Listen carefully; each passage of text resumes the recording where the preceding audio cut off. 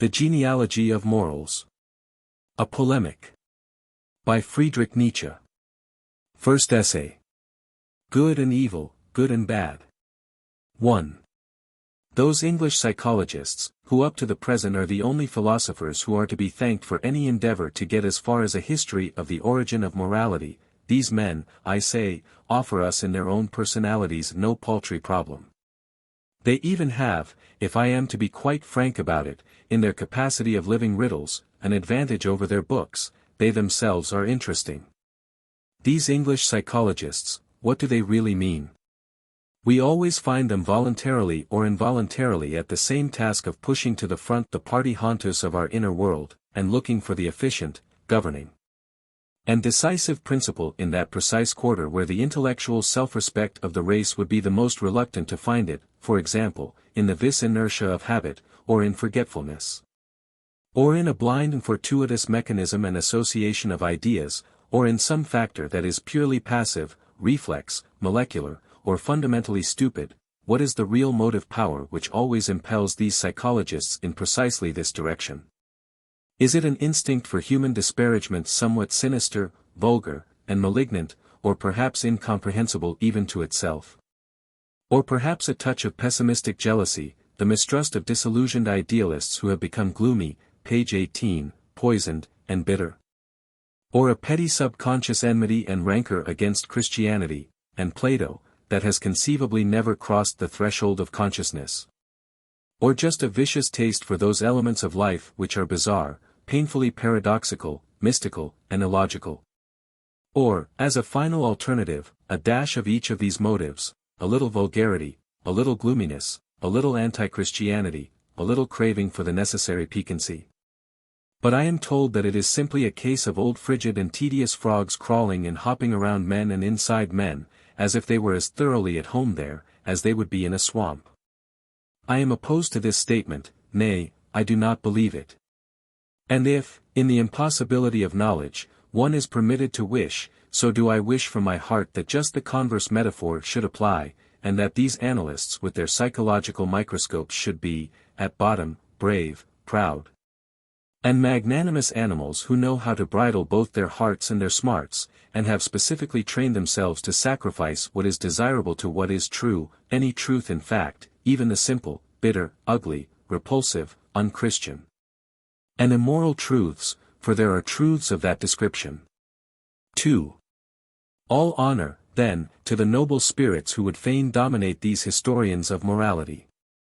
But it is certainly a pity that they lack the historical, page 19, sense itself, that they themselves are quite deserted by all the beneficent spirits of history. The whole train of their thought runs, as was always the way of old-fashioned philosophers, on thoroughly unhistorical lines. There is no doubt on this point. The crass ineptitude of their genealogy of morals is immediately apparent when the question arises of ascertaining the origin of the idea and judgment of good. Man had originally, so speaks their decree, praised and called good altruistic acts from the standpoint of those on whom they were conferred, that is, those to whom they were useful. Subsequently the origin of this praise was forgotten, and altruistic acts, simply because, as a sheer matter of habit, they were praised as good, came also to be felt as good, as though they contained in themselves some intrinsic goodness. The thing is obvious. This initial derivation contains already all the typical and idiosyncratic traits of the English psychologists. We have utility, forgetting, habit, and finally, error. The whole assemblage forming the basis of a system of values, on which the higher man has up to the present prided himself as though it were a kind of privilege of man in general. This pride must be brought low, this system of values must lose its values. Is that attained? Now the first argument that comes ready to my hand is that the real homestead of the concept, good, is sought and located in the wrong place. The judgment, good, did not originate among those to whom goodness was shown. Much, page 20, rather has it been the good themselves, that is, the aristocratic, the powerful, the high-stationed, the high-minded, who have felt that they themselves were good, and that their actions were good, that is to say of the first order. In contradistinction to all the low-minded, the vulgar, and the plebeian. It was out of this pathos of distance that they first arrogated the right to create values for their own profit, and to coin the names of such values. What had they to do with utility? The standpoint of utility is as alien and as inapplicable as it could possibly be, when we have to deal with so volcanic an effervescence of supreme values. Creating and demarcating as they do a hierarchy within themselves, it is at this juncture that one arrives at an appreciation of the contrast to that tepid temperature, which is the presupposition on which every combination of worldly wisdom and every calculation of practical expediency is always based, and not for one occasional, not for one exceptional instance, but chronically. The pathos of nobility in distance, as I have said, the chronic and despotic esprit de corps and fundamental instinct of a higher dominant race coming into association with a meaner race, an under race. This is the origin of the antithesis of good and bad. The master's right of giving names goes so far that it is permissible to look upon language itself as the expression of the power of the masters. They say, this is that, and that, they seal finally every object and every event with a, page 21, sound. And thereby at the same time take possession of it. It is because of this origin that the word good is far from having any necessary connection with altruistic acts, in accordance with the superstitious belief of these moral philosophers. On the contrary, it is on the occasion of the decay of aristocratic values, that the antithesis between egoistic and altruistic presses more and more heavily on the human conscience. It is, to use my own language, the herd instinct which finds in this antithesis an expression in many ways. And even then it takes a considerable time for this instinct to become sufficiently dominant, for the valuation to be inextricably dependent on this antithesis, as is the case in contemporary Europe. For today that prejudice is predominant, which, acting even now with all the intensity of an obsession and brain disease, holds that moral, altruistic, and disinterest are concepts of equal value. 3. In the second place, quite apart from the fact that this hypothesis as to the genesis of the value, good, cannot be historically upheld, it suffers from an inherent psychological contradiction. The utility of altruistic conduct has presumably been the origin of its being praised, and this origin has become forgotten, but in what conceivable way is this forgetting possible? Has perchance the utility of such conduct ceased at some given moment? The contrary is the case. This utility has rather been experienced every day, page 22, at all times, and is consequently a feature that obtains a new and regular emphasis with every fresh day. It follows that, so far from vanishing from the consciousness, so far indeed from being forgotten, it must necessarily become impressed on the consciousness with ever-increasing distinctness. How much more logical is that contrary theory, it is not the truer for that, which is represented, for instance, by Herbert Spencer, who places the concept good as essentially similar to the concept useful, purposive. So that in the judgments good and bad mankind is simply summarizing and investing with a sanction its unforgotten and unforgettable experiences concerning the useful purposive and the mischievous non-purposive.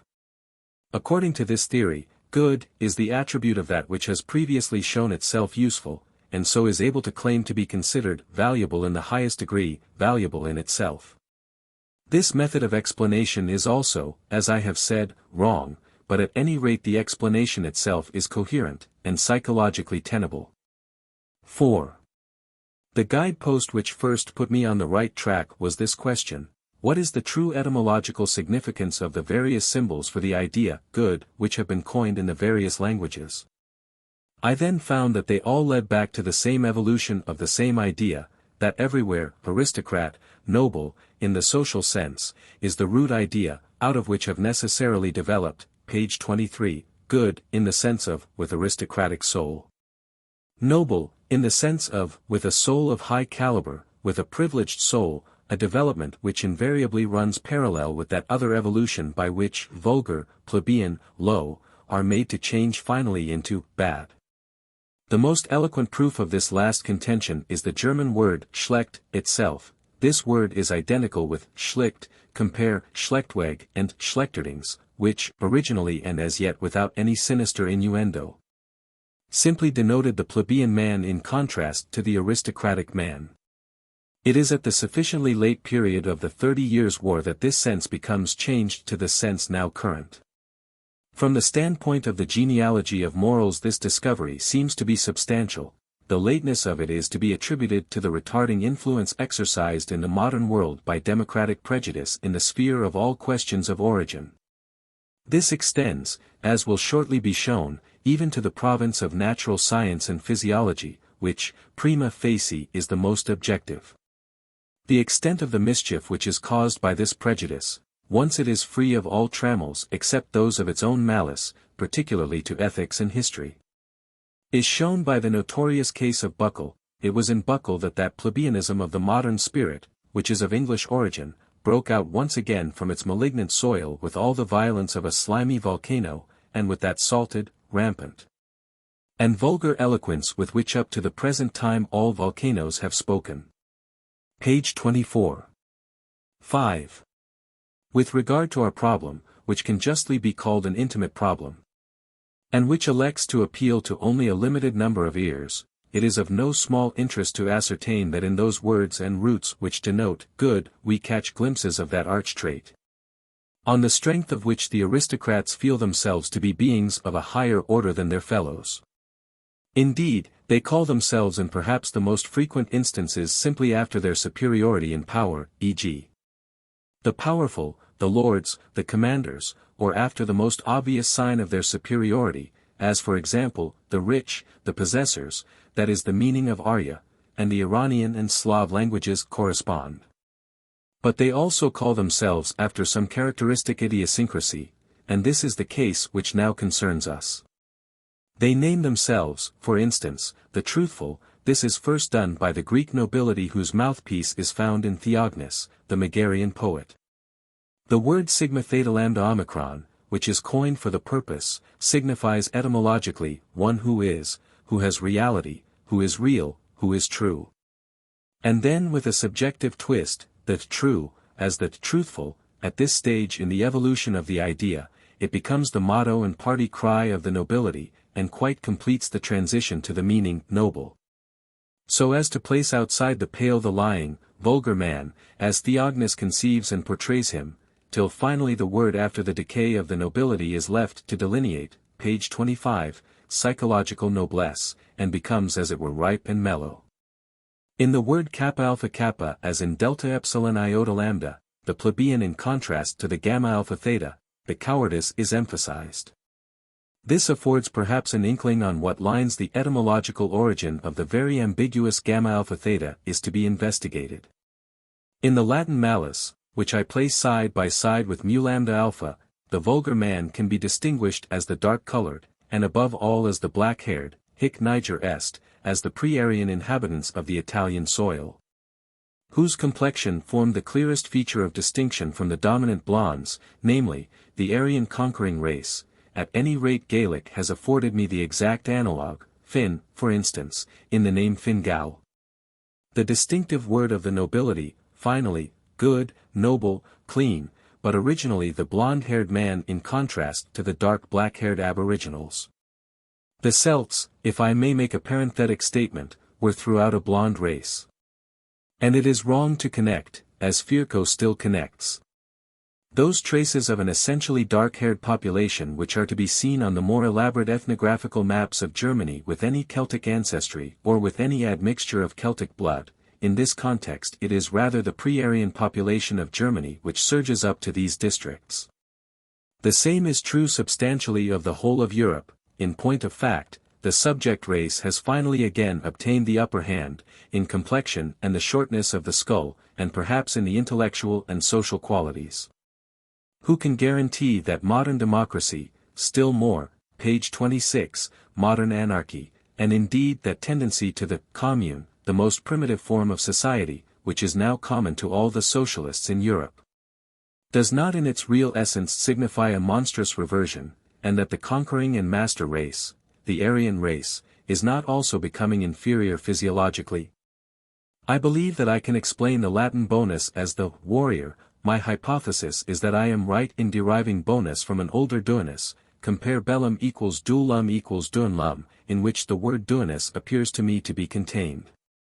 Bonus accordingly as the man of discord, of variance, and swaying, duo, as the warrior, one sees what in ancient Rome, the good meant for a man. Must not our actual German word Gott mean, the godlike, the man of godlike race? And be identical with the national name, originally the noble's name, of the Goths? The grounds for this supposition do not appertain to this work. 6. Above all, there is no exception, though there are opportunities for exceptions, to this rule, that the idea of political superiority always resolves itself into the idea of psychological superiority. In those cases where the highest caste is at the same time the priestly caste, and in accordance with its general characteristics confers on itself the privilege of a title which alludes specifically to its priestly function. It is in these cases, for instance, that clean and unclean confront, page 27, each other for the first time as badges of class distinction. Here again there develops a good and a bad, in a sense which has ceased to be merely social. Moreover, care should be taken not to take these ideas of clean and unclean too seriously, too broadly, or too symbolically. All the ideas of ancient man have, on the contrary, got to be understood in their initial stages, in a sense which is, to an almost inconceivable extent, crude, coarse, physical, and narrow, and above all essentially unsymbolical. The clean man is originally only a man who washes himself, who abstains from certain foods which are conducive to skin diseases, who does not sleep with the unclean women of the lower classes, who has a horror of blood, not more, not much more. On the other hand, the very nature of a priestly aristocracy shows the reasons why just at such an early juncture there should ensue a really dangerous sharpening and intensification of opposed values. It is, in fact, through these opposed values that gulfs are cleft in the social plane, which a veritable Achilles of free thought would shudder to cross. There is from the outset a certain diseased taint in such sacerdotal aristocracies, and in the habits which prevail in such societies, habits which, averse as they are to action, constitute a compound of introspection and explosive emotionalism. As a result of which there appears that introspective morbidity and neurasthenia, which adheres almost inevitably to all priests at all times, with regard, however, to the remedy which they themselves have invented, page 28, for this disease, the philosopher has no option but to state, that it has proved itself in its effects 100 times more dangerous than the disease from which it should have been the deliverer. Humanity itself is still diseased from the effects of the naïvetés of this priestly cure. Take, for instance, certain kinds of diet, abstention from flesh, fasts, sexual continence, flight into the wilderness, a kind of Weir-Mitchell isolation. Though of course without that system of excessive feeding and fattening which is the most efficient antidote to all the hysteria of the ascetic ideal. Consider too the whole metaphysic of the priests, with its war on the senses, its enervation, its hair-splitting. Consider its self-hypnotism on the fakir and Brahmin principles. It uses Brahman as a glass disc and obsession. And that climax which we can understand only too well of an unusual satiety with its panacea of nothingness, or God. The demand for a unio mystica with God is the demand of the Buddhist for nothingness, nirvana, and nothing else.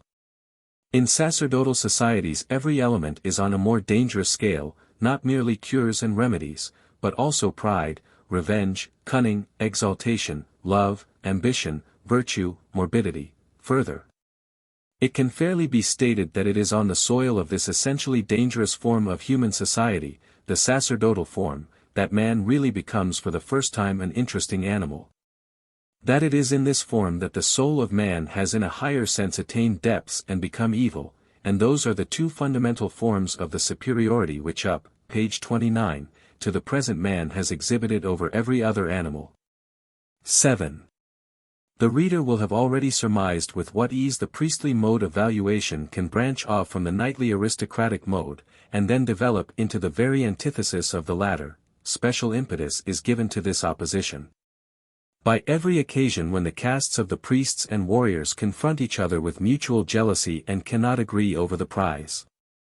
The knightly aristocratic values are based on a careful cult of the physical, on a flowering, rich, and even effervescing healthiness, that goes considerably beyond what is necessary for maintaining life, on war, adventure, the chase, the dance. The tourney, on everything, in fact, which is contained in strong, free, and joyous action. The priestly aristocratic mode of valuation is, we have seen, based on other hypotheses. It is bad enough for this class when it is a question of war. Yet the priests are, as is notorious, the worst enemies. Why? Because they are the weakest. Their weakness causes their hate to expand into a monstrous and sinister shape, a shape which is most crafty and most poisonous. The really great haters in the history of the world have always been priests, who are also the cleverest haters. In comparison with the cleverness of priestly revenge, every other piece of cleverness is practically negligible. Human history would be too fatuous for anything were it not for the cleverness imported into it by the, page 30, weak. Take at once the most important instance. All the world's efforts against the aristocrats, the mighty, the masters, the holders of power, are negligible by comparison with what has been accomplished against those classes by the Jews.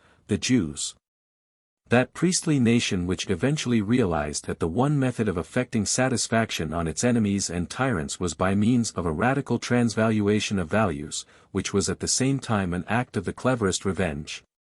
Yet the method was only appropriate to a nation of priests, to a nation of the most jealously nursed priestly revengefulness.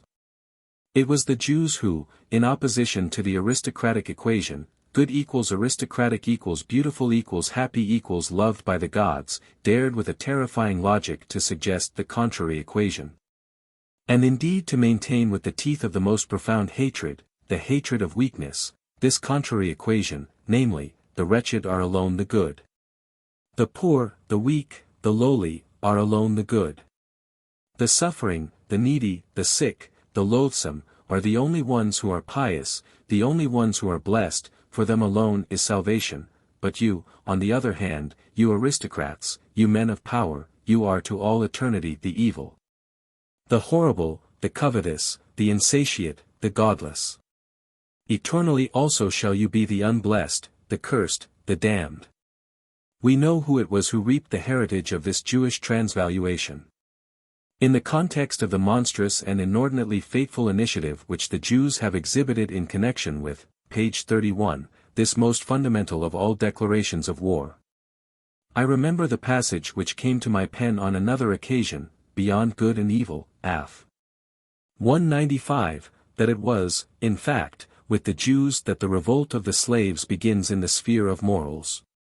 That revolt which has behind it a history of 2 millennia, and which at the present day has only moved out of our sight, because it has achieved victory. 8. But you understand this not. You have no eyes for a force which has taken 2,000 years to achieve victory. There is nothing wonderful in this, all lengthy processes are hard to see and to realize. But this is what took place, from the trunk of that tree of revenge and hate, Jewish hate, that most profound and sublime hate, which creates ideals and changes old values to new creations, the like of which has never been on earth. There grew a phenomenon which was equally incomparable, a new love, the most profound and sublime of all kinds of love. And from what other trunk could it have grown? But beware of supposing that this love has soared on its upward growth, as in any way a real negation of that thirst for revenge, as an antithesis to the Jewish hate. No, the contrary is the truth. This love grew out of that hate, as its crown, as its triumphant crown, circling wider and wider amid the clarity and fullness of the sun, and pursuing in the very kingdom of light and height its goal of hatred, its victory, its spoil, its strategy. Page 32, with the same intensity with which the roots of that tree of hate sank into everything which was deep and evil with increasing stability and increasing desire. This Jesus of Nazareth, the incarnate gospel of love, this Redeemer, bringing salvation and victory to the poor, the sick, the sinful, was he not really temptation in its most sinister and irresistible form? Temptation to take the tortuous path to those very Jewish values and those very Jewish ideals. Has not Israel really obtained the final goal of its sublime revenge, by the tortuous paths of this Redeemer, for all that he might pose as Israel's adversary and Israel's destroyer? Is it not due to the black magic of a really great policy of revenge, of a far-seeing, burrowing revenge, both acting and calculating with slowness. That Israel himself must repudiate before all the world the actual instrument of his own revenge and nail it to the cross, so that all the world, that is, all the enemies of Israel, could nibble without suspicion at this very bait. Could, moreover, any human mind with all its elaborate ingenuity invent a bait that was more truly dangerous? Anything that was even equivalent in the power of its seductive, intoxicating, defiling, and corrupting influence to that symbol of the Holy Cross, to that awful paradox of a God on the cross, to that mystery of the unthinkable, supreme, and utter horror of the self-crucifixion of a God for the salvation of man? It is at least certain that sub hoc signo Israel, with its revenge and transvaluation of all values, has up to the present always triumphed again over, page 33, all other ideals, over all more aristocratic ideals. 9. But why do you talk of nobler ideals? Let us submit to the facts, that the people have triumphed, or the slaves, or the populace, or the herd, or whatever name you care to give them. If this has happened through the Jews, so be it. In that case no nation ever had a greater mission in the world's history. The masters have been done away with, the morality of the vulgar man has triumphed. This triumph may also be called a blood poisoning. It has mutually fused the races, I do not dispute it, but there is no doubt but that this intoxication has succeeded. The redemption of the human race, that is, from the masters, is progressing swimmingly. Everything is obviously becoming Judaized, or Christianized, or vulgarist. What is there in the words? It seems impossible to stop the course of this poisoning through the whole body politic of mankind, but its tempo and pace may from the present time be slower, more delicate, quieter, more discreet. There is time enough. In view of this context, has the Church nowadays any necessary purpose? Has it, in fact, a right to live? Or could man get on without it? Quaerator. It seems that it fetters and retards this tendency, instead of accelerating it. Well, even that might be its utility. The Church certainly is a crude and boorish institution, that is repugnant to an intelligence with any pretense at delicacy, to a, page 34, really modern taste. Should it not at any rate learn to be somewhat more subtle? It alienates nowadays, more than it allures. Which of us would, forsooth, be a free thinker if there were no Church? It is the Church which repels us, not its poison. Apart from the Church we like the poison. This is the epilogue of a free thinker to my discourse, of an honorable animal, as he has given abundant proof, and a democrat to boot. He had up to that time listened to me, and could not endure my silence, but for me, indeed, with regard to this topic there is much on which to be silent. 10. The revolt of the slaves in morals begins in the very principle of resentment becoming creative and giving birth to values, a resentment experienced by creatures who, deprived as they are of the proper outlet of action, are forced to find their compensation in an imaginary revenge. While every aristocratic morality springs from a triumphant affirmation of its own demands, the slave morality says no from the very outset to what is outside itself, different from itself, and not itself, and this no is its creative deed. This volte-face of the valuing standpoint, this inevitable gravitation to the objective instead of back to the subjective, is typical of resentment. The slave morality requires as the condition of its existence an external and objective world. To employ physiological terminology, it requires objective stimuli, page 35, to be capable of action at all. Its action is fundamentally a reaction. The contrary is the case when we come to the aristocrat system of values. It acts and grows spontaneously, it merely seeks its antithesis in order to pronounce a more grateful and exultant yes to its own self. Its negative conception, low, vulgar, bad, is merely a pale late-born foil in comparison with its positive and fundamental conception, saturated as it is with life and passion, of we aristocrats, we good ones, we beautiful ones, we happy ones. When the aristocratic morality goes astray and commits sacrilege on reality, this is limited to that particular sphere with which it is not sufficiently acquainted, a sphere, in fact, from the real knowledge of which it disdainfully defends itself. It misjudges, in some cases, the sphere which it despises, the sphere of the common vulgar man and the low people. On the other hand, due weight should be given to the consideration that in any case the mood of contempt, of disdain, of superciliousness, even on the supposition that it falsely portrays the object of its contempt, will always be far removed from that degree of falsity which will always characterize the attacks, in effigy, of course, of the vindictive hatred and revengefulness of the weak in onslaughts on their enemies. In point of fact, there is in contempt too strong an admixture of nonchalance, of casualness, of boredom, of impatience, even of personal exultation, for it to be capable of distorting its victim into a real caricature or a real monstrosity. Attention again should be paid to the almost benevolent, page 36, nuances which, for instance, the Greek nobility imports into all the words by which it distinguishes the common people from itself. Note how continuously a kind of pity, care, and consideration imparts its honeyed flavor, until at last almost all the words which are applied to the vulgar man survive finally as expressions for unhappy, worthy of pity. Compare delta epsilon iota lambda omicron. Delta epsilon lambda alpha iota omicron, pi omicron nu hetero, mu omicron chi theta hetero. The latter two names really denoting the vulgar man as labor slave and beast of burden, and how, conversely, bad, low, unhappy, have never ceased to ring in the Greek ear with a tone in which unhappy is the predominant note. This is a heritage of the old noble aristocratic morality, which remains true to itself even in contempt. Let philologists remember the sense in which iota zeta upsilon rho, nu omicron lambda beta omicron, tau lambda mu omega nu, delta upsilon sigma tau upsilon chi epsilon nu, psi upsilon mu phi omicron rho used to be employed. The well-born simply felt themselves the happy.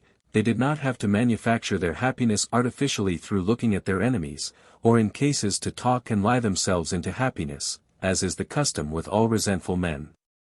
And similarly, complete men as they were, exuberant with strength, and consequently necessarily energetic. They were too wise to dissociate happiness from action. Activity becomes in their minds necessarily counted as happiness. That is the etymology of epsilon pi rho tau tau epsilon iota nu, all in sharp contrast to the happiness of the weak and the oppressed. With their festering venom and malignity, among whom happiness appears essentially as a narcotic, a deadening, a quietude, a peace, page 37, Sabbath, an enervation of the mind and relaxation of the limbs, in short, a purely passive phenomenon. While the aristocratic man lived in confidence and openness with himself, gamma epsilon nu alpha omicron, noble-born, emphasizes the nuance, sincere, and perhaps also naïf. The resentful man, on the other hand, is neither sincere nor naïf, nor honest and candid with himself. His soul squints, his mind loves hidden crannies, tortuous paths, and back doors. Everything secret appeals to him as his world, his safety, his balm. He is past master in silence, in not forgetting, in waiting, in provisional self-depreciation and self-abasement. A race of such resentful men will of necessity eventually prove more prudent than any aristocratic race. It will honor prudence on quite a distinct scale, as, in fact, a paramount condition of existence.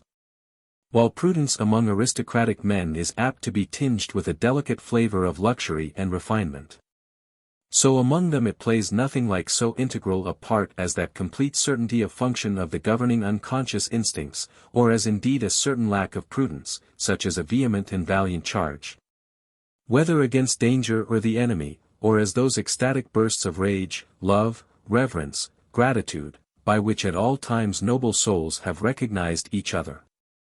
When the resentment of the aristocratic man manifests itself, it fulfills and exhausts itself in an immediate reaction, and consequently instills no venom. On the other hand, it never manifests itself at all in countless instances, when in the case of the feeble and weak it would be inevitable.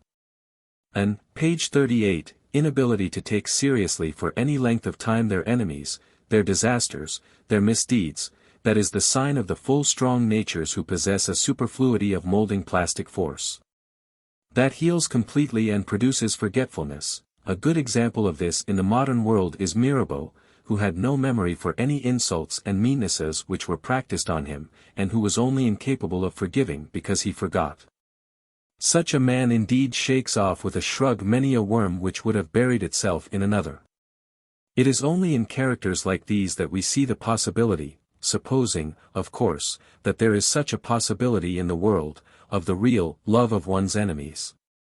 What respect for his enemies is found, forsooth, in an aristocratic man, and such a reverence is already a bridge to love. He insists on having his enemy to himself as his distinction. He tolerates no other enemy but a man in whose character there is nothing to despise and much to honor. On the other hand, imagine that enemy, as the resentful man conceives him, and it is here exactly that we see his work, his creativeness. He has conceived the evil enemy, the evil one, and indeed that is the root idea from which he now evolves as a contrasting and corresponding figure a good one, himself, his very self. 11.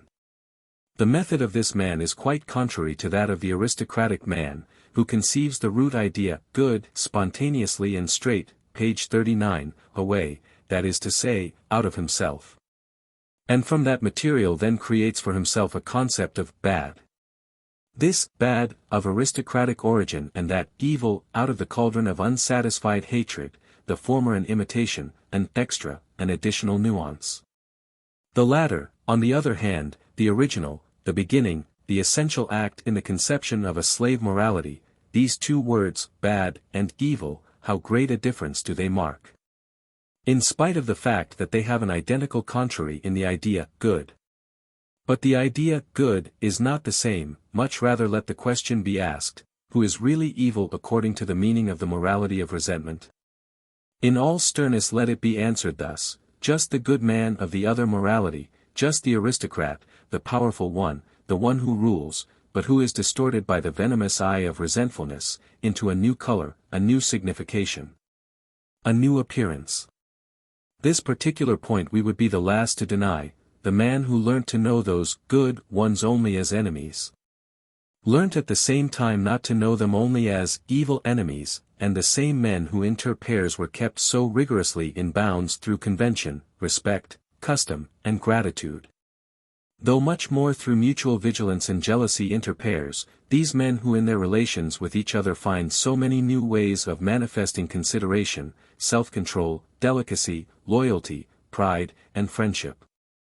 These men are in reference to what is outside their circle, where the foreign element, a foreign country, begins, not much better than, page 40, beasts of prey, which have been let loose.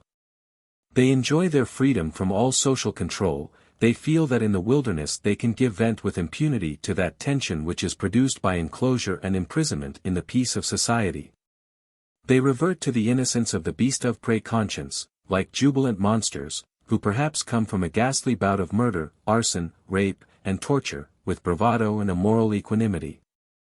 As though merely some wild student's prank had been played, perfectly convinced that the poets have now an ample theme to sing and celebrate. It is impossible not to recognize at the core of all these aristocratic races the beast of prey, the magnificent blonde brute, avidly rampant for spoil and victory.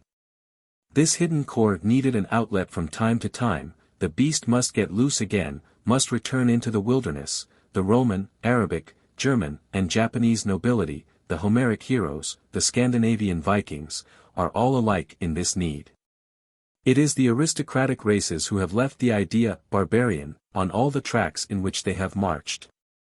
Nay, a consciousness of this very barbarianism, and even a pride in it, manifests itself even in their highest civilization, for example, when Pericles says to his Athenians in that celebrated funeral oration, "Our audacity has forced a way over every land and sea, rearing everywhere imperishable memorials of itself for good and for evil." This audacity of aristocratic races, mad, absurd, and spasmodic as may be its expression. The incalculable and fantastic nature of their enterprises, page 41, Pericles sets in special relief and glory the rho alpha theta upsilon mu alpha of the Athenians, their nonchalance and contempt for safety, body, life, and comfort. Their awful joy and intense delight in all destruction, in all the ecstasies of victory and cruelty, all these features become crystallized, for those who suffered thereby in the picture of the barbarian, of the evil enemy. Perhaps of the Goth and of the Vandal. The profound, icy mistrust which the German provokes, as soon as he arrives at power, even at the present time, is always still an aftermath of that inextinguishable horror with which for whole centuries Europe has regarded the wrath of the blonde Teuton beast, although between the old Germans and ourselves there exists scarcely a psychological, let alone a physical, relationship. I have once called attention to the embarrassment of Hesiod, when he conceived the series of social ages, and endeavored to express them in gold, silver, and bronze. He could only dispose of the contradiction, with which he was confronted, by the Homeric world, an age magnificent indeed, but at the same time so awful and so violent, by making two ages out of one, which he henceforth placed one behind each other. First, the age of the heroes and demigods, as that world had remained in the memories of the aristocratic families, who found therein their own ancestors. Secondly, the Bronze Age, as that corresponding age appeared to the descendants of the oppressed, spoiled, ill-treated, exiled, enslaved. Namely, as an age of bronze, as I have said, hard, cold, terrible, without feelings and without conscience, crushing everything, page 42, and bespattering everything with blood. Granted the truth of the theory now believed to be true, that the very essence of all civilization is to train out of man, the beast of prey, a tame and civilized animal, a domesticated animal. It follows indubitably that we must regard as the real tools of civilization all those instincts of reaction and resentment, by the help of which the aristocratic races, together with their ideals, were finally degraded and overpowered. Though that has not yet come to be synonymous with saying that the bearers of those tools also represented the civilization. It is rather the contrary that is not only probable, nay, it is palpable today. These bearers of vindictive instincts that have to be bottled up, these descendants of all European and non-European slavery, especially of the pre-Aryan population, these people, I say, represent the decline of humanity. These tools of civilization are a disgrace to humanity, and constitute in reality more of an argument against civilization, more of a reason why civilization should be suspected. One may be perfectly justified in being always afraid of the blonde beast that lies at the core of all aristocratic races, and in being on one's guard, but who would not 100 times prefer to be afraid, when one at the same time admires, than to be immune from fear, at the cost of being perpetually obsessed with the loathsome spectacle of the distorted, the dwarfed, the stunted, the envenomed? And is that not our fate?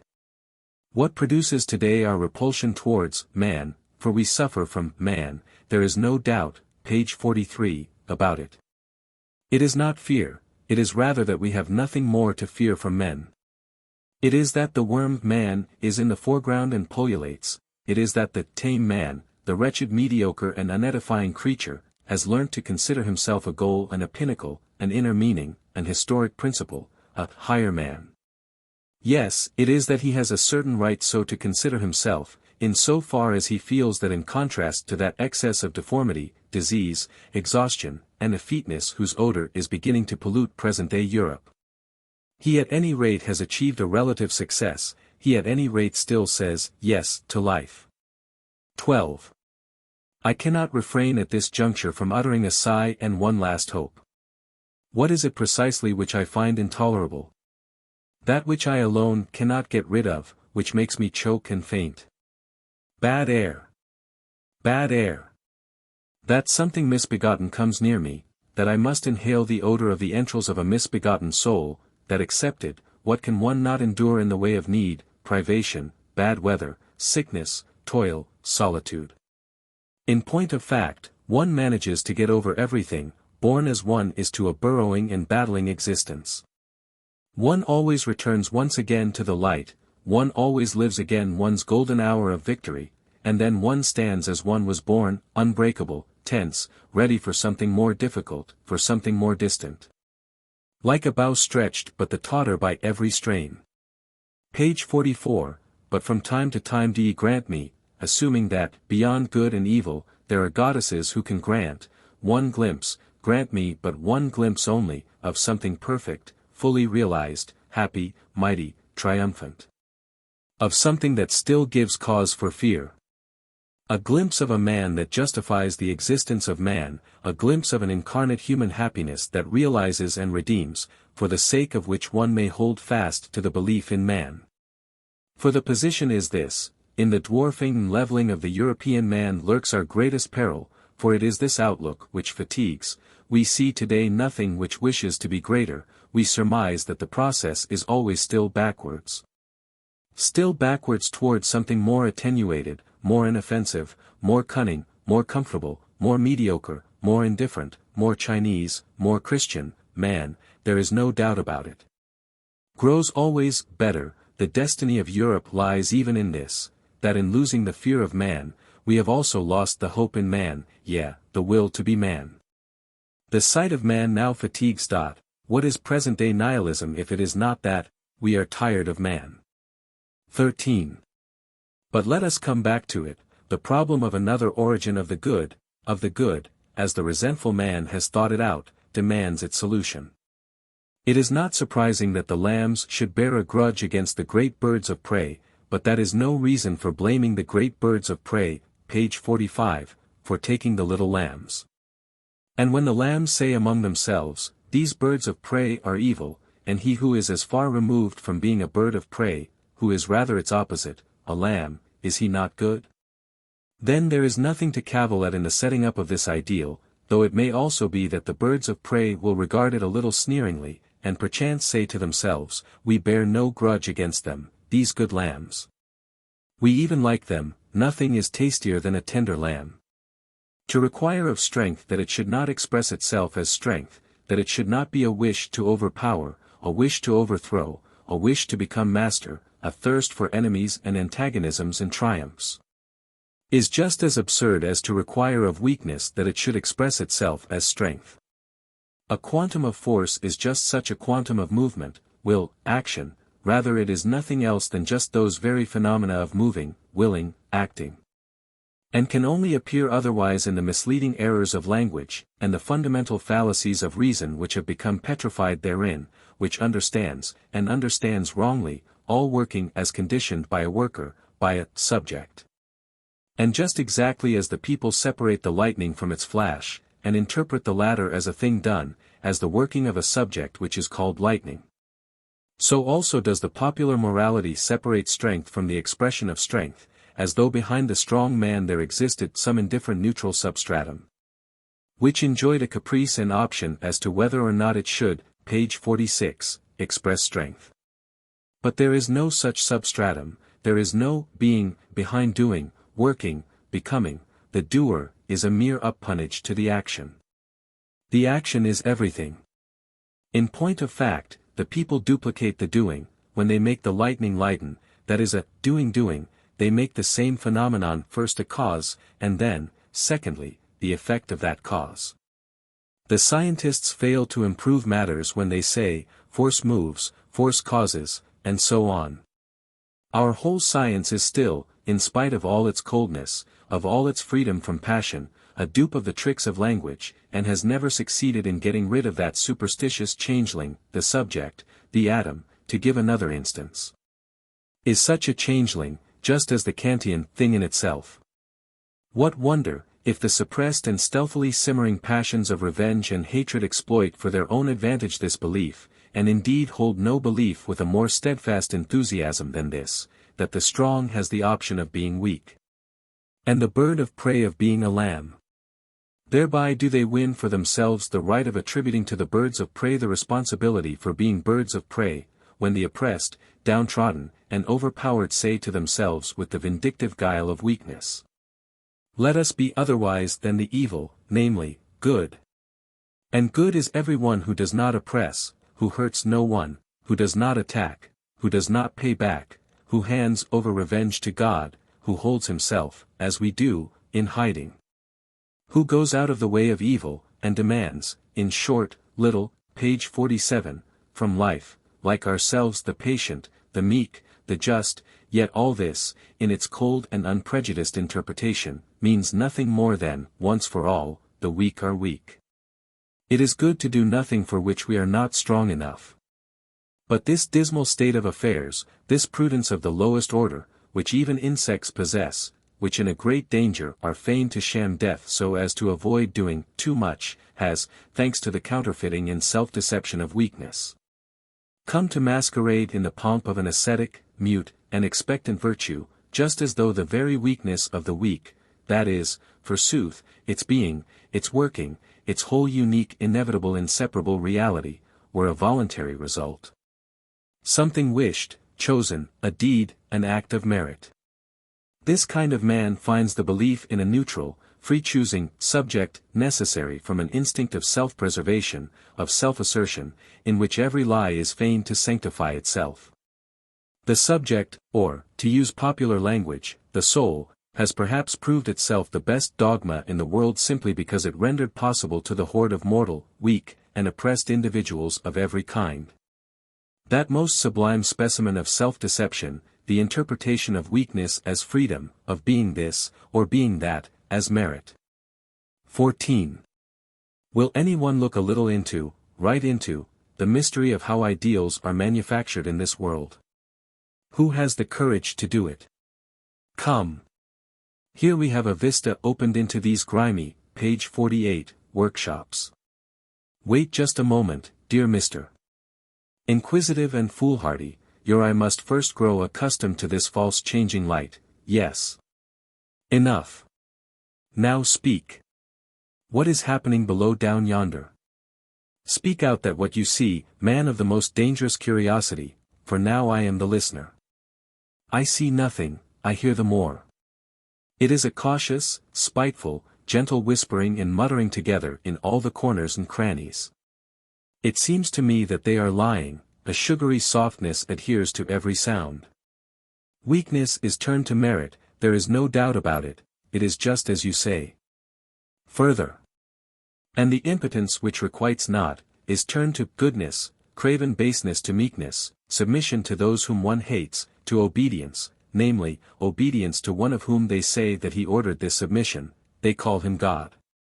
The inoffensive character of the weak, the very cowardice in which he is rich, his standing at the door, his forced necessity of waiting, gain here fine names, such as patience, which is also called virtue. Not being able to avenge one's self, is called not wishing to avenge one's self, perhaps even forgiveness, for they know not what they do, we alone know what they do. They also talk of the love of their enemies and sweat thereby. Further. They are miserable, there is no doubt about it, all these whisperers and counterfeiters in the, page 49, corners, although they try to get warm by crouching close to each other. But they tell me that their misery is a favor and distinction given to them by God, just as one beats the dogs one likes best. That perhaps this misery is also a preparation, a probation, a training, that perhaps it is still more something which will one day be compensated and paid back with a tremendous interest in gold, nay in happiness. This they call blessedness. Further. They are now giving me to understand, that not only are they better men than the mighty, the lords of the earth, whose spittle they have got to lick, not out of fear, not at all out of fear. But because God ordains that one should honor all authority, not only are they better men, but that they also have a better time, at any rate, will one day have a better time. But enough. Enough. I can endure it no longer. Bad air. Bad air. These workshops where ideals are manufactured, verily they reek with the crassest lies. Nay. Just 1 minute. You are saying nothing about the masterpieces of these virtuosos of black magic, who can produce whiteness, milk, and innocence out of any black you like. Have you not noticed what a pitch of refinement is attained by their chef d'oeuvre? Their most audacious, subtle, ingenious, and lying artist trick? Take care. These cellar beasts, full of revenge and hate, what do they make, forsooth, out of their revenge and hate?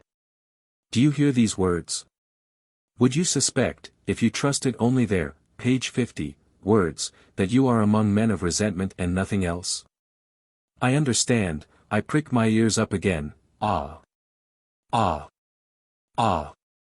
And I hold my nose.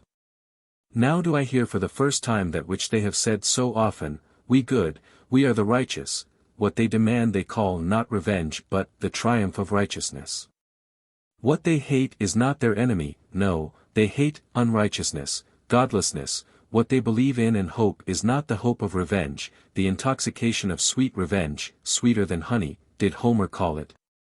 But the victory of God, of the righteous God over the godless, what is left for them to love in this world is not their brothers in hate, but their brothers in love, as they say, all the good and righteous on the earth. And how do they name that which serves them as a solace against all the troubles of life, their phantasmagoria of their anticipated future blessedness? How? Do I hear right? They call it, the last judgment, the advent of their kingdom, the kingdom of God, but in the meanwhile they live, in faith, in love, in hope. Enough. Enough. 15. In the faith in what? In the love for what? In the hope of what? These weaklings, they also, forsooth, wish to be the strong sometime, there is no doubt about it, sometime their kingdom also must come, the kingdom of God, is their name for it, as has been mentioned frowny face page 51, they are so meek in everything. Yet in order to experience that kingdom it is necessary to live long, to live beyond death, yes, eternal life is necessary so that one can make up forever for that earthly life, in faith, in love, in hope. Make up for what? Make up by what? Dante, as it seems to me, made a crass mistake when with awe-inspiring ingenuity he placed that inscription over the gate of his hell. Me too made eternal love, at any rate the following inscription would have a much better right to stand over the gate of the Christian paradise and its eternal blessedness, me too made eternal hate, granted of course that a truth may rightly stand over the gate to a lie. For what is the blessedness of that paradise? Possibly we could quickly surmise it, but it is better that it should be explicitly attested by an authority who in such matters is not to be disparaged, Thomas of Aquinas, the great teacher and saint.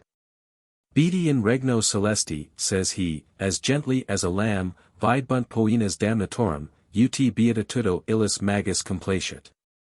Or if we wish to hear a stronger tone, a word from the mouth of a triumphant father of the Church, who warned his disciples against the cruel ecstasies of the public spectacles, but why? Faith offers us much more, says he, de spectac, c. 29 ss. Something much stronger, thanks to the redemption, joys of quite another kind stand at our disposal, instead of athletes we have our martyrs. We wish for blood, well, we have the blood of Christ, but what then awaits us on the day of his return, of his triumph? And then does he, page 52, proceed, does this enraptured visionary, at enim supersunt alia spectacula, al ultimas et perpetuus juditii dies, al nationibus inspiratus, al derisus. Cum tanta seculi vetustas et tot aegis nativitates uno igni horienter. Quae tunc spectaculi latitudo. Quid admirer? Quid ridem? Ubi gaudium? Ubi exultum, spectans tot tantos regis, ca in coelum recepti nuntiabanter, cum ipso Joviti ipsis sui testibus in imis tenebris congemescens. Item presides, the provincial governors, persecutors Dominici nominis sevioribus quam ipsi flammis savierant insultantibus contra Christianos liquescentis. Quos praeterea sapiens illos philosophus coram discipulis sui una conflagrantibus erubescens, cabus nihil ad deum pertinere suadebant, cabus animus aut nullas aut non in pristina corpora redituras affirmabant. Etiam podas non ad radimanti nec ad meanwhile, sed ad inopinati Christi tribunal palpitans. Tunc magus tragedi audiendi, magus silicet vocals, with louder tones and more violent shrieks, in sua propria calamitate. Tunc histriones conoscendi, solutiores multo perignum. Tunc spectandus origa in flammia rota totus rubens, tunc xistisci contemplandi non in gymnasius, sed in igni jaculati, nisi quatni tunc cadem illos velim vivos, uti camalum ad eos podius conspectum insatiabilum confere. Ca in dominum sevierant. Hic est ile, dicam fabri aut questuarii filius, as is shown by the whole of the following, and in particular by this well-known description of the mother of Jesus from the Talmud. Tertullian is henceforth referring to the Jews. Sabati destructor, Samarites et demonium habens. Hic, page 53, est quem adjuta redemistis, hic est alarundine eti calafis de verberatus, sputamentis de decoratus, fel eti acet potatus. Hic est, quem clam descentis subripurant, ut resurrexis dicator vel hortulanus detraxit, enilactuci sui frequentia commiantium laterenter. Ut talia species, ut talibus exults, cas tibi praetor aut consul aut sacerdos de sua liberalitate prastabit. Eti tamen haec jam habemus quodamito per fidem spiritu imaginant representata. Ceterum qualia illa sunt, quae nec oculus vidit nec oris audivit nec in seor hominis ascenderunt. I Cor 2. 9. Credo circo et utrate cavia, first and fourth row, or, according to others, the comic and the tragic stage, eti omni studio gratiora. Per fidem, so stands it written. 16. Let us come to a conclusion. The two opposing values, good and bad, good and evil, have fought a dreadful, thousand-year fight in the world, and though indubitably the second value has been for a long time in the preponderance, there are not wanting places where the fortune of the fight is still undecisive.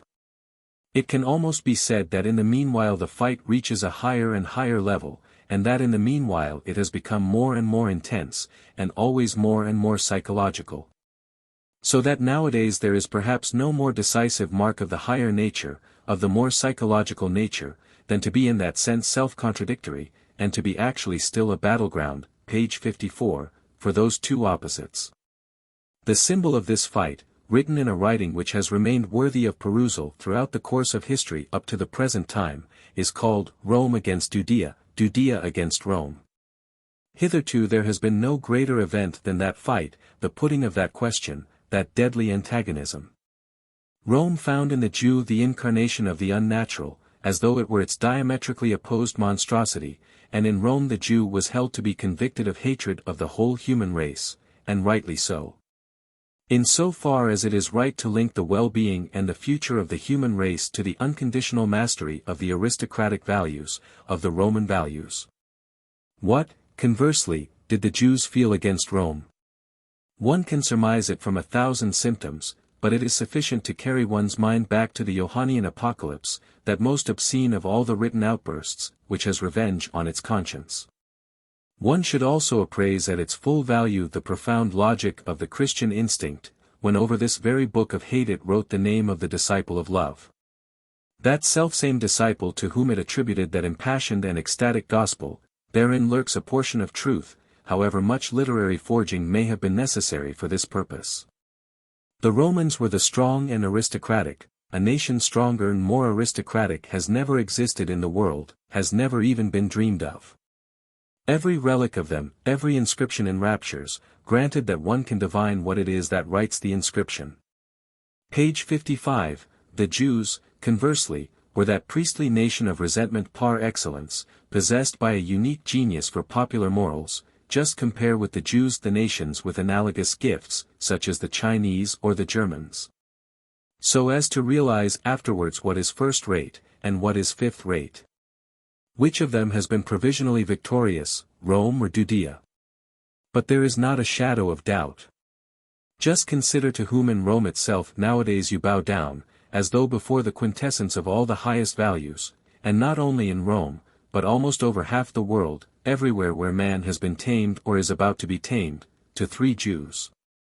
As we know, and 1 Jewess, to Jesus of Nazareth, to Peter the fisher, to Paul the tent-maker, and to the mother of the aforesaid Jesus, named Mary. This is very remarkable. Rome is undoubtedly defeated. At any rate there took place in the Renaissance a brilliantly sinister revival of the classical ideal, of the aristocratic valuation of all things. Rome herself, like a man waking up from a trance, stirred beneath the burden of the new Judaized Rome that had been built over her, which presented the appearance of an ecumenical synagogue and was called the Church, but immediately Judea triumphed again. Thanks to that fundamentally popular, German and English, movement of revenge, which is called the Reformation, and taking also into account its inevitable corollary, the restoration of the Church, the restoration also of the ancient graveyard peace, page 56, of classical Rome.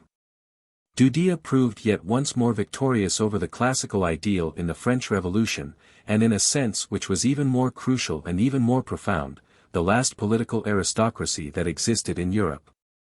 That of the French 17th and 18th centuries, broke into pieces beneath the instincts of a resentful populace. Never had the world heard a greater jubilation, a more uproarious enthusiasm, indeed. There took place in the midst of it the most monstrous and unexpected phenomenon. The ancient ideal itself swept before the eyes and conscience of humanity with all its life and with unheard of splendor, and in opposition to resentment's lying war cry of the prerogative of the most, in opposition to the will to lowliness, abasement, and equalization, the will to a retrogression and twilight of humanity, there rang out once again, stronger, simpler, more penetrating than ever, the terrible and enchanting counterworkery of the prerogative of the few. Like a final signpost to other ways, there appeared Napoleon, the most unique and violent anachronism that ever existed, and in him the incarnate problem of the aristocratic ideal in itself. Consider well what a problem it is, Napoleon. That synthesis of monster and superman. 17. Was it therewith over? Was that greatest of all antitheses of ideals thereby relegated ad acta for all time? Or only postponed for a long, page 57, time? May there not take place at some time or other a much more awful, much more carefully prepared flaring up of the old conflagration? Further, should not one wish that consummation with all one's strength, will it oneself? Demand it oneself? He who at this juncture begins, like my readers, to reflect, to think further, will have difficulty in coming quickly to a conclusion, ground enough for me to come myself to a conclusion. Taking it for granted that for some time past what I mean has been sufficiently clear. What I exactly mean by that dangerous motto which is inscribed on the body of my last book, beyond good and evil, at any rate that is not the same as beyond good and bad. Note. I avail myself of the opportunity offered by this treatise to express, openly and formally, a wish which up to the present has only been expressed in occasional conversations with scholars, namely, that some faculty of philosophy should, by means of a series of prize essays, gain the glory of having promoted the further study of the history of morals. Perhaps this book may serve to give forcible impetus in such a direction. With regard to a possibility of this character, the following question deserves consideration. It merits quite as much the attention of philologists and historians as of actual professional philosophers. What indication of the history of the evolution of the moral ideas is afforded by philology, and especially by etymological investigation? On the other hand, it is of course equally necessary to induce physiologists and doctors to be interested in these problems, of the value of the valuations which have prevailed up to the present in this connection. The professional philosophers may be trusted to act as the spokesmen and intermediaries in these particular instances. After, of course, they have quite succeeded in transforming the relationship between, page 58, philosophy and physiology in medicine, which is originally one of coldness and suspicion, into the most friendly and fruitful reciprocity. In point of fact, all tables of values, all the thou shalts known to history and ethnology, need primarily a physiological, at any rate in preference to a psychological, elucidation and interpretation. All equally require a critique from medical science. The question, what is the value of this or that table of values, and morality, will be asked from the most varied standpoints. For instance, the question of valuable for what can never be analyzed with sufficient nicety. That, for instance, which would evidently have value with regard to promoting in a race the greatest possible powers of endurance, or with regard to increasing its adaptability to a specific climate, or with regard to the preservation of the greatest number, would have nothing like the same value, if it were a question of evolving a stronger species. In gauging values, the good of the majority and the good of the minority are opposed standpoints. We leave it to the naivete of English biologists to regard the former standpoint as intrinsically superior. All the sciences have now to pave the way for the future task of the philosopher, this task being understood to mean, that he must solve the problem of value, that he has to fix the hierarchy of values. Page 59. Page 61. Second essay. Guilt, bad conscience, and the like. 1. The breeding of an animal that can promise, is not this just that very paradox of a task which nature has set itself in regard to man? Is not this the very problem of man? The fact that this problem has been to a great extent solved, must appear all the more phenomenal to one who can estimate at its full value that force of forgetfulness which works in opposition to it. Forgetfulness is no mere vis inertia, as the superficial believe, rather is it a power of obstruction, active and, in the strictest sense of the word, positive, a power responsible for the fact that what we have lived, experienced, taken into ourselves, no more enters into consciousness during the process of digestion, it might be called psychic absorption, than all the whole manifold process by which our physical nutrition, the so-called incorporation, is carried on. The temporary shutting of the doors and windows of consciousness, the relief from the clamant alarums and excursions, with which our subconscious world of servant organs works in mutual cooperation and antagonism. A little quietude, a little tabula rasa of the consciousness, so as to make room again for the new, and above all for the more noble functions and functionaries, room for government, foresight. Predetermination, for our organism is on an oligarchic model, this, page 62, is the utility, as I have said, of the active forgetfulness, which is a very sentinel and nurse of psychic order, repose, etiquette. And this shows at once why it is that there can exist no happiness, no gladness, no hope, no pride, no real present, without forgetfulness. The man in whom this preventative apparatus is damaged and discarded, is to be compared to a dyspeptic, and it is something more than a comparison, he can get rid of nothing. But this very animal who finds it necessary to be forgetful, in whom, in fact, forgetfulness represents a force and a form of robust health, has reared for himself an opposition power, a memory, with whose help forgetfulness is, in certain instances, kept in check, in the cases, namely, where promises have to be made. So that it is by no means a mere passive inability to get rid of a once indented impression, not merely the indigestion occasioned by a once pledged word, which one cannot dispose of, but an active refusal to get rid of it. A continuing and a wish to continue what has once been willed, an actual memory of the will. So that between the original, I will, I shall do, and the actual discharge of the will, its act, we can easily interpose a world of new strange phenomena, circumstances, veritable volitions, without the snapping of this long chain of the will. But what is the underlying hypothesis of all this? How thoroughly, in order to be able to regulate the future in this way, must man have first learnt to distinguish between necessitated and accidental phenomena, to think causally, to see the distant as present and to anticipate it. To fix with certainty, page 63, what is the end, and what is the means to that end.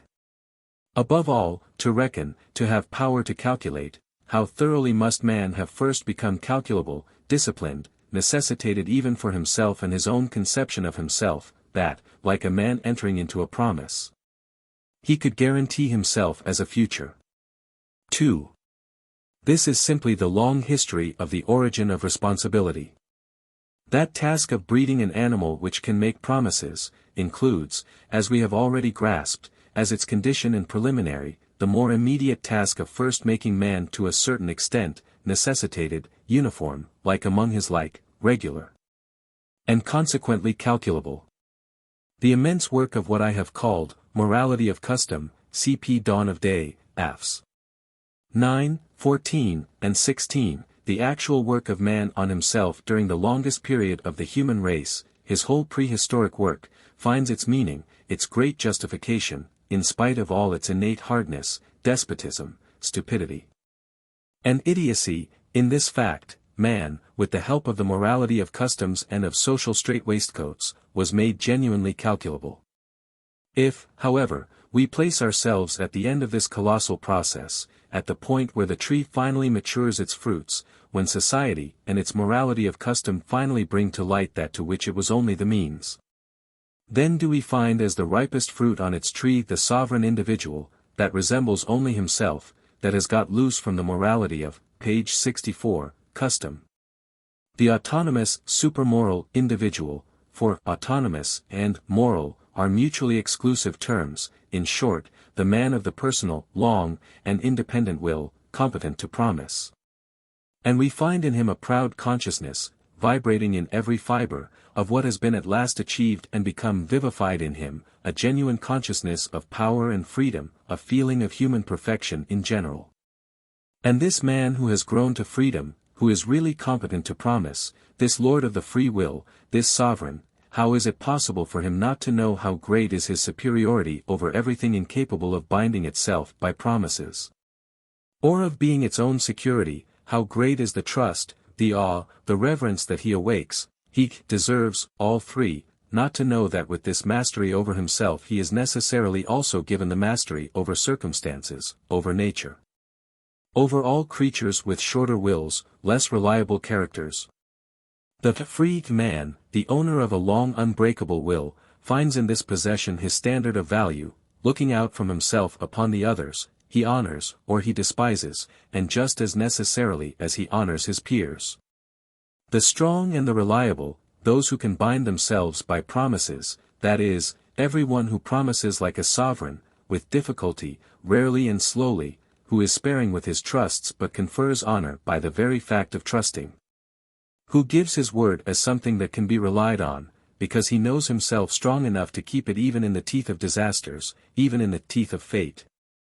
So with equal necessity will he have the, page 65, heel of his foot ready for the lean and empty jackasses, who promise when they have no business to do so, and his rod of chastisement ready for the liar. Who already breaks his word at the very minute when it is on his lips. The proud knowledge of the extraordinary privilege of responsibility, the consciousness of this rare freedom, of this power over himself and over fate, has sunk right down to his innermost depths, and has become an instinct. A dominating instinct. What name will he give to it, to this dominating instinct, if he needs to have a word for it? But there is no doubt about it, the sovereign man calls it his conscience. 3. His conscience. One apprehends at once that the idea, conscience, which is here seen in its supreme manifestation, supreme in fact to almost the point of strangeness, should already have behind it a long history in evolution. The ability to guarantee oneself with all due pride, and also at the same time to say yes to oneself, that is, as has been said, a ripe fruit, but also a late fruit, how long must needs this fruit hang sour and bitter on the tree? And for an even longer period there was not a glimpse of such a fruit to be had, no one had taken it on himself to promise it, although everything on the tree was quite ready for it, and everything was maturing for that very consummation. How is a memory to be made for the man-animal? How is an impression to be so deeply fixed upon this ephemeral, page 66, understanding, half dense, and half silly, upon this incarnate forgetfulness, that it will be permanently present? As one may imagine, this primeval problem was not solved by exactly gentle answers and gentle means. Perhaps there is nothing more awful and more sinister in the early history of man than his system of mnemonics. Something is burnt in so as to remain in his memory, only that which never stops hurting remains in his memory. This is an axiom of the oldest, unfortunately also the longest, psychology in the world. It might even be said that wherever solemnity, seriousness, mystery, and gloomy colors are now found in the life of the men and of nations of the world, there is some survival of that horror which was once the universal concomitant of all promises, pledges, and obligations. The past with all its length, depth, and hardness, wafts to us its breath, and bubbles up in us again, when we become serious. When man thinks it necessary to make for himself a memory, he never accomplishes it without blood, tortures, and sacrifice. The most dreadful sacrifices and forfeitures, among them the sacrifice of the firstborn, the most loathsome mutilation, for instance, castration. The most cruel rituals of all the religious cults, for all religions are really at bottom systems of cruelty, all these things originate from that instinct which found in pain its most potent mnemonic. In a certain sense the whole of asceticism is to be ascribed to this. Certain ideas have got to be made inextinguishable, omnipresent, fixed. With the object of hypnotizing the whole nervous, page 67, and intellectual system through these, fixed ideas, and the ascetic methods and modes of life are the means of freeing those ideas from the competition of all other ideas so as to make them unforgettable. The worse memory man had, the ghastlier the signs presented by his customs. The severity of the penal laws affords in particular a gauge of the extent of man's difficulty in conquering forgetfulness, and in keeping a few primal postulates of social intercourse ever present to the minds of those who were the slaves of every momentary emotion and every momentary desire. We Germans do certainly not regard ourselves as an especially cruel and hard-hearted nation, still less as an especially casual and happy-go-lucky one. But one has only to look at our old penal ordinances in order to realize what a lot of trouble it takes in the world to evolve a nation of thinkers, I mean, the European nation which exhibits at this very day the maximum of reliability, seriousness, bad taste, and positiveness, which has on the strength of these qualities a right to train every kind of European mandarin. These Germans employed terrible means to make for themselves a memory, to enable them to master their rooted plebeian instincts and the brutal crudity of those instincts. Think of the old German punishments, for instance. Stoning, as far back as the legend, the millstone falls on the head of the guilty man, breaking on the wheel, the most original invention and speciality of the German genius in the sphere of punishment, dart throwing, tearing, or trampling by horses, quartering, page 68, boiling the criminal in oil or wine, still prevalent in the 14th and 15th centuries, the highly popular flaying, slicing into strips, cutting the flesh out of the breast. Think also of the evildoer being besmeared with honey, and then exposed to the flies in a blazing sun. It was by the help of such images and precedents that man eventually kept in his memory 5 or 6 I will nots, with regard to which he had already given his promise, so as to be able to enjoy the advantages of society, and verily with the help of this kind of memory man eventually attained reason. Alas! Reason, seriousness, mastery over the emotions, all these gloomy, dismal things which are called reflection, all these privileges and pageantries of humanity, how dear is the price that they have exacted! How much blood and cruelty is the foundation of all good things! 4. But how is it that that other melancholy object, the consciousness of sin, the whole bad conscience, came into the world? And it is here that we turn back to our genealogists of morals. For the second time I say, or have I not said it yet, that they are worth nothing. Just their own 5 spans long limited modern experience. No knowledge of the past, and no wish to know it, still less a historic instinct, a power of second sight, which is what is really required in this case, and despite this to go in for the history of morals. It stands to reason that this must needs produce results which, page 69, are removed from the truth by something more than a respectful distance. Have these current genealogists of morals ever allowed themselves to have even the vaguest notion, for instance, that the cardinal moral idea of ought originates from the very material idea of owe? Or that punishment developed as a retaliation absolutely independently of any preliminary hypothesis of the freedom or determination of the will? And this to such an extent, that a high degree of civilization was always first necessary for the animal man to begin to make those much more primitive distinctions of intentional, negligent, accidental, responsible, and their contraries, and apply them in the assessing of punishment. That idea, the wrongdoer deserves punishment because he might have acted otherwise, in spite of the fact that it is nowadays so cheap, obvious, natural, and inevitable. And that it has had to serve as an illustration of the way in which the sentiment of justice appeared on earth, is in point of fact an exceedingly late, and even refined form of human judgment and inference. The placing of this idea back at the beginning of the world is simply a clumsy violation of the principles of primitive psychology. Throughout the longest period of human history punishment was never based on the responsibility of the evildoer for his action, and was consequently not based on the hypothesis, page 70, that only the guilty should be punished. On the contrary, punishment was inflicted in those days for the same reason that parents punish their children even nowadays, out of anger at an injury that they have suffered. An anger which vents itself mechanically on the author of the injury, but this anger is kept in bounds and modified through the idea that every injury has somewhere or other its equivalent price, and can really be paid off. even though it be by means of paying to the author. Whence is it that this ancient deep-rooted and now perhaps ineradicable idea has drawn its strength, this idea of an equivalency between injury and pain? I have already revealed its origin, in the contractual relationship between creditor and owl, that is as old as the existence of legal rights at all, and in its turn points back to the primary forms of purchase, sale, barter, and trade.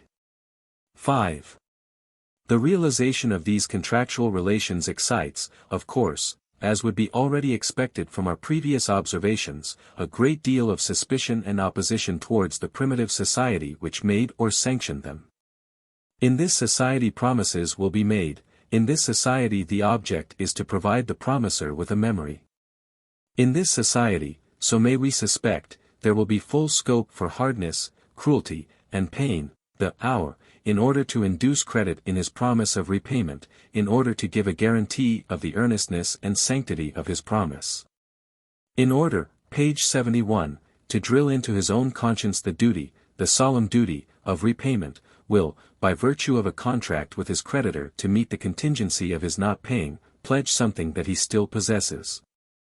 Something that he still has in his power, for instance, his life or his wife, or his freedom or his body, or under certain religious conditions even his salvation, his soul's welfare, even his peace in the grave. So in Egypt, where the corpse of the hour found even in the grave no rest from the creditor, of course, from the Egyptian standpoint, this peace was a matter of particular importance. But especially has the creditor the power of inflicting on the body of the hour all kinds of pain and torture, the power, for instance, of cutting off from it an amount that appeared proportionate to the greatness of the debt.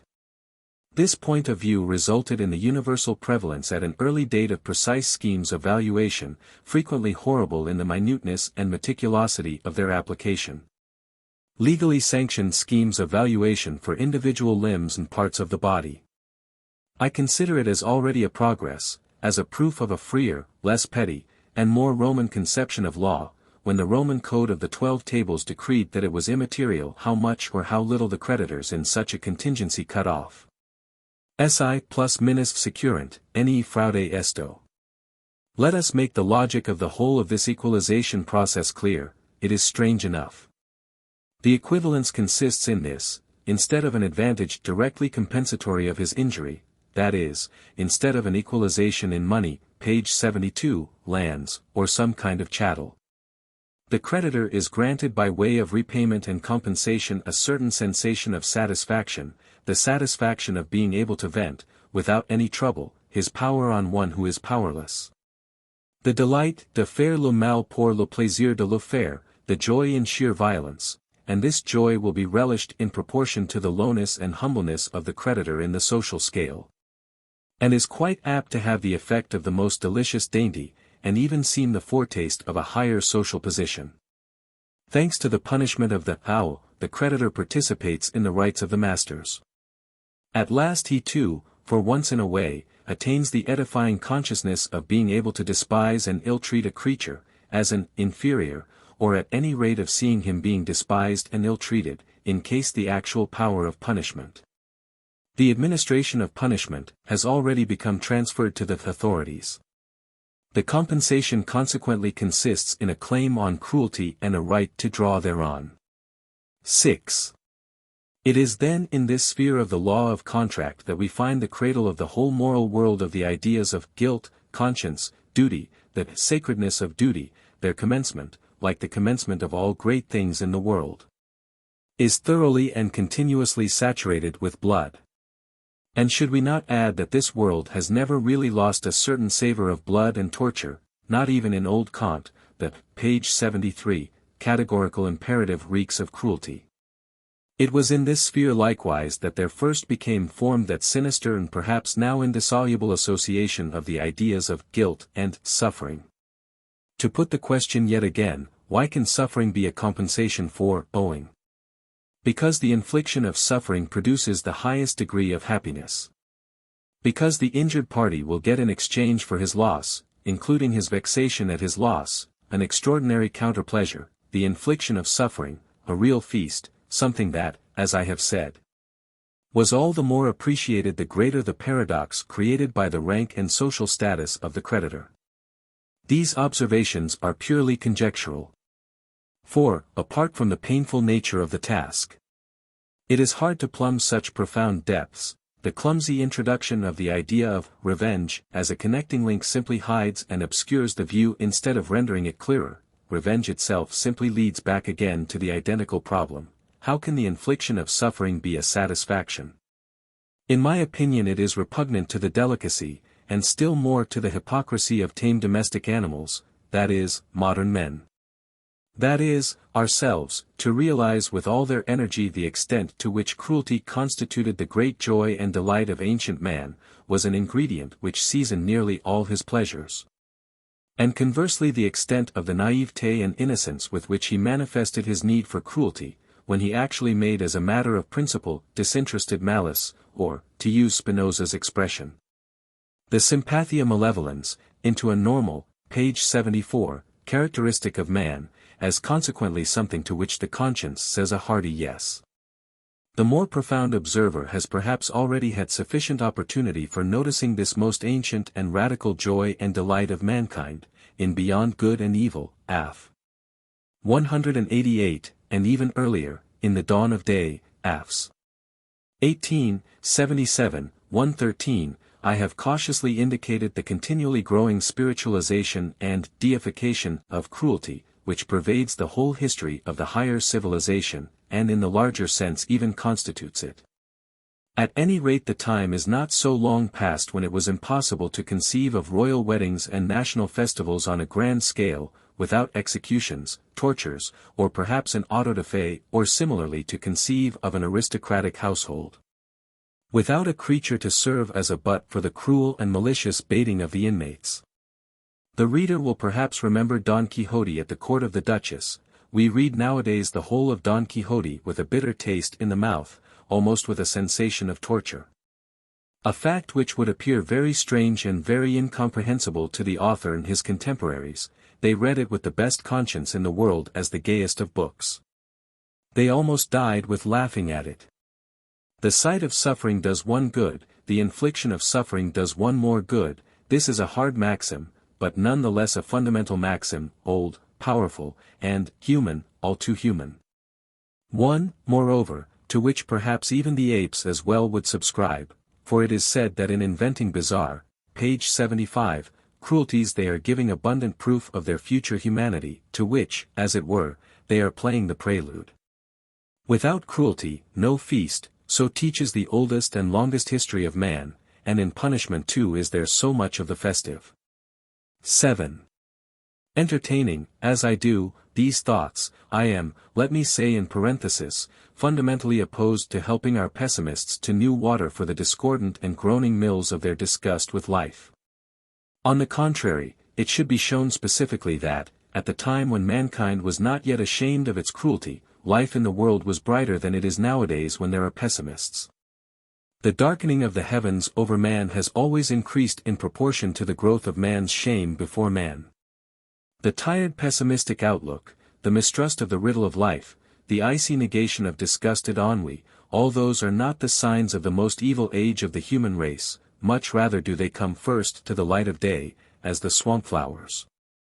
Which they are, when the swamp to which they belong, comes into existence, I mean the diseased refinement and moralization, thanks to which the animal man has at last learnt to be ashamed of all his instincts.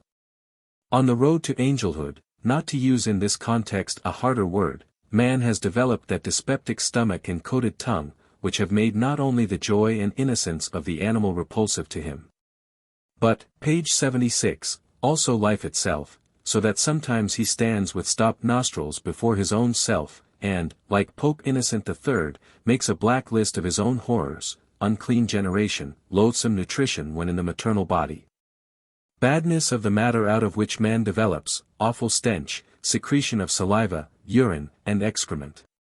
Nowadays, when suffering is always trotted out as the first argument against existence, as its most sinister query, it is well to remember the times when men judged on converse principles because they could not dispense with the infliction of suffering, and saw therein a magic of the first order, a veritable bait of seduction to life. Perhaps in those days, this is to solace the weaklings, pain did not hurt so much as it does nowadays. Any physician who has treated Negroes, granted that these are taken as representative of the prehistoric man, suffering from severe internal inflammations which would bring a European, even though he had the soundest constitution, almost to despair, would be in a position to come to this conclusion. Pain has not the same effect with Negroes. The curve of human sensibilities to pain seems indeed to sink in an extraordinary and almost sudden fashion, as soon as one has passed the upper 10,000 or 10 millions of over-civilized humanity, and I personally have no doubt that, by comparison with one painful night passed by one single hysterical chit of a cultured woman, the suffering of all the animals taken together who have been put to the question of the knife, so as to give scientific answers, are simply, page 77, negligible. We may perhaps be allowed to admit the possibility of the craving for cruelty not necessarily having become really extinct. It only requires, in view of the fact that pain hurts more nowadays, a certain sublimation and subtilization. It must especially be translated to the imaginative and psychic plane, and be adorned with such smug euphemisms, that even the most fastidious and hypocritical conscience could never grow suspicious of their real nature. Tragic pity is one of these euphemisms, another is les nostalgies de la croix. What really raises one's indignation against suffering is not suffering intrinsically, but the senselessness of suffering. Such a senselessness, however, existed neither in Christianity, which interpreted suffering into a whole mysterious salvation apparatus, nor in the beliefs of the naive ancient man, who only knew how to find a meaning in suffering from the standpoint of the spectator, or the inflictor of the suffering. In order to get the secret, undiscovered, and unwitnessed suffering out of the world, it was almost compulsory to invent gods and a hierarchy of intermediate beings, in short, something which wanders even among secret places, sees even in the dark, and makes a point of never missing an interesting and painful spectacle. It was with the help of such inventions that life got to learn the tour de force, which has become part of its stock in trade, the tour de force of self-justification, of the justification of evil. Nowadays this would perhaps require other auxiliary devices, for instance, life as a riddle, life as a problem of, page 78, knowledge. Every evil is justified in the sight of which a god finds edification, so rang the logic of primitive sentiment, and, indeed, was it only of primitive? The gods conceived as friends of spectacles of cruelty. Oh, how far does this primeval conception extend even nowadays into our European civilization? One would perhaps like in this context to consult Luther and Calvin. It is at any rate certain that even the Greeks knew no more piquant seasoning for the happiness of their gods than the joys of cruelty. What, do you think, was the mood with which Homer makes his gods look down upon the fates of men? What final meaning have at bottom the Trojan War and similar tragic horrors? It is impossible to entertain any doubt on the point. They were intended as festival games for the gods, and, in so far as the poet is of a more godlike breed than other men, as festival games also for the poets. It was in just this spirit and no other, that at a later date the moral philosophers of Greece conceived the eyes of God as still looking down on the moral struggle, the heroism, and the self-torture of the virtuous. The Heracles of duty was on a stage, and was conscious of the fact. Virtue without witnesses was something quite unthinkable for this nation of actors. Must not that philosophic invention, so audacious and so fatal, which was then absolutely new to Europe, the invention of free will, of the absolute spontaneity of man in good and evil, simply have been made for the specific purpose of justifying the idea, that the interest of, page 79, the gods in humanity and human virtue was inexhaustible? There would never on the stage of this free will world be a dearth of really new, really novel and exciting situations, plots, catastrophes. A world thought out on completely deterministic lines would be easily guessed by the gods, and would consequently soon bore them, sufficient reason for these friends of the gods, the philosophers, not to ascribe to their gods such a deterministic world. The whole of ancient humanity is full of delicate consideration for the spectator, being as it is a world of thorough publicity and theatricality, which could not conceive of happiness without spectacles and festivals. And, as has already been said, even in great punishment there is so much which is festive. 8.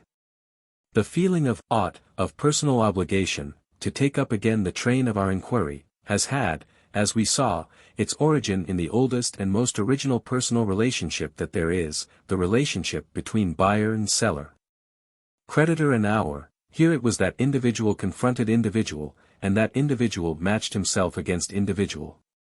There has not yet been found a grade of civilization so low, as not to manifest some trace of this relationship. Making prices, assessing values, thinking out equivalents. Exchanging, all this preoccupied the primal thoughts of man to such an extent that in a certain sense, page 80, it constituted thinking itself. It was here that was trained the oldest form of sagacity. It was here in this sphere that we can perhaps trace the first commencement of man's pride, of his feeling of superiority over other animals. Perhaps our word, mensch, manus, still expresses just something of this self-pride. Man denoted himself as the being who measures values, who values and measures, as the assessing animal par excellence. Sale and purchase, together with their psychological concomitants, are older than the origins of any form of social organization and union. It is rather from the most rudimentary form of individual right that the budding consciousness of exchange, commerce, debt, right, obligation, compensation was first transferred to the rudest and most elementary of the social complexes, in their relation to similar complexes, the habit of comparing force with force, together with that of measuring, of calculating.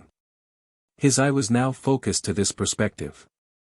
And with that ponderous consistency characteristic of ancient thought, which, though set in motion with difficulty, yet proceeds inflexibly along the line on which it has started, man soon arrived at the great generalization. Everything has its price, all can be paid for, the oldest and most naive moral canon of justice, the beginning of all kindness, of all equity, of all goodwill, of all objectivity, in the world.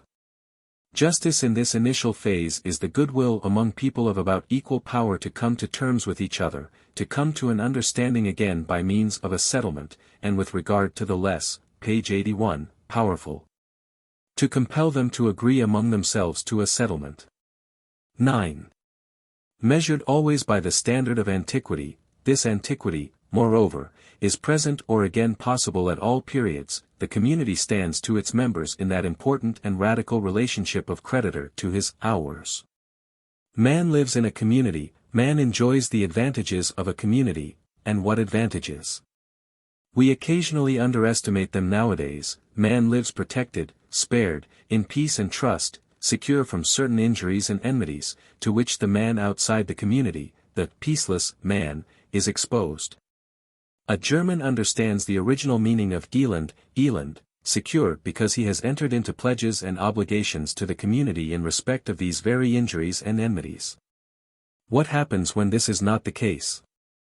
The community, the defrauded creditor, will get itself paid, as well as it can, one can reckon on that. In this case the question of the direct damage done by the offender is quite subsidiary. Quite apart from this the criminal is above all a breaker of word and covenant to the whole. As regards all the advantages and amenities of the communal life in which up to that time he had participated, the criminal is an owl who not only fails to repay the advances and advantages that have been given to him, but even sets out to attack his creditor. Frowny face, page 82, consequently he is in the future not only, as is fair, deprived of all these advantages and amenities, he is in addition reminded of the importance of those advantages. The wrath of the injured creditor, of the community, puts him back in the wild and outlawed status from which he was previously protected. The community repudiates him, and now every kind of enmity can vent itself on him. Punishment is in this stage of civilization simply the copy, the mimic, of the normal treatment of the hated, disdained, and conquered enemy, who is not only deprived of every right and protection but of every mercy. So we have the martial law and triumphant festival of the Vi Victis, in all its mercilessness and cruelty. This shows why war itself, counting the sacrificial cult of war, has produced all the forms under which punishment has manifested itself in history. 10. As it grows more powerful, the community tends to take the offenses of the individual less seriously. Because they are now regarded as being much less revolutionary and dangerous to the corporate existence, the evildoer is no more outlawed and put outside the pale, the common wrath can no longer vent itself upon him with its old license. On the contrary, from this very time it is against this wrath, and particularly against the wrath of those directly injured, that the evildoer is carefully shielded and protected by the community. As, in fact, the penal law, page 83, develops, the following characteristics become more and more clearly marked: compromise with the wrath of those directly affected by the misdeed. A consequent endeavor to localize the matter and to prevent a further, or indeed a general spread of the disturbance, attempts to find equivalents and to settle the whole matter, compositio. Above all, the will, which manifests itself with increasing definiteness, to treat every offense as in a certain degree capable of being paid off, and consequently, at any rate up to a certain point, to isolate the offender from his act. As the power and the self-consciousness of a community increases, so proportionately does the penal law become mitigated. Conversely, every weakening and jeopardizing of the community revives the harshest forms of that law. The creditor has always grown more humane proportionately as he has grown more rich. Finally, the amount of injury he can endure without really suffering becomes the criterion of his wealth. It is possible to conceive of a society blessed with so great a consciousness of its own power as to indulge in the most aristocratic luxury of letting its wrongdoers go scot-free. What do my parasites matter to me, might society say. Let them live and flourish. I am strong enough for it. The justice which began with the maxim, everything can be paid off, everything must be paid off, ends with connivance at the escape of those who cannot pay to escape. It ends, like every good thing on earth, by destroying itself. The self-destruction of justice. We know, page 84, the pretty name it calls itself, grace. It remains, as is obvious, the privilege of the strongest, better still, their super-law. 11. A deprecatory word here against the attempts, that have lately been made, to find the origin of justice on quite another basis, namely, on that of resentment.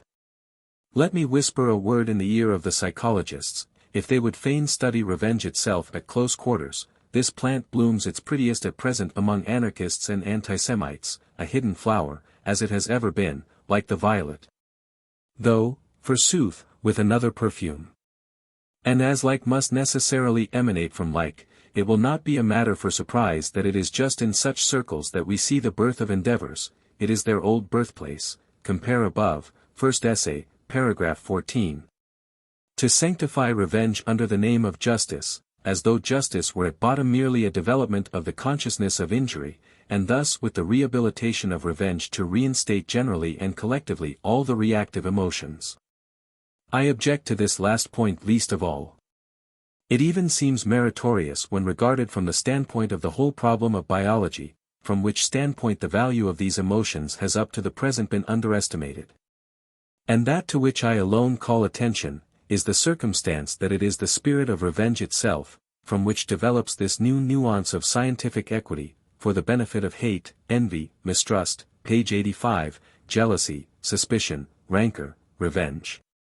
This scientific equity stops immediately and makes way for the accents of deadly enmity and prejudice, so soon as another group of emotions comes on the scene, which in my opinion are of a much higher biological value than these reactions, and consequently have a paramount claim to the valuation and appreciation of science. I mean the really active emotions, such as personal and material ambition, and so forth. During, value of life, course of philosophy, and passim.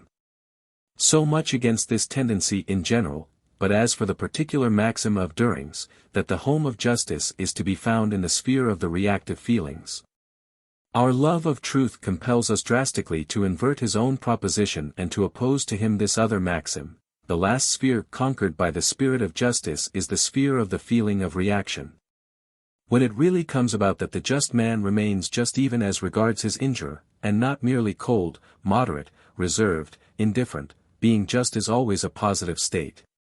When, in spite of the strong provocation of personal insult, contempt, and calumny, the lofty and clear objectivity of the just and judging eye, whose glance is as profound as it is gentle, is untroubled, why then we have a peace of perfection. A past master of the world, something, in fact, which it would not be wise to expect, and which should not at any rate be too easily believed. Speaking generally, there is no doubt but that even the justest individual only requires a little dose of, page 86, hostility, malice, or innuendo to drive the blood into his brain and the fairness from it. The active man, the attacking, aggressive man is always 100 degrees nearer to justice than the man who merely reacts. He certainly has no need to adopt the tactics, necessary in the case of the reacting man, of making false and biased valuations of his object. It is, in point of fact, for this reason that the aggressive man has at all times enjoyed the stronger, bolder, more aristocratic, and also freer outlook, the better conscience. On the other hand, we already surmise who it really is that has on his conscience the invention of the bad conscience, the resentful man. Finally, let man look at himself in history. In what sphere up to the present has the whole administration of law, the actual need of law, found its earthly home? Perchance in the sphere of the reacting man? Not for a minute, rather in that of the active, strong, spontaneous, aggressive man. I deliberately defy the above-mentioned agitator, who himself makes this self-confession: the creed of revenge has run through all my works and endeavors like the red thread of justice, and say that judged historically law in the world represents the very war against the reactive feelings, the very war waged on those feelings by the powers of activity and aggression, which devote some of their strength to damming and keeping within bounds this effervescence of hysterical reactivity, and to forcing it to some compromise. Everywhere where justice is practiced and justice is maintained, it is to be observed that the, page 87, stronger power, when confronted with the weaker powers which are inferior to it, whether they be groups or individuals, searches for weapons to put an end to the senseless fury of resentment, while it carries on its object, partly by taking the victim of resentment out of the clutches of revenge, partly by substituting for revenge a campaign of its own against the enemies of peace and order, partly by finding, suggesting, and occasionally enforcing settlements, partly by standardizing certain equivalents for injuries, to which equivalents the element of resentment is henceforth finally referred. The most drastic measure, however, taken and effectuated by the supreme power, to combat the preponderance of the feelings of spite and vindictiveness, it takes this measure as soon as it is at all strong enough to do so, is the foundation of law. The imperative declaration of what in its eyes is to be regarded as just and lawful, and what unjust and unlawful, and while, after the foundation of law, the supreme power treats the aggressive and arbitrary acts of individuals, or of whole groups, as a violation of law, and a revolt against itself, it distracts the feelings of its subjects from the immediate injury inflicted by such a violation, and thus eventually attains the very opposite result to that always desired by revenge, which sees and recognizes nothing but the standpoint of the injured party. From henceforth the eye becomes trained to a more and more impersonal valuation of the deed, even the eye of the injured party himself, though this is in the final stage of all. As has been, page 88, previously remarked, on this principle, right and wrong first manifest themselves after the foundation of law, and not, as During maintains, only after the act of violation. To talk of intrinsic right and intrinsic wrong is absolutely nonsensical. Intrinsically, an injury, an oppression, an exploitation, an annihilation can be nothing wrong, inasmuch as life is essentially, that is, in its cardinal functions, something which functions by injuring, oppressing, exploiting, and annihilating, and is absolutely inconceivable without such a character.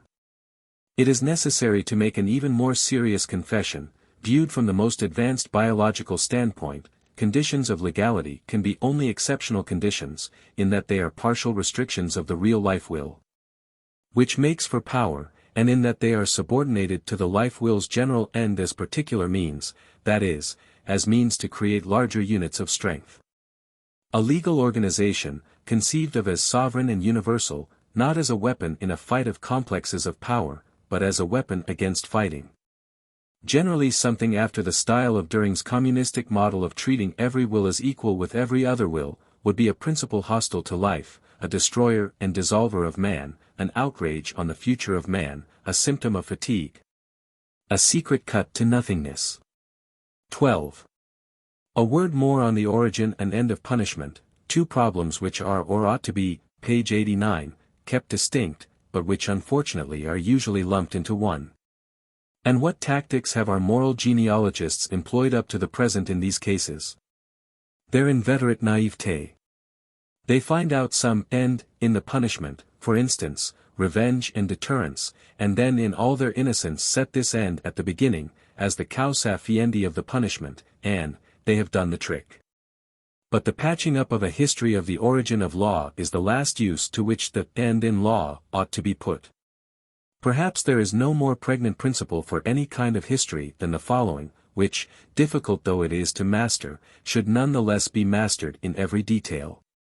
The origin of the existence of a thing and its final utility, its practical application and incorporation in a system of ends, are toto scylla opposed to each other, everything, anything, which exists and which prevails anywhere, will always be put to new purposes by a force superior to itself, will be commandeered afresh, will be turned and transformed to new uses.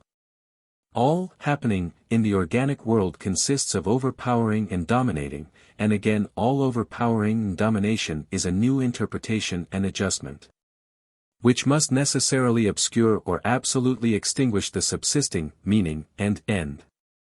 The most perfect comprehension of the utility of any physiological organ, or also of a legal institution, social custom, political, page 90, habit, form in art or in religious worship, does not for a minute imply any simultaneous comprehension of its origin. This may seem uncomfortable and unpalatable to the older men. For it has been the immemorial belief that understanding the final cause or the utility of a thing, a form, an institution, means also understanding the reason for its origin. To give an example of this logic, the eye was made to see. The hand was made to grasp. So even punishment was conceived as invented with a view to punishing. But all ends and all utilities are only signs that a will to power has mastered a less powerful force, has impressed thereon out of its own self the meaning of a function. And the whole history of a thing, an organ, a custom, can on the same principle be regarded as a continuous sine chain of perpetually new interpretations and adjustments, whose causes, so far from needing to have even a mutual connection, sometimes follow and alternate with each other absolutely haphazard. Similarly, the evolution of a thing, of a custom, is anything but its progressus to an end. Still less a logical and direct progressus attained with the minimum expenditure of energy and cost. It is rather the succession of processes of subjugation, more or less profound, more or less mutually independent, which operate on the thing itself. It is, further, the resistance which in each case invariably displayed this subjugation, the protean wriggles by way of defense and reaction, and, further, the results of successful counter-efforts. The form is fluid, but the, page 91, meaning is even more so. Even inside every individual organism the case is the same. With every genuine growth of the whole, the function of the individual organs becomes shifted. In certain cases a partial perishing of these organs, a diminution of their numbers, for instance, through annihilation of the connecting members, can be a symptom of growing strength and perfection. What I mean is this: even partial loss of utility, decay, and degeneration, loss of function and purpose, in a word, death, appertain to the conditions of the genuine progressus, which always appears in the shape of a will and way to greater power, and is always realized at the expense of innumerable smaller powers.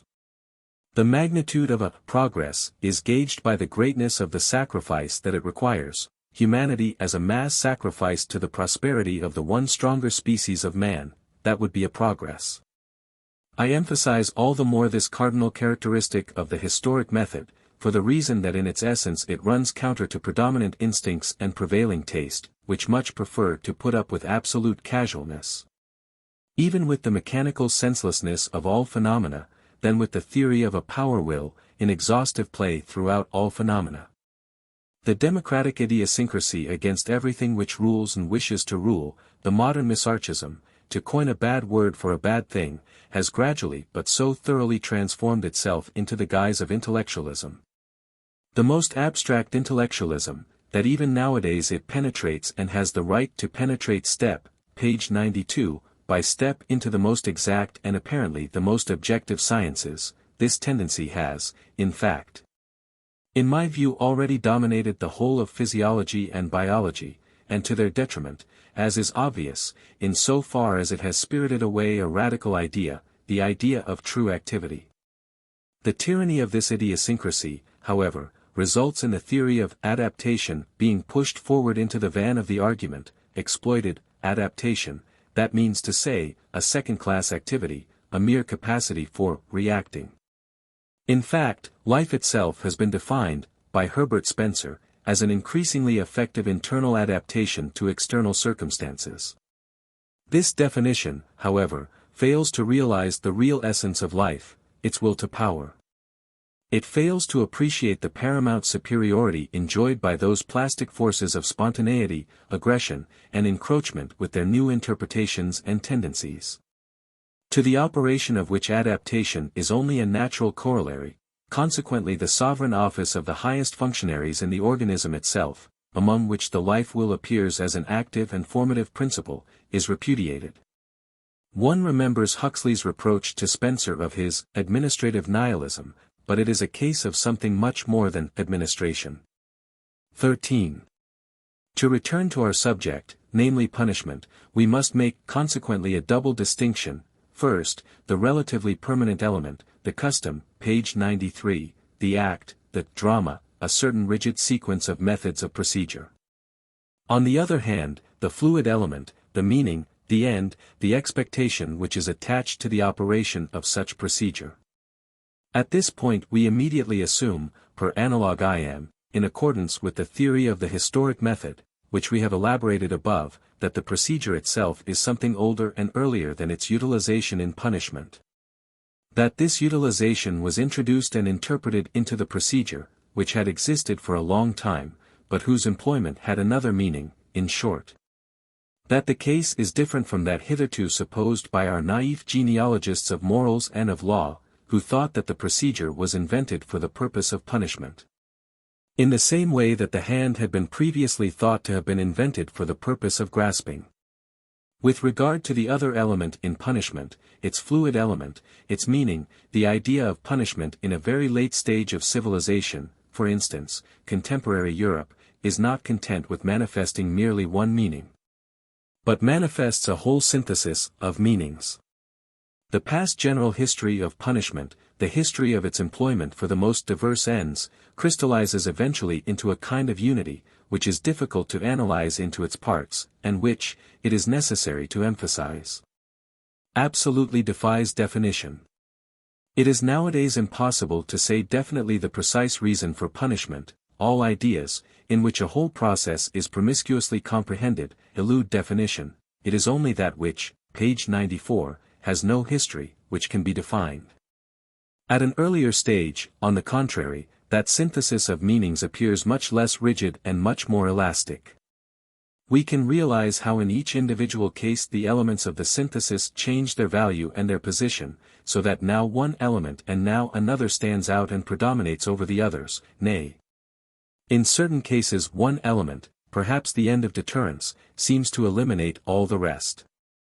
At any rate, so as to give some idea of the uncertain, supplementary, and accidental nature of the meaning of punishment and of the manner in which one identical procedure can be employed and adapted for the most diametrically opposed objects.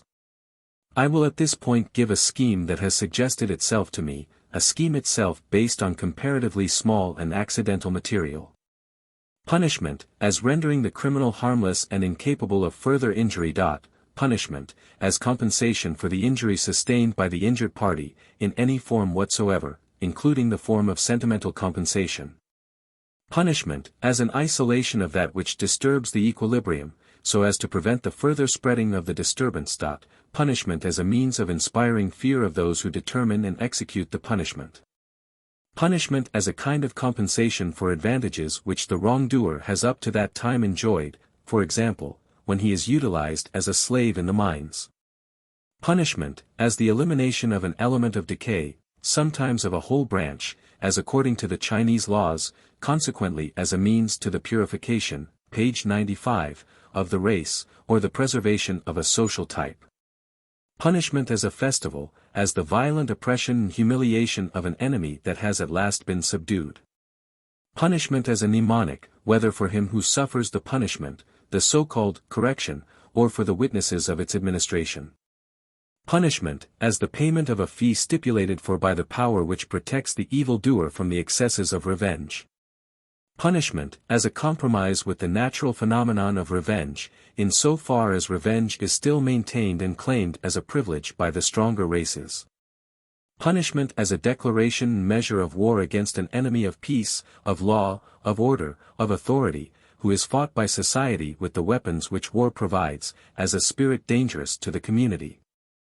As a breaker of the contract on which the community is based, as a rebel, a traitor, and a breaker of the peace. 14. This list is certainly not complete. It is obvious that punishment is overloaded with utilities of all kinds. This makes it all the more permissible to eliminate one supposed utility, which passes, at any rate in the popular mind, for its most essential utility. And which is just what even now provides the strongest support for that faith in punishment which is nowadays for many reasons tottering. Punishment is supposed to have the value of exciting in the guilty the consciousness of guilt. In punishment is sought the proper instrumentum, page 96, of that psychic reaction which becomes known as a bad conscience, remorse. But this theory is even, from the point of view of the present, a violation of reality and psychology, and how much more so is the case when we have to deal with the longest period of man's history, his primitive history. Genuine remorse is certainly extremely rare among wrongdoers and the victims of punishment. Prisons and houses of correction are not the soil on which this worm of remorse pullulates for choice. This is the unanimous opinion of all conscientious observers, who in many cases arrive at such a judgment with enough reluctance and against their own personal wishes. Speaking generally, punishment hardens and numbs, it produces concentration, it sharpens the consciousness of alienation, it strengthens the power of resistance. When it happens that it breaks the man's energy and brings about a piteous prostration and abjectness, such a result is certainly even less salutary than the average effect of punishment, which is characterized by a harsh and sinister doggedness.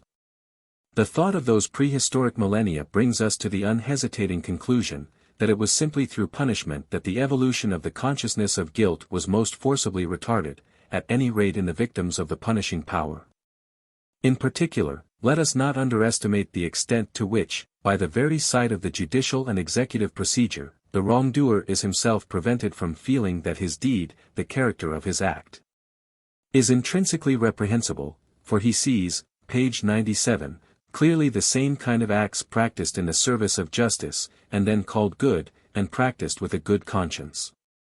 Acts such as espionage, trickery, bribery, trapping, the whole intriguing and insidious art of the policeman and the informer, the whole system, in fact, manifested in the different kinds of punishment, a system not excused by passion, but based on principle, of robbing, oppressing, insulting, imprisoning, racking, murdering.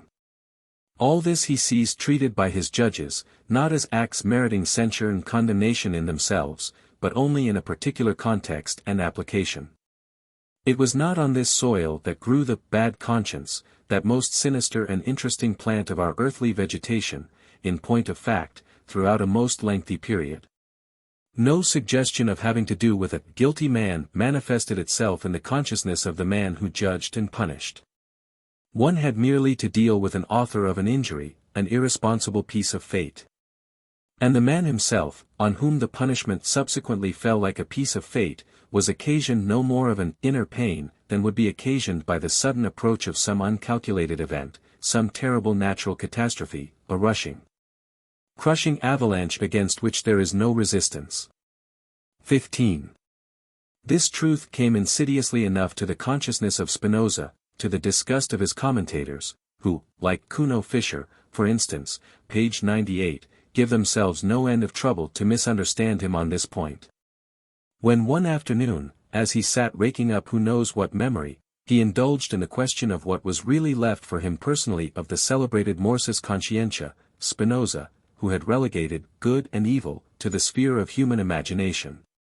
and indignantly defended the honor of his free God against those blasphemers who affirmed that God did everything sub ration boni, but this was tantamount to subordinating God to fate, and would really be the greatest of all absurdities.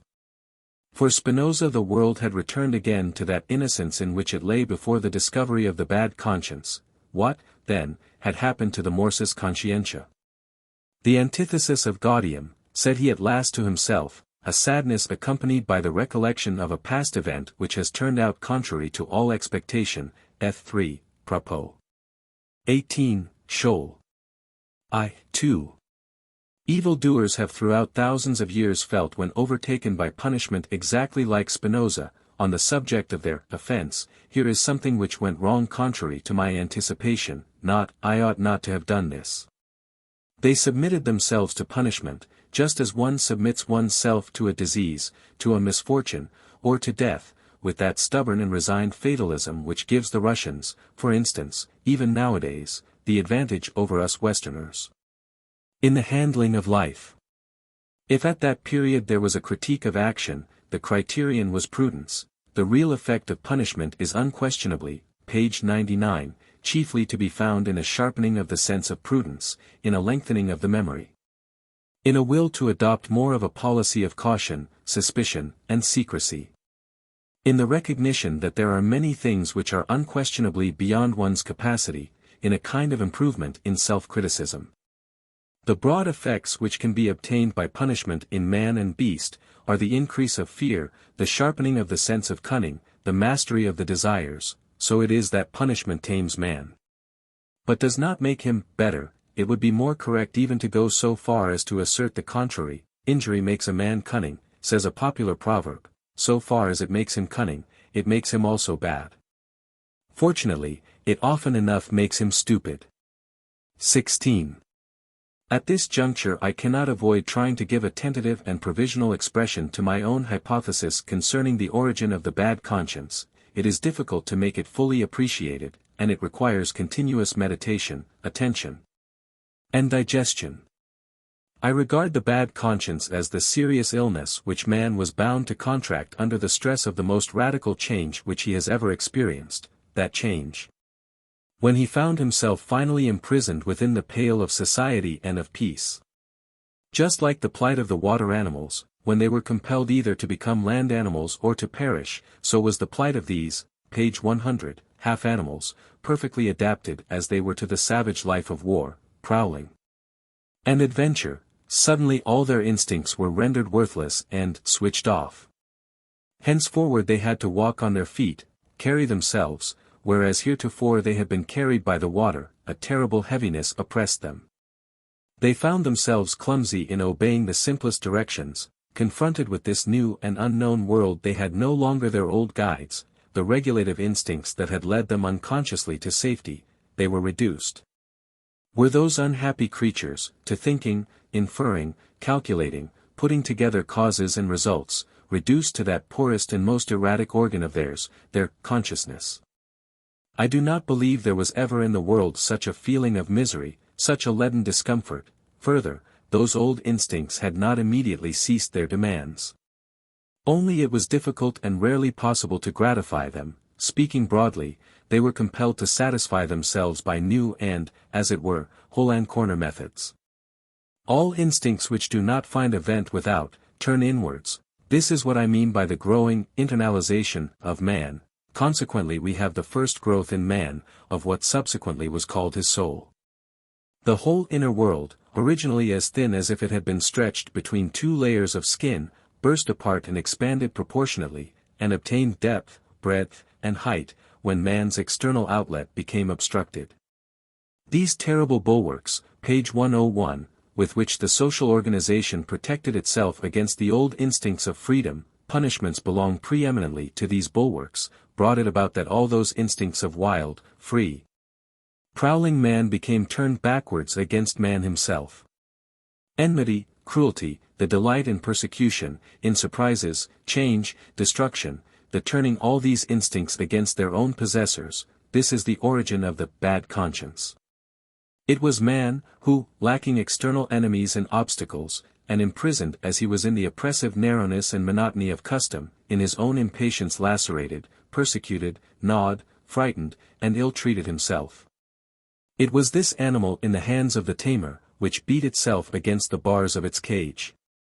It was this being who, pining and yearning for that desert home of which it had been deprived, was compelled to create out of its own self, an adventure, a torture chamber, a hazardous and perilous desert. It was this fool, this homesick and desperate prisoner, who invented the bad conscience.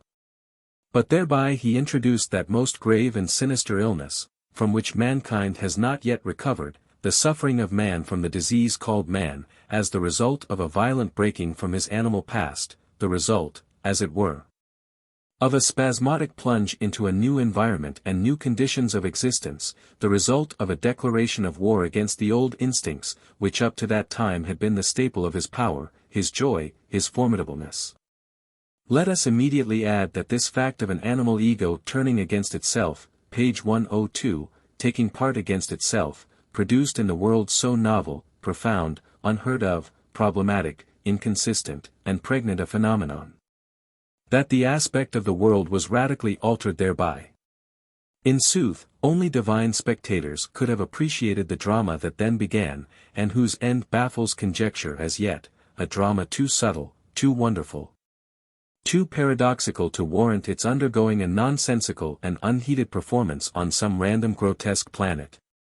Henceforth man is to be counted as one of the most unexpected and sensational lucky shots in the game of the big baby of Heraclitus, whether he be called Zeus or Chance. He awakens on his behalf the interest, excitement, hope, almost the confidence, of his being the harbinger and forerunner of something, of man being no end, but only a stage, an interlude, a bridge, a great promise. 17. It is primarily involved in this hypothesis of the origin of the bad conscience, that alteration was no gradual and no voluntary alteration, and that it did not manifest itself as an organic adaptation to new conditions, but as a break, a jump, a necessity, an inevitable fate, against which there was no resistance and never a spark of resentment. And secondarily, that the fitting of a hitherto unchecked and amorphous population into a fixed form, starting as it had done in an act of violence, could only be accomplished by acts of violence and nothing else, that the oldest, page 103, state appeared consequently as a ghastly tyranny, a grinding ruthless piece of machinery, which went on working, till this raw material of a semi-animal populace was not only thoroughly kneaded and elastic, but also molded. I used the word state, my meaning is self-evident, namely, a herd of blond beasts of prey, a race of conquerors and masters, which with all its warlike organization and all its organizing power pounces with its terrible claws on a population, in numbers possibly tremendously superior, but as yet formless, as yet nomad. Such is the origin of the state. That fantastic theory that makes it begin with a contract is, I think, disposed of. He who can command, he who is a master by nature, he who comes on the scene forceful in deed and gesture, what has he to do with contracts? Such beings defy calculation, they come like fate, without cause, reason, notice, excuse, they are there like the lightning is there, too terrible, too sudden, too convincing, too different, to be personally even hated. Their work is an instinctive creating and impressing of forms, they are the most involuntary, unconscious artists that there are, their appearance produces instantaneously a scheme of sovereignty which is live, in which the functions are partitioned and apportioned, in which above all no part is received or finds a place, until pregnant with a meaning in regard to the whole. They are ignorant of the meaning of guilt, responsibility, consideration, are these born organizers. In them predominates that terrible artist egoism, that, page 104, gleams like brass, and that knows itself justified to all eternity, in its work, even as a mother in her child. It is not in them that there grew the bad conscience, that is elementary, but it would not have grown without them, repulsive growth as it was, it would be missing. Had not a tremendous quantity of freedom been expelled from the world by the stress of their hammer strokes, their artist violence, or been at any rate made invisible and, as it were, latent. This instinct of freedom forced into being latent, it is already clear, this instinct of freedom forced back, trodden back, imprisoned within itself, and finally only able to find vent and relief in itself. This, only this, is the beginning of the bad conscience. 18. Beware of thinking lightly of this phenomenon, by reason of its initial painful ugliness. At bottom it is the same active force which is at work on a more grandiose scale in those potent artists and organizers, and build states, which here, internally, on a smaller and pettier scale and with a retrogressive tendency, makes itself a bad science in the labyrinth of the breast, to use Goethe's phrase, and which builds negative ideals. It is, I repeat, that identical instinct of freedom, to use my own language, the will to power only the material, on which this force with all its constructive and tyrannous nature is let loose, is here man himself. His whole old animal self, and not as in the case of that more grandiose and sensational, page 105, phenomenon, the other man, other men. This secret self-tyranny, this cruelty of the artist, this delight in giving a form to oneself as a piece of difficult, refractory, and suffering material, in burning in a will, a critique, a contradiction, a contempt, a negation. This sinister and ghastly labor of love on the part of a soul, whose will is cloven in two within itself, which makes itself suffer from delight in the infliction of suffering. This wholly active bad conscience has finally, as one already anticipates, true fountainhead as it is of idealism and imagination, produced an abundance of novel and amazing beauty and affirmation. And perhaps has really been the first to give birth to beauty at all. What would beauty be, forsooth, if its contradiction had not first been presented to consciousness, if the ugly had not first said to itself, I am ugly? At any rate, after this hint the problem of how far idealism and beauty can be traced in such opposite ideas as selflessness, self-denial, self-sacrifice, becomes less problematical. And indubitably in future we shall certainly know the real and original character of the delight experienced by the selfless, the self-denying, the self-sacrificing. This delight is a phase of cruelty. So much provisionally for the origin of altruism as a moral value, and the marking out the ground from which this value has grown, it is only the bad conscience, only the will for self-abuse, that provides the necessary conditions for the existence of altruism as a value. Page 106. 19. Undoubtedly the bad conscience is an illness, but an illness like pregnancy is an illness. If we search out the conditions under which this illness reaches its most terrible and sublime zenith, we shall see what really first brought about its entry into the world. But to do this we must take a long breath, and we must first of all go back once again to an earlier point of view. The relation at civil law of the hour to his creditor, which has already been discussed in detail, has been interpreted once again, and indeed in a manner which historically is exceedingly remarkable and suspicious, into a relationship which is perhaps more incomprehensible to us moderns than to any other era. That is, into the relationship of the existing generation to its ancestors. Within the original tribal association, we are talking of primitive times, each living generation recognizes a legal obligation towards the earlier generation, and particularly towards the earliest, which founded the family, and this is something much more than a mere sentimental obligation, the existence of which, during the longest period of man's history, is by no means indisputable.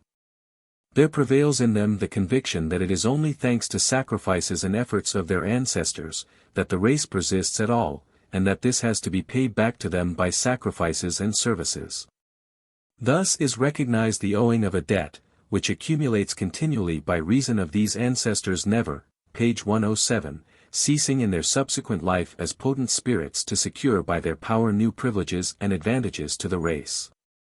Gratis, perchance. But there is no gratis for that raw and mean-souled age. What return can be made? Sacrifice, at first, nourishment, in its crudest sense, festivals, temples, tributes of veneration, above all, obedience, since all customs are, qua works of the ancestors, equally their precepts and commands. Are the ancestors ever given enough? This suspicion remains and grows. From time to time it extorts a great wholesale ransom, something monstrous in the way of repayment of the creditor, the notorious sacrifice of the firstborn, for example, human blood in any case.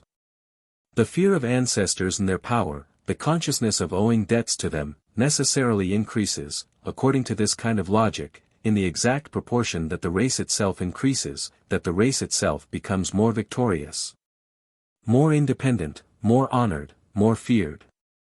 This, and not the contrary, is the fact. Each step towards race decay, all disastrous events, all symptoms of degeneration, of approaching disintegration, always diminish the fear of the founder's spirit, and whittle away the idea of his sagacity, providence, and potent presence. Conceive this crude kind of logic carried to its climax, it follows that the ancestors of the most powerful races must, through the growing fear that they exercise on the imaginations, grow themselves into monstrous dimensions, and become relegated to the gloom of a divine mystery that transcends imagination. The ancestor becomes at page 108, last necessarily transfigured into a god. Perhaps this is the very origin of the gods, that is, an origin from fear. And those who feel bound to add, but from piety also, will have difficulty in maintaining this theory, with regard to the primeval and longest period of the human race. And of course this is even more the case as regards the middle period, the formative period of the aristocratic races which have given back with interest to their founders, the ancestors, heroes, gods.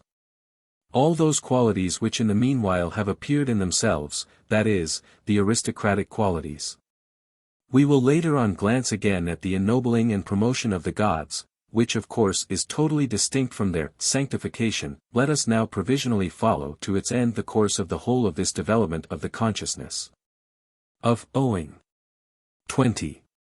According to the teaching of history, the consciousness of owing debts to the deity by no means came to an end with the decay of the clan organization of society. Just as mankind has inherited the ideas of good and bad from the race nobility, together with its fundamental tendency towards establishing social distinctions, so with the heritage of the racial and tribal gods it has also inherited the incubus of debts as yet unpaid and the desire to discharge them.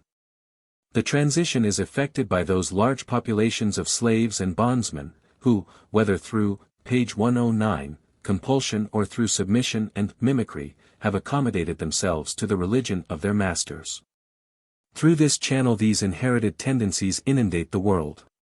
The feeling of owing a debt to the deity has grown continuously for several centuries, always in the same proportion in which the idea of God and the consciousness of God have grown and become exalted among mankind. The whole history of ethnic fights, victories, reconciliations, amalgamations, everything, in fact, which precedes the eventual classing of all the social elements in each great race synthesis, are mirrored in the hodgepodge genealogy of their gods, in the legends of their fights, victories, and reconciliations. Progress towards universal empires invariably means progress towards universal deities. Despotism, with its subjugation of the independent nobility, always paves the way for some system or other of monotheism. The appearance of the Christian God, as the record God up to this time, has for that very reason brought equally into the world the record amount of guilt consciousness. Granted that we have gradually started on the reverse movement, there is no little probability in the deduction, based on the continuous decay in the belief in the Christian God, to the effect that there also already exists a considerable decay in the human consciousness of owing, ought. In fact, we cannot shut our eyes to the prospect of the complete and eventual triumph of atheism freeing mankind from all this feeling of obligation to their origin, their causa prima. Atheism and a kind of second, page 110, innocence complement and supplement each other. 21. So much for my rough and preliminary sketch of the interrelation of the ideas, ought, owe, and duty, with the postulates of religion. I have intentionally shelved up to the present the actual moralization of these ideas, their being pushed back into the conscience, or more precisely the interweaving of the bad conscience with the idea of God. And at the end of the last paragraph used language to the effect that this moralization did not exist, and that consequently these ideas had necessarily come to an end, by reason of what had happened to their hypothesis. The credence in our creditor, in God. The actual facts differ terribly from this theory. It is with the moralization of the ideas, ought, and duty, and with their being pushed back into the bad conscience, that comes the first actual attempt to reverse the direction of the development we have just described. Or at any rate to arrest its evolution. It is just at this juncture that the very hope of an eventual redemption has to put itself once for all into the prison of pessimism. It is at this juncture that the I has to recoil and rebound in despair from off an adamantine impossibility. It is at this juncture that the ideas guilt and duty have to turn backwards against whom? There is no doubt about it.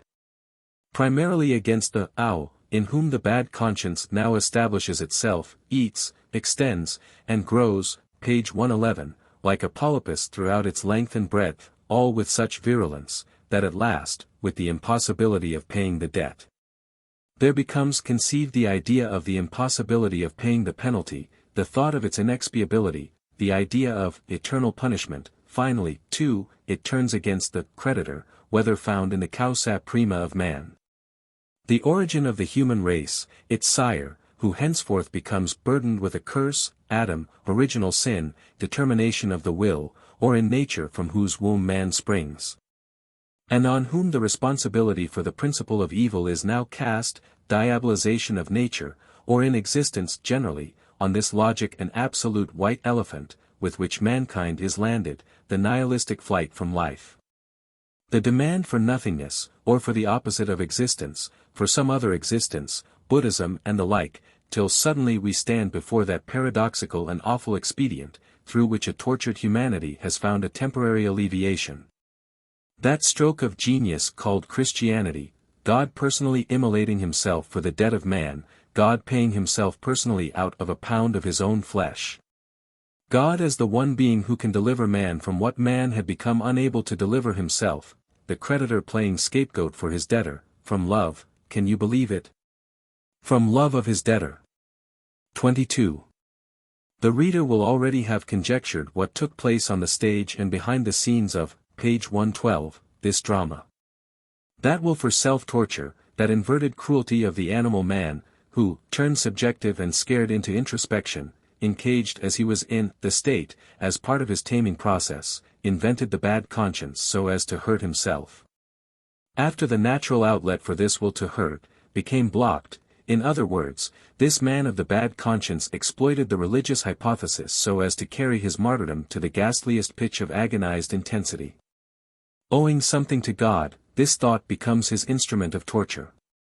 He apprehends in God the most extreme antitheses that he can find to his own characteristic and ineradicable animal instincts. He himself gives a new interpretation to these animal instincts as being against what he owes to God, as enmity, rebellion, and revolt against the Lord, the Father, the Sire, the beginning of the world. He places himself between the horns of the dilemma, God, and devil. Every negation which he is inclined to utter to himself, to the nature, naturalness, and reality of his being, he whips into an ejaculation of yes, uttering it as something existing, living, efficient, as being God, as the holiness of God, the judgment of God, as the hangmanship of God, as transcendence, as eternity, as unending torment, as hell, as infinity of punishment and guilt.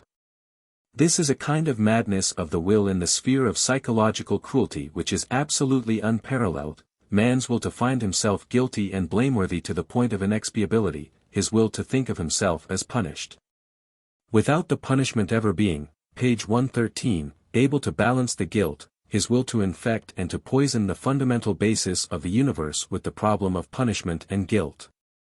In order to cut off once and for all any escape out of this labyrinth of fixed ideas, his will for rearing an ideal, that of the holy God, face to face with which he can have tangible proof of his own unworthiness.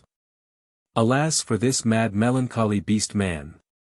What fantasies invaded, what paroxysms of perversity, hysterical senselessness, and mental bestiality break out immediately, at the very slightest check on its being the beast of action.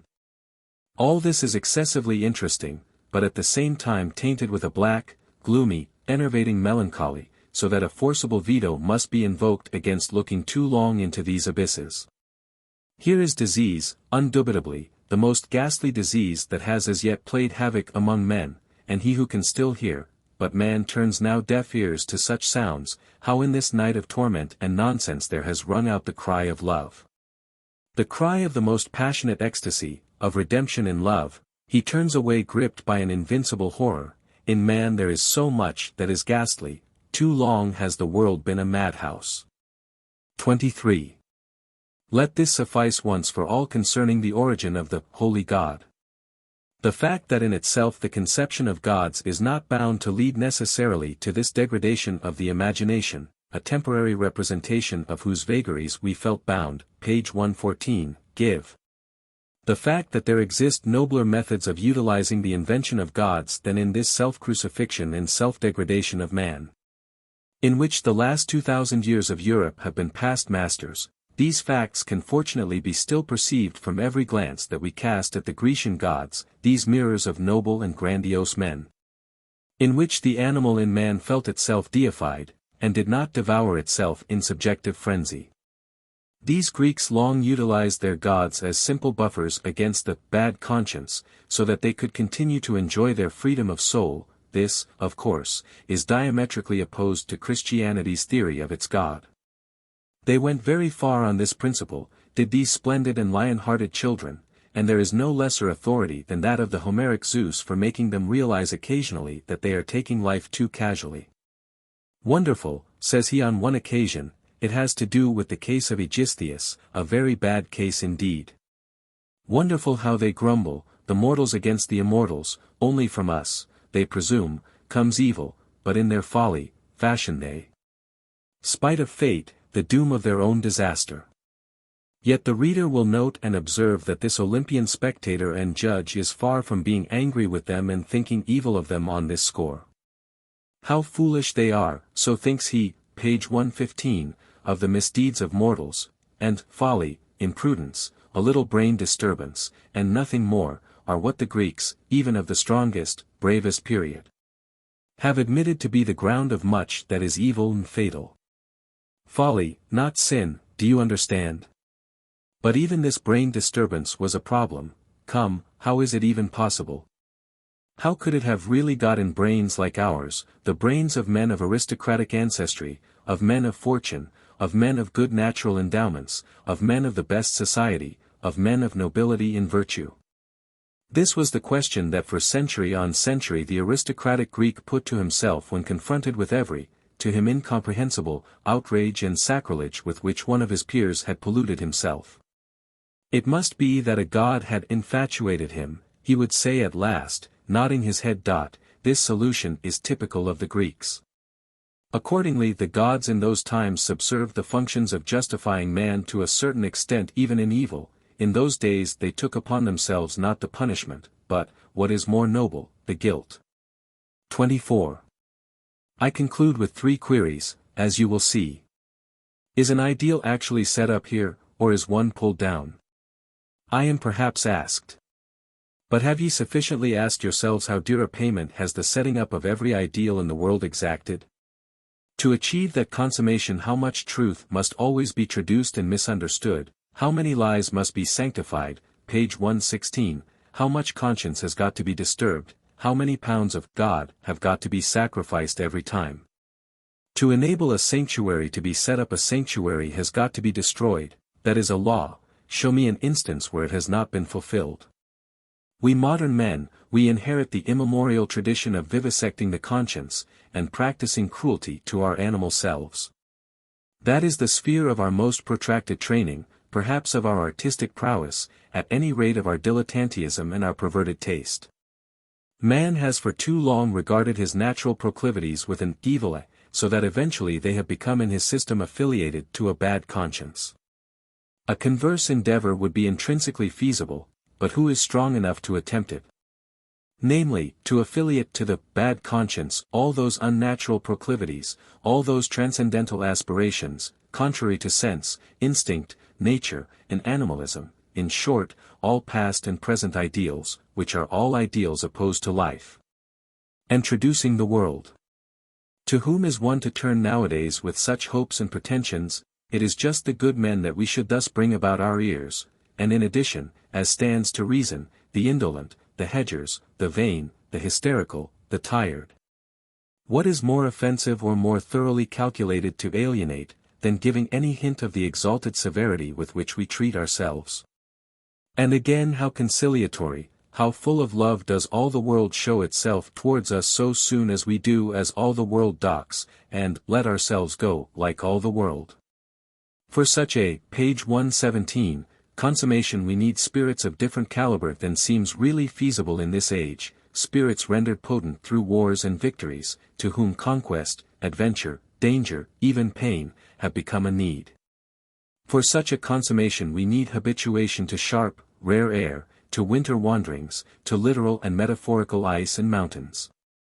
We even need a kind of sublime malice, a supreme and most self-conscious insolence of knowledge, which is the uppunnage of great health. We need, to summarize the awful truth, just this great health. Is this even feasible today? But some day, in a stronger age than this rotting and introspective present, must he in sooth come to us, even the Redeemer of great love and scorn, the creative Spirit.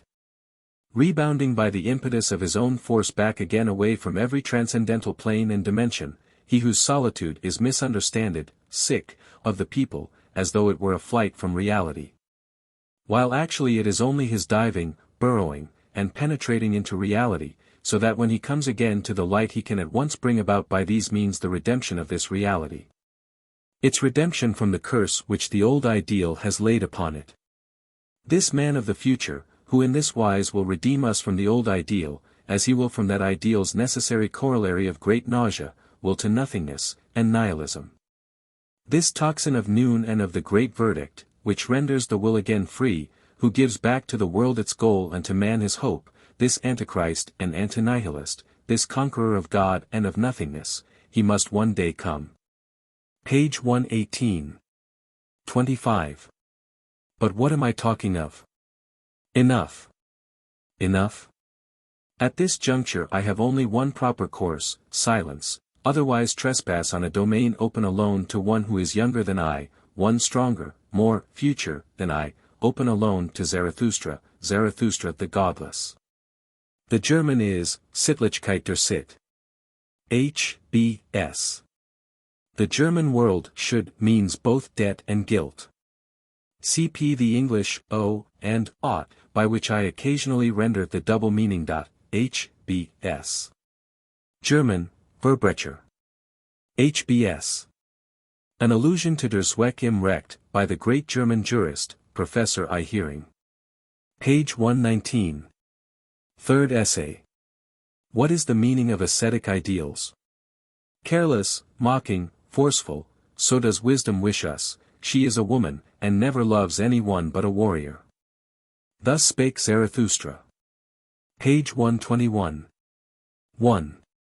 What is the meaning of ascetic ideals? In artists, nothing, or too much. In philosophers and scholars, a kind of flair and instinct for the conditions most favorable to advanced intellectualism. In women, at best an additional seductive fascination, a little morbidezza on a fine piece of flesh, the angelhood of a fat, pretty animal. In physiological failures and whiners, in the majority of mortals, an attempt to pose as too good for this world, a holy form of debauchery, their chief weapon in the battle with lingering pain and ennui. In priests, the actual priestly faith, their best engine of power, and also the supreme authority for power. In saints, finally a pretext for hibernation, their novissima gloriae cupido, their peace in nothingness, God, their form of madness. But in the very fact that the ascetic ideal has meant so much to man, lies expressed the fundamental feature of man's will, his horror vacui. He needs a goal, and he will sooner will nothingness than not will at all. Am I not understood? Have I not been understood? Certainly not, sir. Well, let us begin at the beginning. 2. What is the meaning of ascetic ideals? Or, to take an individual case in regard to which I have, page 122, often been consulted, what is the meaning, for example, of an artist like Richard Wagner paying homage to chastity in his old age? He had always done so, of course, in a certain sense, but it was not till quite the end, that he did so in an ascetic sense. What is the meaning of this change of attitude, this radical revolution in his attitude, for that was what it was? Wagner veered thereby straight round into his own opposite. What is the meaning of an artist veering round into his own opposite? At this point, granted that we do not mind stopping a little over this question, we immediately call to mind the best, strongest, gayest, and boldest period, that there perhaps ever was in Wagner's life. That was the period when he was genuinely and deeply occupied with the idea of Luther's wedding. Who knows what chance is responsible for our now having the Meistersingers instead of this wedding music? And how much in the latter is perhaps just an echo of the former? But there is no doubt but that the theme would have dealt with the praise of chastity. And certainly it would also have dealt with the praise of sensuality, and even so, it would seem quite in order, and even so, it would have been equally Wagnerian. For there is no necessary antithesis between chastity and sensuality. Every good marriage, every authentic heartfelt love transcends this antithesis. Wagner would, it seems to me, have done well to have brought this pleasing reality home once again to his Germans, by means of a bold and graceful Luther comedy, for there, page 123, were and are among the Germans many revilers of sensuality. And perhaps Luther's greatest merit lies just in the fact of his having had the courage of his sensuality. It used to be called, prettily enough, evangelistic freedom.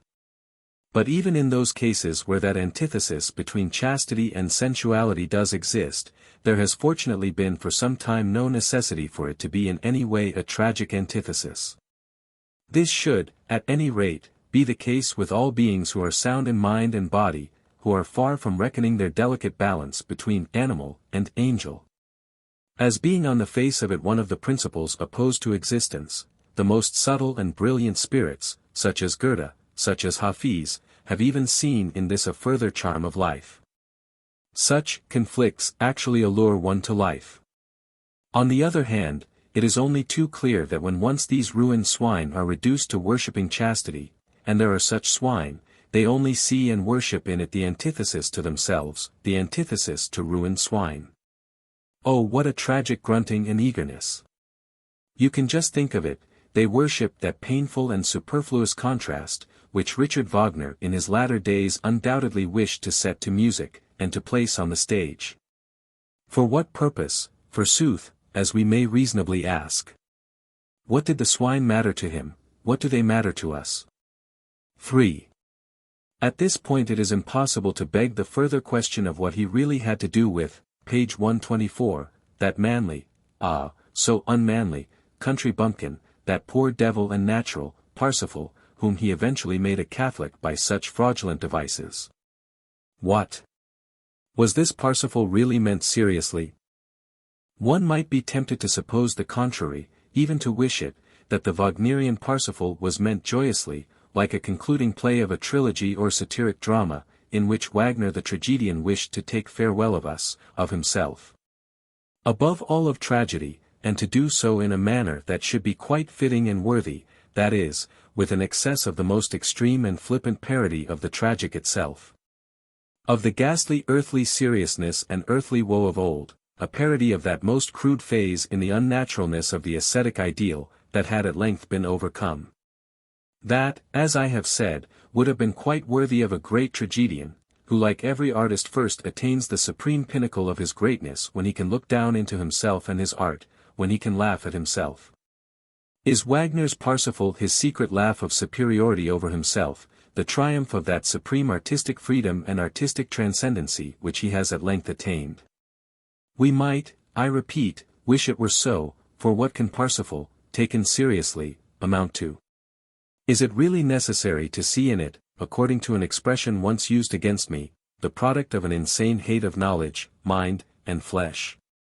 A curse on flesh and spirit in one breath of hate.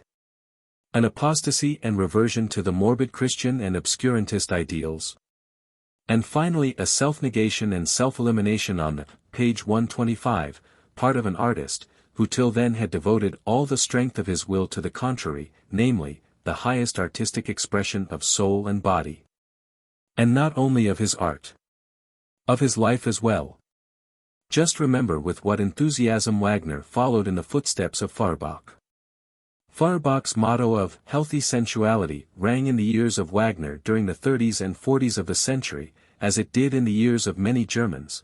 They dubbed themselves young Germans, like the word of redemption. Did he eventually change his mind on the subject? For it seems at any rate that he eventually wished to change his teaching on that subject. And not only is that the case with the Parsifal trumpets on the stage, in the melancholy, cramped, and embarrassed lucubrations of his later years, there are 100 places in which there are manifestations of a secret wish and will, a despondent, uncertain, unavowed will to preach actual retrogression, conversion, Christianity, medievalism, and to say to his disciples, all is vanity. Seek salvation elsewhere. Even the blood of the Redeemer is once invoked. 4. Let me speak out my mind in a case like this, which has many painful elements, and it is a typical case. It is certainly best to separate an artist from his work so completely that he cannot be taken as seriously as his work. He is after all merely the presupposition of his work, page 126, the womb, the soil, in certain cases the dung and manure, on which and out of which it grows, and consequently, in most cases, something that must be forgotten if the work itself is to be enjoyed. The insight into the origin of a work is a matter for psychologists and vivisectors, but never either in the present or the future for the aesthetes, the artists. The author and creator of Parsifal was as little spared the necessity of sinking and living himself into the terrible depths and foundations of medieval soul contrasts, the necessity of a malignant abstraction from all intellectual elevation, severity, and discipline, the necessity of a kind of mental perversity, if the reader will pardon me such a word, as little as a pregnant woman is spared the horrors and marvels of pregnancy, which, as I have said, must be forgotten if the child is to be enjoyed. We must guard ourselves against the confusion, into which an artist himself would fall only too easily, to employ the English terminology, out of psychological contiguity. As though the artist himself actually were the object which he is able to represent, imagine, and express. In point of fact, the position is that even if he conceived he were such an object, he would certainly not represent, conceive, express it. Homer would not have created an Achilles, nor Goethe a Faust, if Homer had been an Achilles or if Goethe had been a Faust. A complete and perfect artist is to all eternity separated from the real, from the actual. On the other hand, it will be appreciated that he can at times get tired to the point of despair of this, page 127, eternal unreality and falseness of his innermost being, and that he then sometimes attempts to trespass onto the most forbidden ground, on reality, and attempts to have real existence. With what success? The success will be guessed. It is the typical velleity of the artist. The same velleity to which Wagner fell a victim in his old age, and for which he had to pay so dearly and so fatally. He lost thereby his most valuable friends.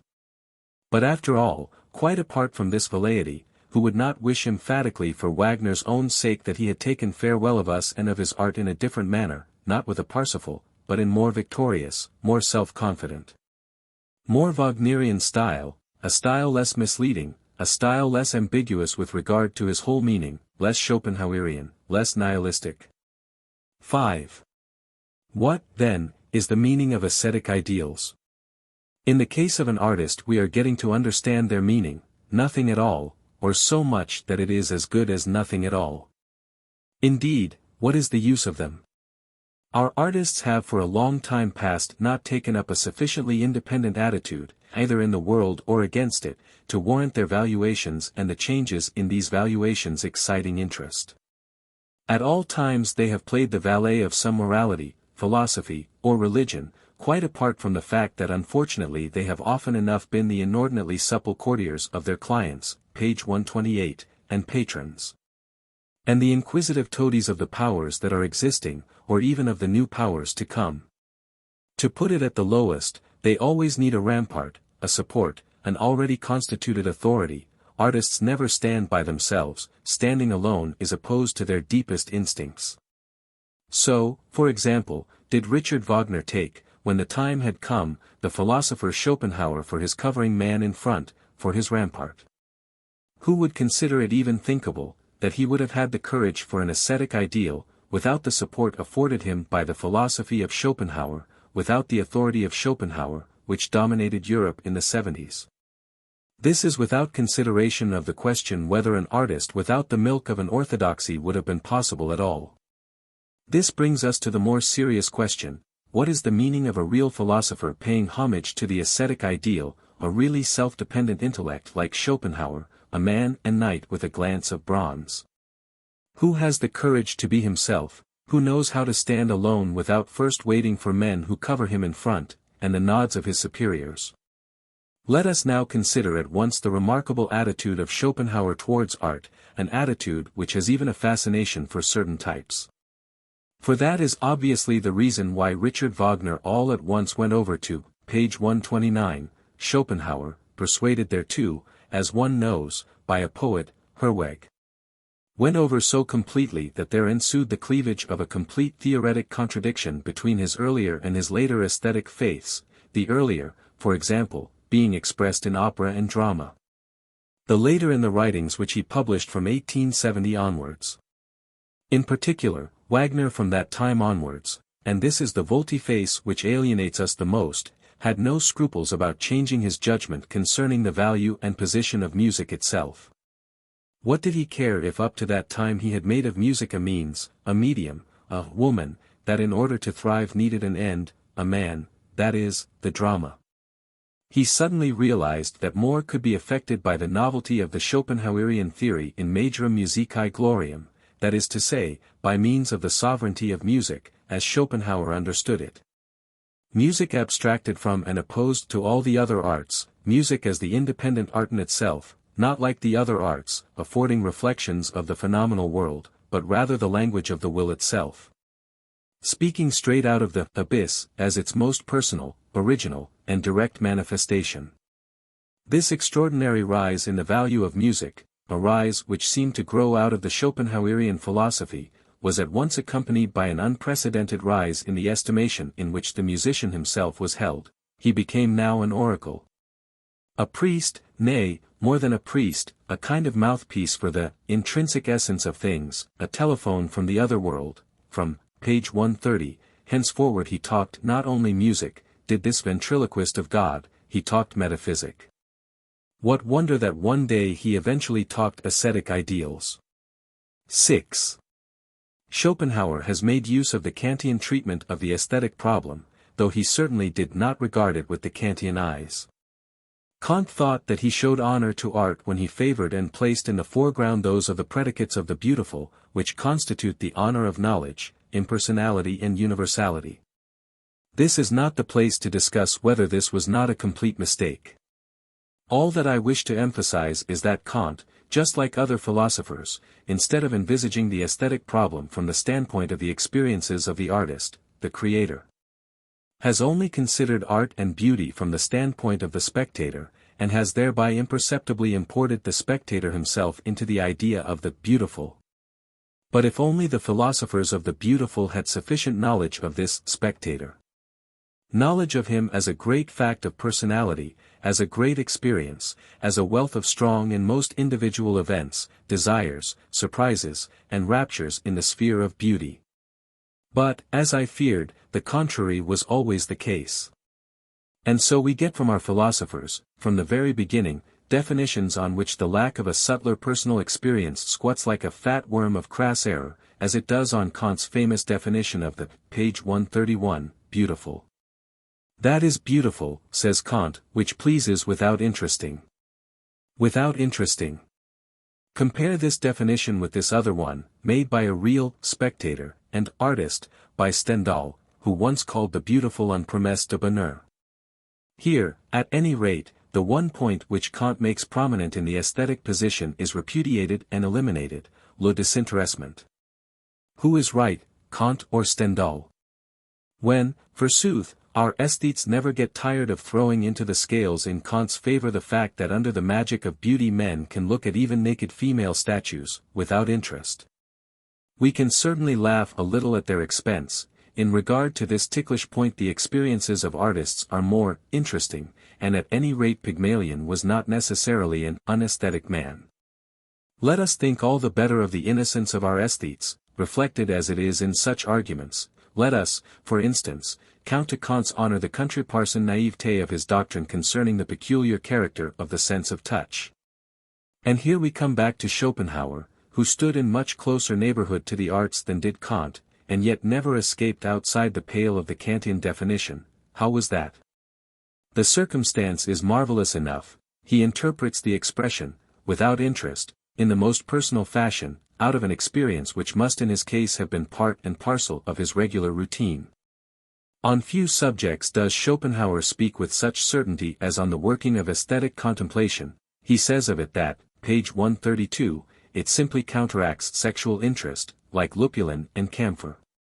He never gets tired of glorifying this escape from the life will as the great advantage and utility of the aesthetic state. In fact, one is tempted to ask if his fundamental conception of will and idea, the thought that there can only exist freedom from the will by means of idea, did not originate in a generalization from this sexual experience. In all questions concerning the Schopenhauerian philosophy, one should, by the by, never lose sight of the consideration that it is the conception of a youth of 26. So that it participates not only in what is peculiar to Schopenhauer's life, but in what is peculiar to that special period of his life.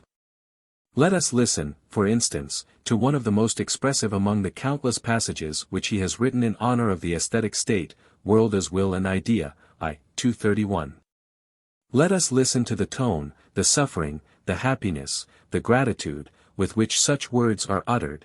This is the painless state which Epicurus praised as the highest good and as the state of the gods. We are during that moment freed from the vile pressure of the will, we celebrate the Sabbath of the will's hard labor, the wheel of XVIII stands still. What vehemence of language! What images of anguish and protracted revulsion! How almost pathological is that temporal antithesis between that moment and everything else, the wheel of XVIII, the hard labor of the will, the vile pressure of the will. But granted that Schopenhauer was 100 times right for himself, page 133, personally, how does that help our insight into the nature of the beautiful? Schopenhauer has described one effect of the beautiful, the calming of the will, but is this effect really normal? As has been mentioned, Stendhal, an equally sensual but more happily constituted nature than Schopenhauer, gives prominence to another effect of the beautiful. The beautiful promises happiness. To him it is just the excitement of the will, the interest, by the beauty that seems the essential fact. And does not Schopenhauer ultimately lay himself open to the objection, that he is quite wrong in regarding himself as a Kantian on this point, that he has absolutely failed to understand in a Kantian sense the Kantian definition of the beautiful? That the beautiful pleased him as well by means of an interest, by means, in fact, of the strongest and most personal interest of all, that, of the victim of torture who escapes from his torture. And to come back again to our first question, what is the meaning of a philosopher paying homage to ascetic ideals? We get now, at any rate, a first hint: he wishes to escape from a torture. 7. Let us beware of making dismal faces at the word torture. There is certainly in this case enough to deduct, enough to discount, there is even something to laugh at. For we must certainly not underestimate the fact that Schopenhauer, who in practice treated sexuality as a, page 134, personal enemy, including its tool, woman, that, instrumentum diaboli, needed enemies to keep him in a good humor. That he loved grim, bitter, blackish-green words, that he raged for the sake of raging, out of passion. That he would have grown ill, would have become a pessimist, for he was not a pessimist, however much he wished to be, without his enemies, without Hegel, woman, sensuality, and the whole will for existence, keeping on.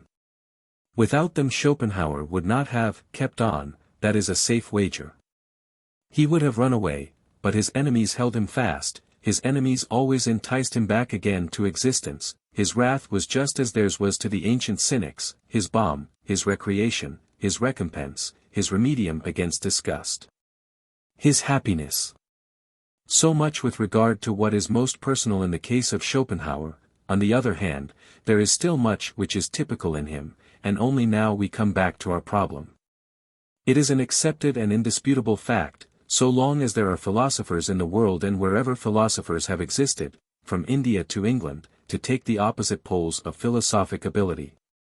That there exists a real irritation and rancor on the part of philosophers towards sensuality. Schopenhauer is merely the most eloquent, and if one has the ear for it, also the most fascinating and enchanting outburst. There similarly exists a real philosophic bias and affection for the whole ascetic ideal. There should be no illusions on this score. Both these feelings, as has been said, belong to the type. If a philosopher, page 135, lacks both of them, then he is, you may be certain of it, never anything but a pseudo. What does this mean? For this state of affairs must first be interpreted. In itself it stands there stupid, to all eternity, like any thing in itself. Every animal, including la bête philosophe, strives instinctively after an optimum of favorable conditions, under which he can let his whole strength have play, and achieves his maximum consciousness of power. With equal instinctiveness, and with a fine perceptive flair which is superior to any reason. Every animal shudders mortally at every kind of disturbance and hindrance which obstructs or could obstruct his way to that optimum. It is not his way to happiness of which I am talking, but his way to power, to action, the most powerful action. And in point of fact in many cases his way to unhappiness. Similarly, the philosopher shudders mortally at marriage, together with all that could persuade him to it, marriage as a fatal hindrance on the way to the optimum. Up to the present what great philosophers have been married? Heraclitus, Plato, Descartes, Spinoza, Leibniz, Kant, Schopenhauer, they were not married, and, further, one cannot imagine them as married. A married philosopher belongs to comedy, that is my rule. As for that exception of a Socrates, the malicious Socrates married himself, it seems, iron ice, just to prove this very rule. Every philosopher would say, as Buddha said, when the birth of a son was announced to him, Rahula has been born to me, a fetter has been forged for me. Rahula means here, page 136, a little demon. There must come an hour of reflection to every free spirit, granted that he has had previously an hour of thoughtlessness, just as one came once to the same Buddha, narrowly cramped, he reflected, is life in the house. It is a place of uncleanness, freedom is found in leaving the house. Because he thought like this, he left the house. So many bridges to independence are shown in the ascetic idea, that the philosopher cannot refrain from exultation and clapping of hands when he hears the history of all those resolute ones, who on one day uttered a nay to all servitude and went into some desert. Even granting that they were only strong asses, and the absolute opposite of strong minds. What, then, does the ascetic ideal mean in a philosopher? This is my answer. It will have been guessed long ago. When he sees this ideal the philosopher smiles because he sees therein an optimum of the conditions of the highest and boldest intellectuality. He does not thereby deny existence, he rather affirms thereby his existence and only his existence, and this perhaps to the point of not being far off the blasphemous wish, perit mundus, fiat philosophia, fiat philosophus, fiam. 8. These philosophers, you see, are by no means uncorrupted witnesses and judges of the value of the ascetic ideal. They think of themselves, what is the saint to them? They think of that which to them personally is most indispensable. Of, page 137, freedom from compulsion, disturbance, noise, freedom from business, duties, cares, of clear head, of the dance, spring, and flight of thoughts. Of good air, rare, clear, free, dry, as is the air on the heights, in which every animal creature becomes more intellectual and gains wings. They think of peace in every cellar, all the hounds neatly chained, no baying of enmity in uncouth rancor. No remorse of wounded ambition, quiet and submissive internal organs, busy as mills, but unnoticed. The heart alien, transcendent, future, posthumous. To summarize, they mean by the ascetic ideal the joyous asceticism of a deified and newly fledged animal, sweeping over life rather than resting. We know what are the three great catchwords of the ascetic ideal: poverty, humility, chastity. And now just look closely at the life of all the great fruitful inventive spirits, you will always find again and again these three qualities up to a certain extent. Not for a minute, as is self-evident, as though, perchance, they were part of their virtues. What has this type of man to do with virtues, but as the most essential and natural conditions of their best existence, their finest fruitfulness?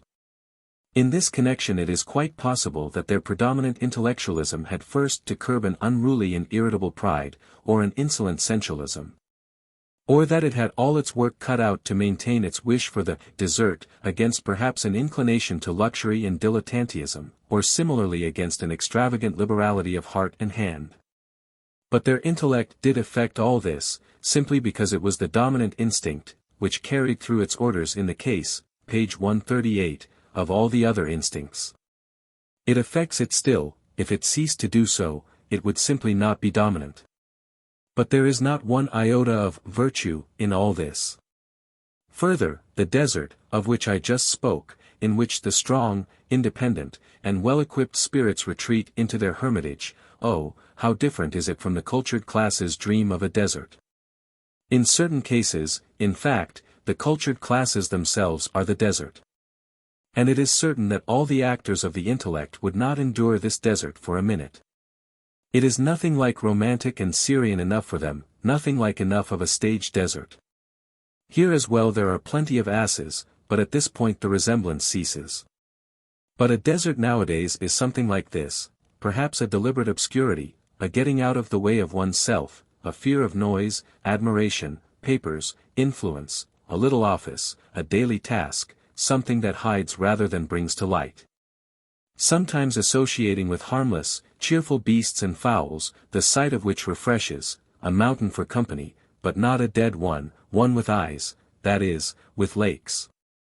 In certain cases even a room in a crowded hotel where one can reckon on not being recognized, and on being able to talk with impunity to every one. Here is the desert. Oh, it is lonely enough, believe me.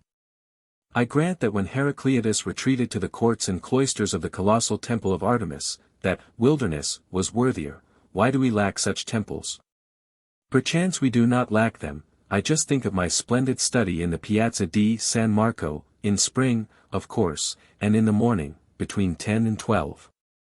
But that which Heraclitus, page 139, shunned is still just what we too avoid nowadays, the noise and democratic babble of the Ephesians, their politics, their news from the empire, I mean, of course, Persia. Their market trade in the things of today, for there is one thing from which we philosophers especially need a rest, from the things of today. We honor the silent, the cold, the noble, the far, the past, everything, in fact, at the sight of which the soul is not bound to brace itself up and defend itself, something with which one can speak without speaking aloud. Just listen now to the tone a spirit has when it speaks. Every spirit has its own tone and loves its own tone. That thing yonder, for instance, is bound to be an agitator, that is, a hollow head, a hollow mug, whatever may go into him, everything comes back from him dull and thick, heavy with the echo of the great void. That spirit yonder nearly always speaks hoarse. Has he, perchance, thought himself hoarse? It may be so, ask the physiologists, but he who thinks in words, thinks as a speaker and not as a thinker. It shows that he does not think of objects or think objectively, but only of his relations with objects, that, in point of fact, he only thinks of himself and his audience. This third one speaks aggressively, he comes too near our body, his breath blows on us, we shut our mouth involuntarily, although he speaks to us through a book, the tone of his style supplies the reason, he has no time, he has small faith in himself. He finds expression now or never. But a spirit who is sure of himself speaks softly. He seeks secrecy, he lets himself be awaited. A philosopher is recognized by the, page 140, fact that he shuns three brilliant and noisy things, fame, princes, and women, which is not to say that they do not come to him. He shuns every glaring light, therefore he shuns his time and its daylight. Therein he is as a shadow, the deeper sinks the sun, the greater grows the shadow. As for his humility, he endures, as he endures darkness, a certain dependence and obscurity. Further, he is afraid of the shock of lightning, he shudders at the insecurity of a tree which is too isolated and too exposed. On which every storm vents its temper, every temper its storm. His maternal instinct his secret love for that which grows in him, guides him into states where he is relieved from the necessity of taking care of himself. In the same way in which the mother instinct in woman has thoroughly maintained up to the present woman's dependent position.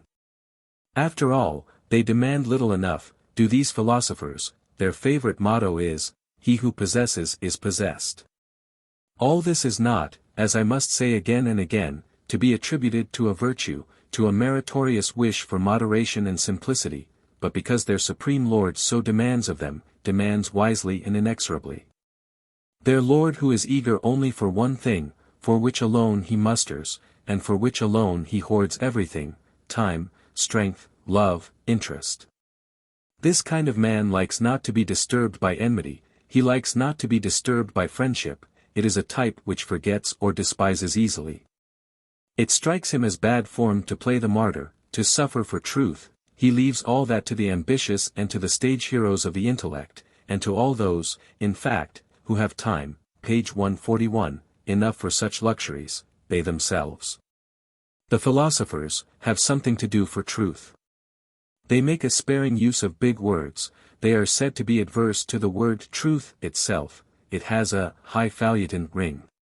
Finally, as far as the chastity of philosophers is concerned, the fruitfulness of this type of mind is manifestly in another sphere than that of children. Perchance in some other sphere, too, they have the survival of their name, their little immortality. Philosophers in ancient India would express themselves with still greater boldness, of what use is posterity to him whose soul is the world? In this attitude there is not a trace of chastity, by reason of any ascetic scruple or hatred of the flesh, any more than it is chastity for an athlete or a jockey to abstain from women. It is rather the will of the dominant instinct, at any rate, during the period of their advanced philosophic pregnancy. Every artist knows the harm done by sexual intercourse on occasions of great mental strain and preparation. As far as the strongest artists and those with the surest instincts are concerned, this is not necessarily a case of experience, hard experience, but it is simply their maternal instinct which, in order to benefit the growing work, disposes recklessly, beyond all its normal stocks and supplies, of the vigor of its animal life. The greater power then absorbs the lesser.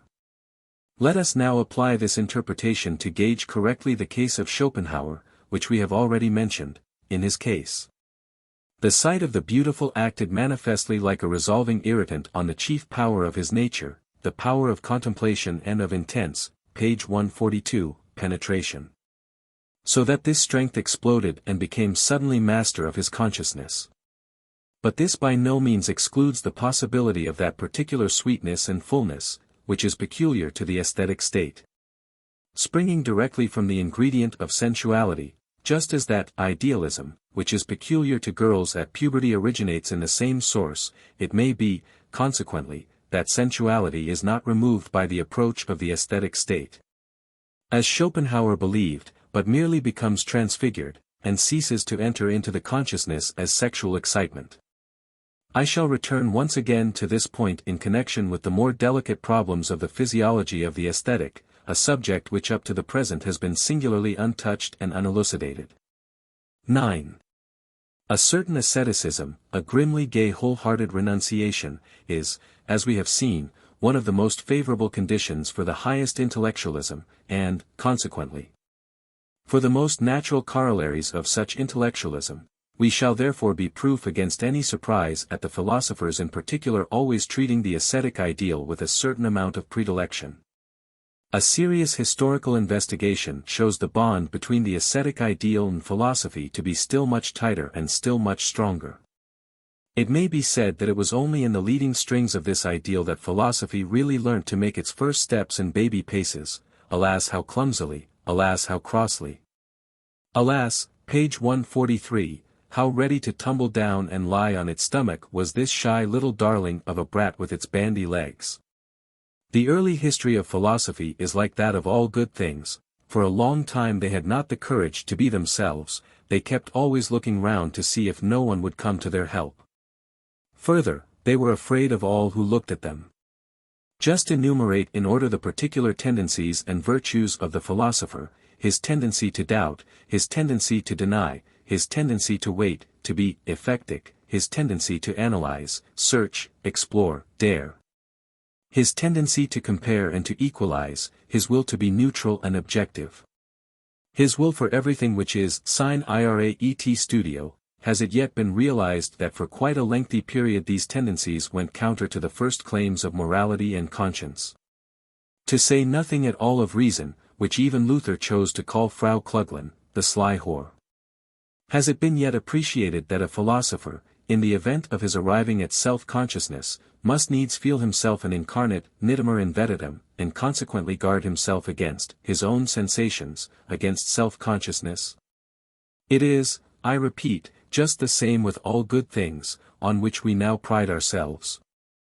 Even judged by the standard of the ancient Greeks, our whole modern life, in so far as it is not weakness, but power and the consciousness of power, appears pure hybris and godlessness, for the things which are the very reverse of those which, page 144, we honor today, have had for a long time conscience on their side, and God as their guardian.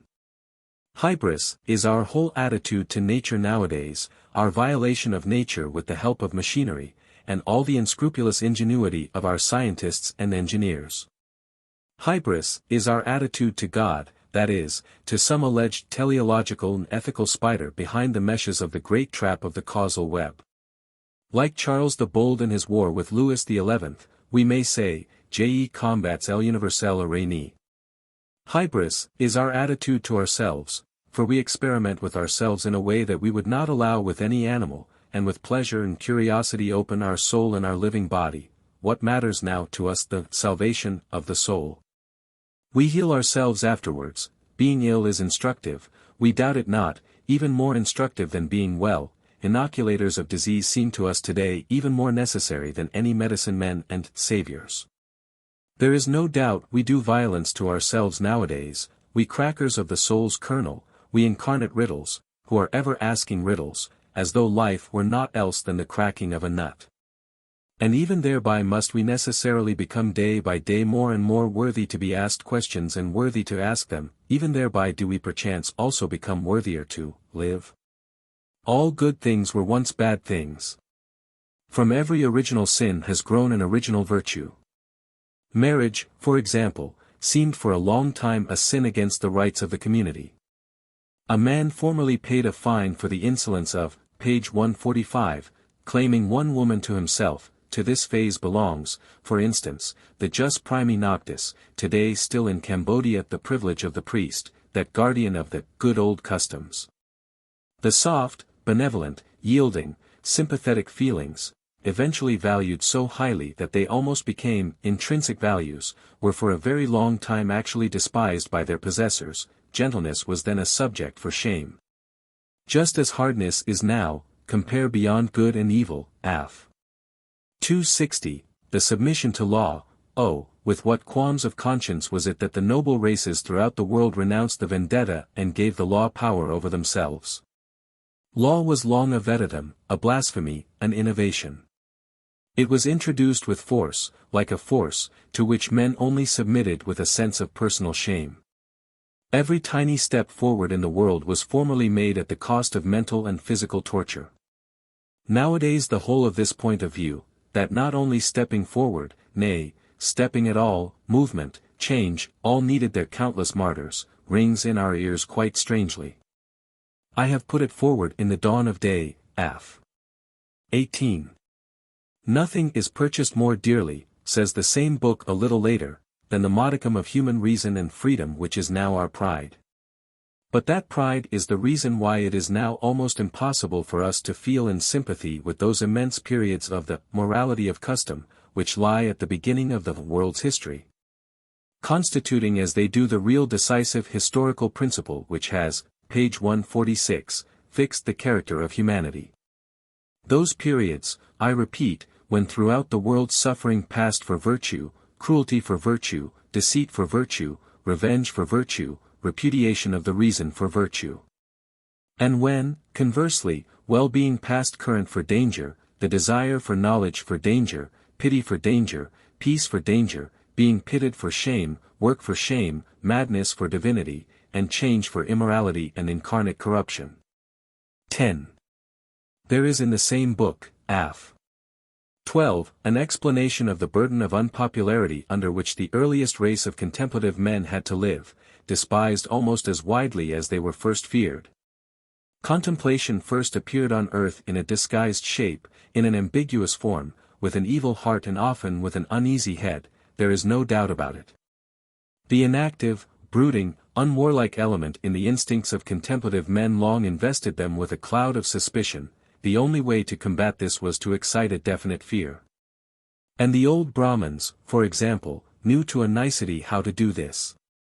The oldest philosophers were well versed in giving to their very existence an appearance, meaning, firmness, background, by reason whereof men learnt to fear them. Considered more precisely, they did this from an even more fundamental need, the need of inspiring in themselves fear and self-reverence. For they found even in their own souls all the valuations turned against themselves. They had to, page 147, fight down every kind of suspicion and antagonism against the philosophic element in themselves. Being men of a terrible age, they did this with terrible means, cruelty to themselves, ingenious self-mortification. This was the chief method of these ambitious hermits and intellectual revolutionaries, who were obliged to force down the gods and the traditions of their own soul, so as to enable themselves to believe in their own revolution. I remember the famous story of the king Vikvamitra, who, as the result of 1,000 years of self-martyrdom, reached such a consciousness of power and such a confidence in himself that he undertook to build a new heaven, the sinister symbol of the oldest and newest history of philosophy in the whole world. Everyone who has ever built anywhere a new heaven first found the power thereto in his own hell. Let us compress the facts into a short formula. The philosophic spirit had, in order to be possible to any extent at all, to masquerade and disguise itself as one of the previously fixed types of the contemplative man, to disguise itself as priest, wizard, soothsayer. As a religious man generally, the ascetic ideal has for a long time served the philosopher as a superficial form, as a condition which enabled him to exist. To be able to be a philosopher he had to exemplify the ideal, to exemplify it, he was bound to believe in it. The peculiarly etherealized abstraction of philosophers, with their negation of the world, their enmity to life, their disbelief in the senses, which has been maintained up to the most recent time, and has almost thereby come to be, page 148, accepted as the ideal philosophic attitude. This abstraction is the result of those enforced conditions under which philosophy came into existence, and continued to exist. Inasmuch as for quite a very long time philosophy would have been absolutely impossible in the world without an ascetic cloak and dress, without an ascetic self-misunderstanding. Expressed plainly and palpably, the ascetic priest has taken the repulsive and sinister form of the caterpillar, beneath which and behind which alone philosophy could live and slink about. Has all that really changed? Has that flamboyant and dangerous winged creature, that spirit, which that caterpillar concealed within itself, has it, I say, thanks to a sunnier, warmer, lighter world, really and finally flung off its hood and escaped into the light? Can we today point to enough pride, enough daring, enough courage, enough self-confidence, enough mental will, enough will for responsibility, enough freedom of the will, to enable the philosopher to be now in the world really possible? 11. And now, after we have caught sight of the ascetic priest, let us tackle our problem. What is the meaning of the ascetic ideal? It now first becomes serious, vitally serious. We are now confronted with the real representatives of the serious. What is the meaning of all seriousness? This even more radical question is perchance already on the tip of our tongue, a question, fairly, for physiologists, but which we for the time, page 149, being skip. In that ideal the ascetic priest finds not only his faith, but also his will, his power, his interest. His right to existence stands and falls with that ideal.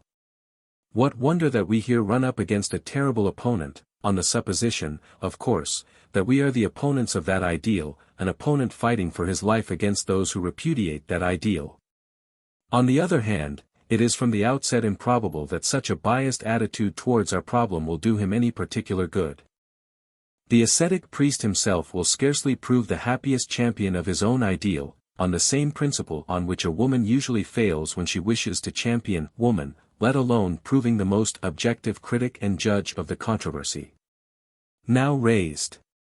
We shall therefore, so much is already obvious, rather have actually to help him to defend himself properly against ourselves, than we shall have to fear being too well beaten by him. The idea, which is the subject of this dispute, is the value of our life from the standpoint of the ascetic priests. This life, then, together with the whole of which it is a part, nature, the world, the whole sphere of becoming and passing away, is placed by them in relation to an existence of quite another character, which it excludes and to which it is opposed, unless it deny its own self, in this case, the case of an ascetic life. Life is taken as a bridge to another existence.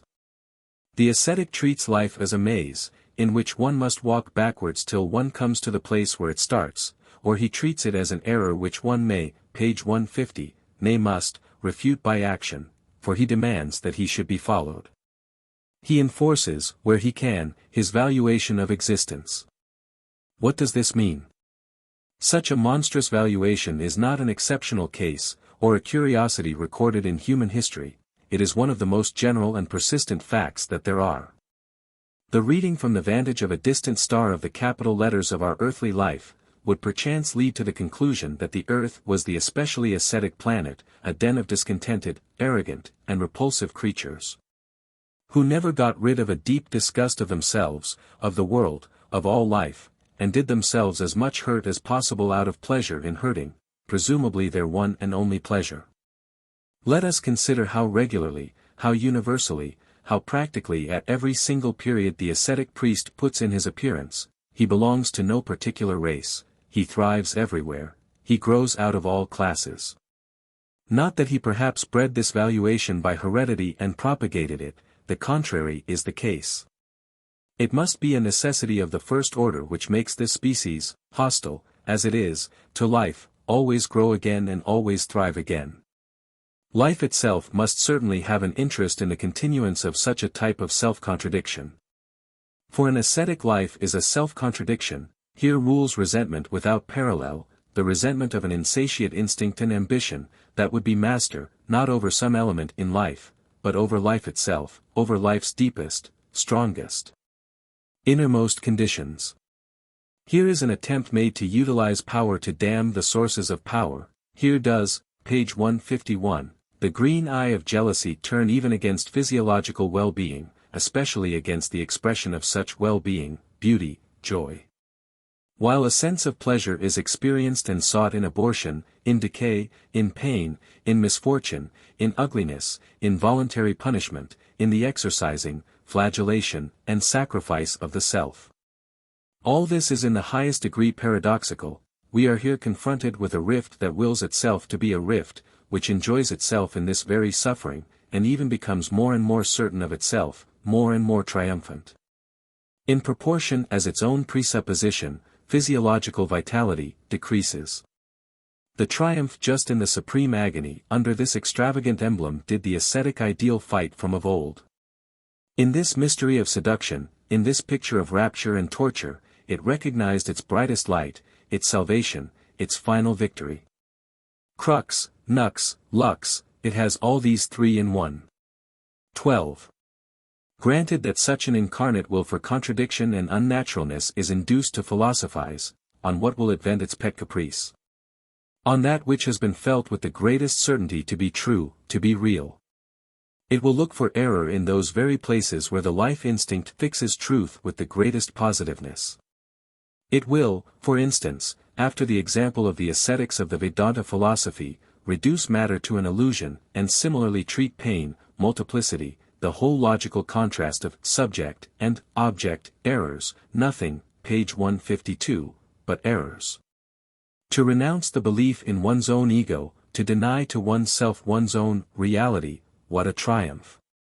And here already we have a much higher kind of triumph, which is not merely a triumph over the senses, over the palpable, but an infliction of violence and cruelty on reason. And this ecstasy culminates in the ascetic self-contempt, the ascetic scorn of one's own reason making this decree: there is a domain of truth and of life, but reason is specially excluded therefrom. By the by, even in the Kantian idea of the intelligible character of things, there remains a trace of that schism, so dear to the heart of the ascetic, that schism which likes to turn reason against reason. In fact, intelligible character means in Kant a kind of quality in things of which the intellect comprehends this much, that for it, the intellect, it is absolutely incomprehensible. After all, let us, in our character of knowers, not be ungrateful towards such determined reversals of the ordinary perspectives and values, with which the mind had for too long raged against itself with an apparently futile sacrilege.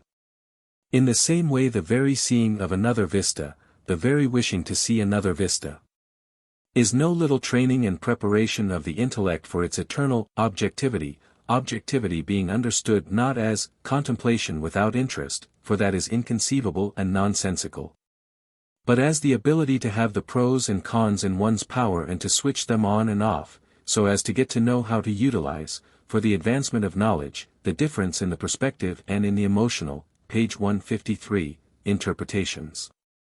But let us, forsooth, my philosophic colleagues, henceforward guard ourselves more carefully against this mythology of dangerous ancient ideas, which has set up a pure, will-less, painless, timeless subject of knowledge. Let us guard ourselves from the tentacles of such contradictory ideas as pure reason, absolute spirituality, knowledge in itself. In these theories an I that cannot be thought of is required to think.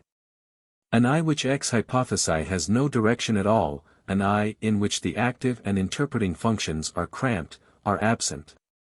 Those functions, I say, by means of which abstract seeing first became seeing something. In these theories consequently the absurd and the nonsensical is always demanded of the I. There is only a seeing from a perspective, only a knowing from a perspective, and the more emotions we express over a thing, the more eyes, different eyes, we train on the same thing, the more complete will be our idea of that thing. Our objectivity. But the elimination of the will altogether, the switching off of the emotions all and sundry, granted that we could do so, what? Would not that be called intellectual castration? 13. But let us turn back. Such a self-contradiction, as apparently manifests itself among the ascetics, life turned against life, this much is absolutely obvious, from the physiological and not now from the psychological standpoint, simply, page 154, nonsense. It can only be an apparent contradiction. It must be a kind of provisional expression, an explanation, a formula, an adjustment, a psychological misunderstanding of something, whose real nature could not be understood for a long time, and whose real essence could not be described. A mere word jammed into an old gap of human knowledge. To put briefly the facts against its being real, the ascetic ideal springs from the prophylactic and self-preservative instincts which mark a decadent life, which seeks by every means in its power to maintain its position and fight for its existence. It points to a partial physiological depression and exhaustion, against which the most profound and intact life instincts fight ceaselessly with new weapons and discoveries. The ascetic ideal is such a weapon. Its position is consequently exactly the reverse of that which the worshippers of the ideal imagine. Life struggles in it and through it with death and against death. The ascetic ideal is a dodge for the preservation of life.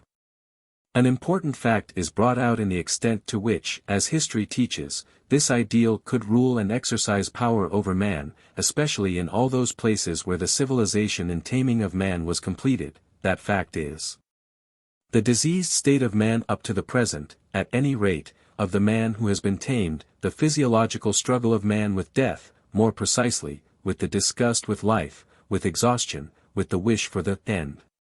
The ascetic priest is the incarnate wish for an existence of another kind, page 155, an existence on another plane. He is, in fact, the highest point of this wish. Its official ecstasy and passion, but it is the very power of this wish which is the fetter that binds him here. It is just that which makes him into a tool that must labor to create more favorable conditions for earthly existence, for existence on the human plane. It is with this very power that he keeps the whole herd of failures, distortions, abortions, unfortunates, sufferers from themselves of every kind, fast to existence, while he as the herdsman goes instinctively on in front.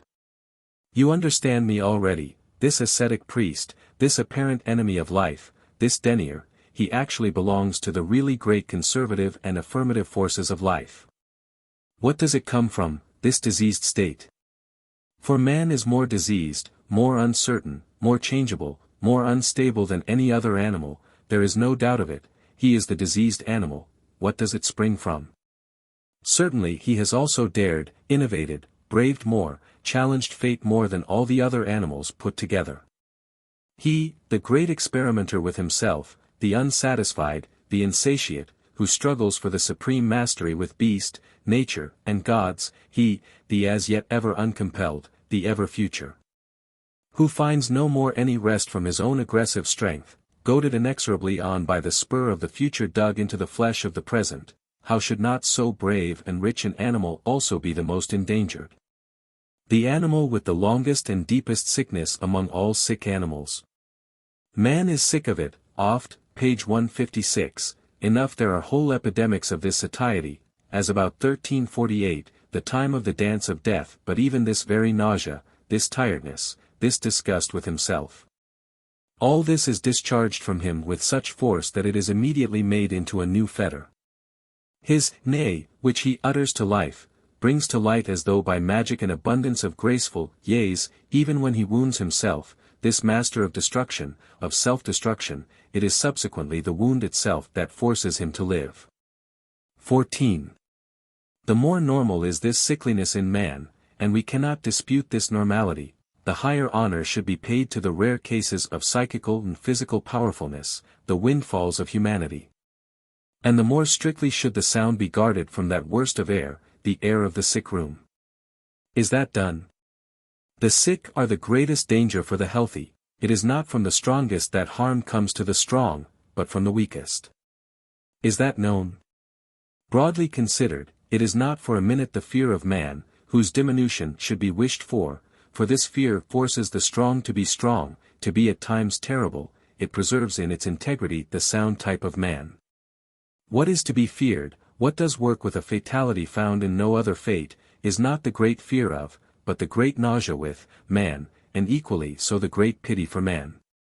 Supposing that both these things were one day to, page 157, espouse each other, then inevitably the maximum of monstrousness would immediately come into the world, the last will of man, his will for nothingness, nihilism. And, in sooth, the way is well paved thereto. He who not only has his nose to smell with, but also has eyes and ears, he sniffs almost wherever he goes today an air something like that of a madhouse, the air of a hospital. I am speaking, as stands to reason, of the cultured areas of mankind. Of every kind of Europe that there is in fact in the world. The sick are the great danger of man, not the evil, not the beasts of prey. They who are from the outset botched, oppressed, broken, those are they, the weakest are they, who most undermine the life beneath the feet of man, who instill the most dangerous venom and skepticism into our trust in life, in man, in ourselves. Where shall we escape from it, from that covert look, from which we carry away a deep sadness, from that averted look of him who is misborn from the beginning, that look which betrays what such a man says to himself, that look which is a groan? Would that I were something else, so groans this look, but there is no hope. I am what I am, how could I get away from myself? And, verily, I am sick of myself. On such a soil of self-contempt, a veritable swamp soil, grows that weed, that poisonous growth, and all so tiny, so hidden, so ignoble, so sugary. Here teem the worms of revenge and vindictiveness. Here the air reeks of things secret and unmentionable, here is ever, page 158, spun the net of the most malignant conspiracy, the conspiracy of the sufferers against the sound and the victorious, here is the sight of the victorious hated. And what lying so as not to acknowledge this hate as hate? What a show of big words and attitudes, what an art of righteous calumniation. These abortions. What a noble eloquence gushes from their lips. What an amount of sugary, slimy, humble submission oozes in their eyes. What do they really want? At any rate to represent righteousness, love, wisdom, superiority, that is the ambition of these lowest ones, these sick ones. And how clever does such an ambition make them? You cannot, in fact, but admire the counterfeiter dexterity with which the stamp of virtue, even the ring, the golden ring of virtue, is here imitated.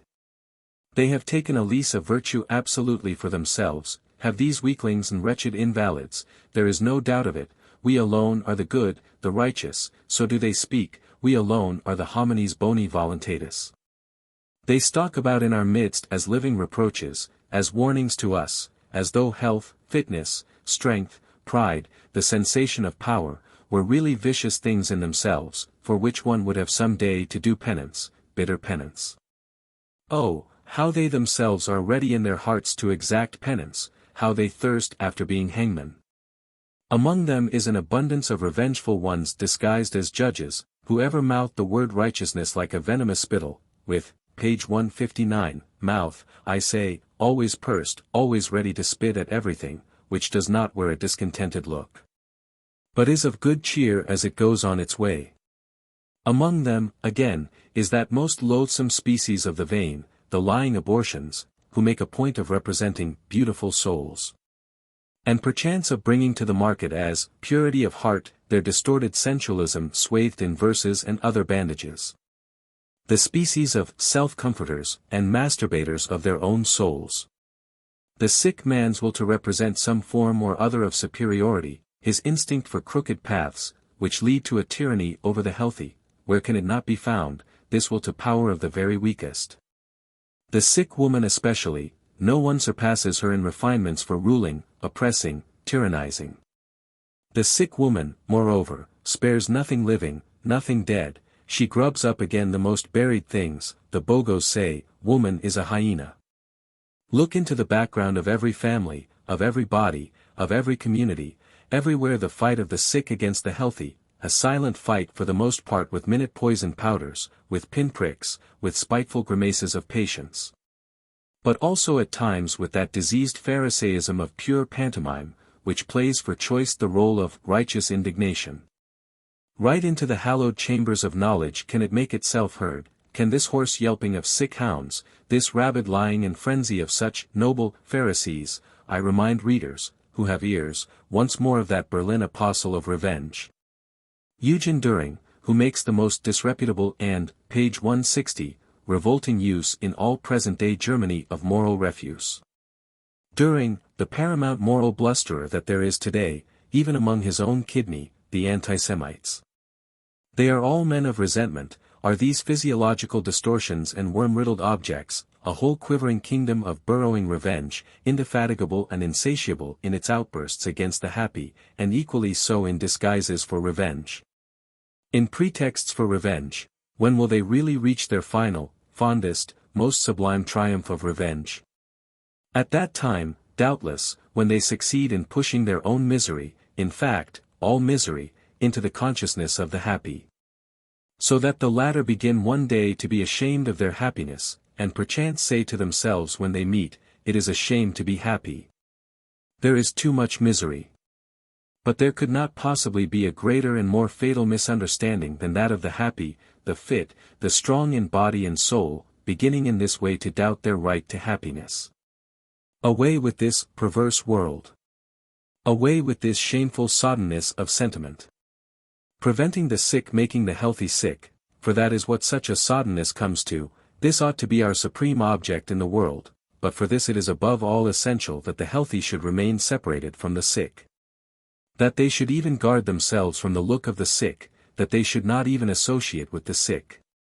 Or may it, perchance, be their mission to be nurses or doctors.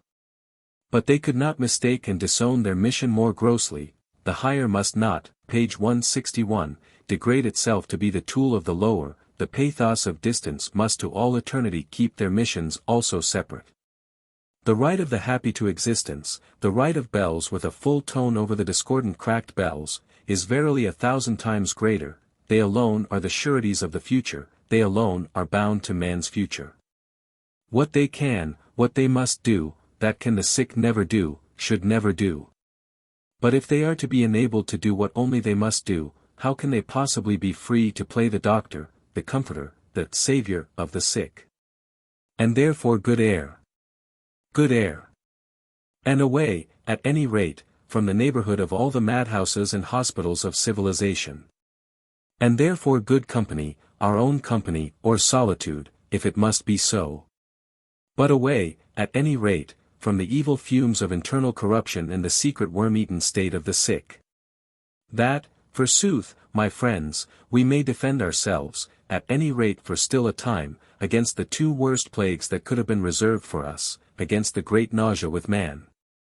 Against the great pity for man. 15. If you have understood in all their depths, and I demand that you should grasp them profoundly and understand them profoundly, the reasons for the impossibility of its being the business of the healthy to nurse the sick, to make the sick healthy.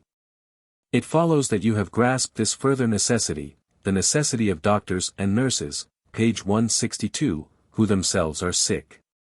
And now we have and hold with both our hands the essence of the ascetic priest. The ascetic priest must be accepted by us as the predestined savior, herdsman, and champion of the sick herd, thereby do we first understand his awful historic mission. The lordship over sufferers is his kingdom, to that points his instinct, in that he finds his own special art, his master skill, his kind of happiness. He must himself be sick, he must be kith and kin to the sick and the abortions so as to understand them, so as to arrive at an understanding with them. But he must also be strong, even more master of himself than of others, impregnable, forsooth, in his will for power, so as to acquire the trust and the awe of the weak, so that he can be their hold, bulwark, prop, compulsion, overseer, tyrant, God.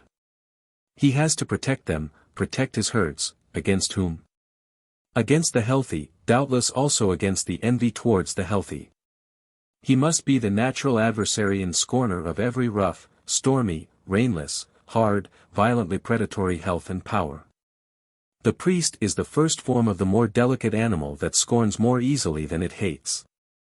He will not be spared the waging of war with the beasts of prey, a war of guile, of spirit, rather than of force, as is self-evident. He will in certain cases find it necessary to conjure up out of himself.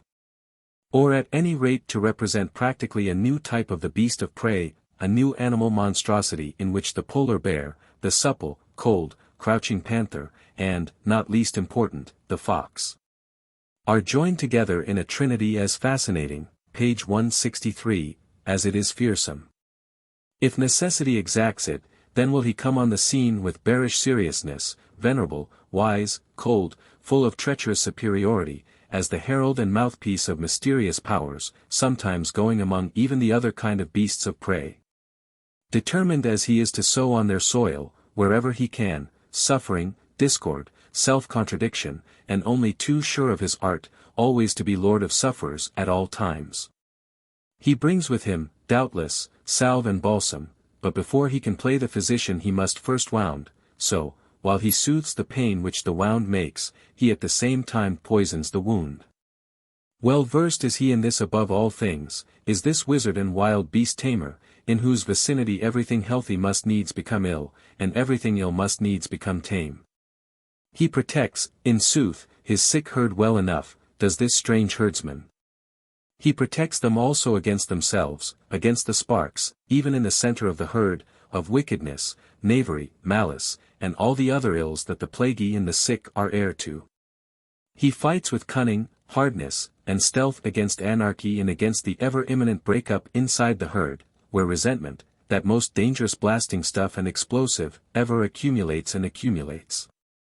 Getting rid of this blasting stuff in such a way that it does not blow up the herd and the herdsman, that is his real feat, his supreme utility.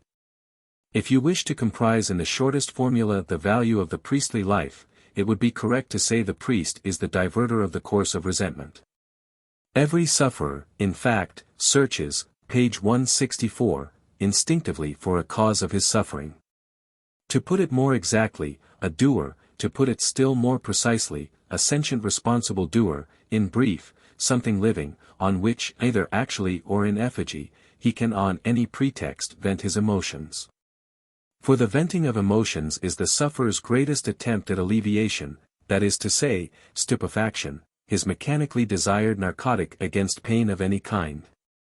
It is in this phenomenon alone that is found, according to my judgment, the real physiological cause of resentment, revenge, and their family is to be found, that is, in a demand for the deadening of pain through emotion. This cause is generally, but in my view very erroneously, looked for in the defensive parry of a bare protective principle of reaction, of a reflex movement, in the case of any sudden hurt and danger. After the manner that a decapitated frog still moves in order to get away from a corrosive acid. But the difference is fundamental. In one case the object is to prevent being hurt any more. In the other case the object is to deaden a racking, insidious, nearly unbearable pain by a more violent emotion of any kind whatsoever, and at any rate for the time being to drive it out of the consciousness. For this purpose an emotion is needed. As wild an emotion as possible, and to excite that emotion some excuse or other is needed. It must be somebody's fault that I feel bad. This kind of reasoning is peculiar to all invalids, and is but the more pronounced, the more ignorant they remain of the real cause of their feeling bad. The physiological cause, the cause may lie in a, page 165, disease of the nervus sympathicus, or in an excessive secretion of bile, or in a want of sulfate and phosphate of potash in the blood. Or in pressure in the bowels which stops the circulation of the blood, or in degeneration of the ovaries, and so forth. ALS sufferers have an awful resourcefulness and ingenuity in finding excuses for painful emotions. They even enjoy their jealousy, their broodings over base actions and apparent injuries. They burrow through the intestines of their past and present in their search for obscure mysteries, wherein they will be at liberty to wallow in a torturing suspicion and get drunk on the venom of their own malice. They tear open the oldest wounds, they make themselves bleed from the scars which have long been healed. They make evildoers out of friends, wife, child, and everything which is nearest to them. I suffer, it must be somebody's fault, so thinks every sick sheep. But his herdsman, the ascetic priest, says to him, quite so, my sheep, it must be the fault of someone. But thou thyself art that someone. It is all the fault of thyself alone, it is the fault of thyself alone against thyself, that is bold enough, false enough, but one thing is at least attained. Thereby, as I have said, the course of resentment is diverted. 16. You can see now what the remedial instinct of life has at least tried to effect, according to my conception, through the ascetic priest. And the, page 166, purpose for which he had to employ a temporary tyranny of such paradoxical and anomalous ideas as guilt, sin, sinfulness, corruption, damnation. What was done was to make the sick harmless up to a certain point, to destroy the incurable by means of themselves, to turn the milder cases severely on to themselves, to give their resentment a backward direction. Man needs but one thing. And to exploit similarly the bad instincts of all sufferers with a view to self-discipline, self-surveillance, self-mastery.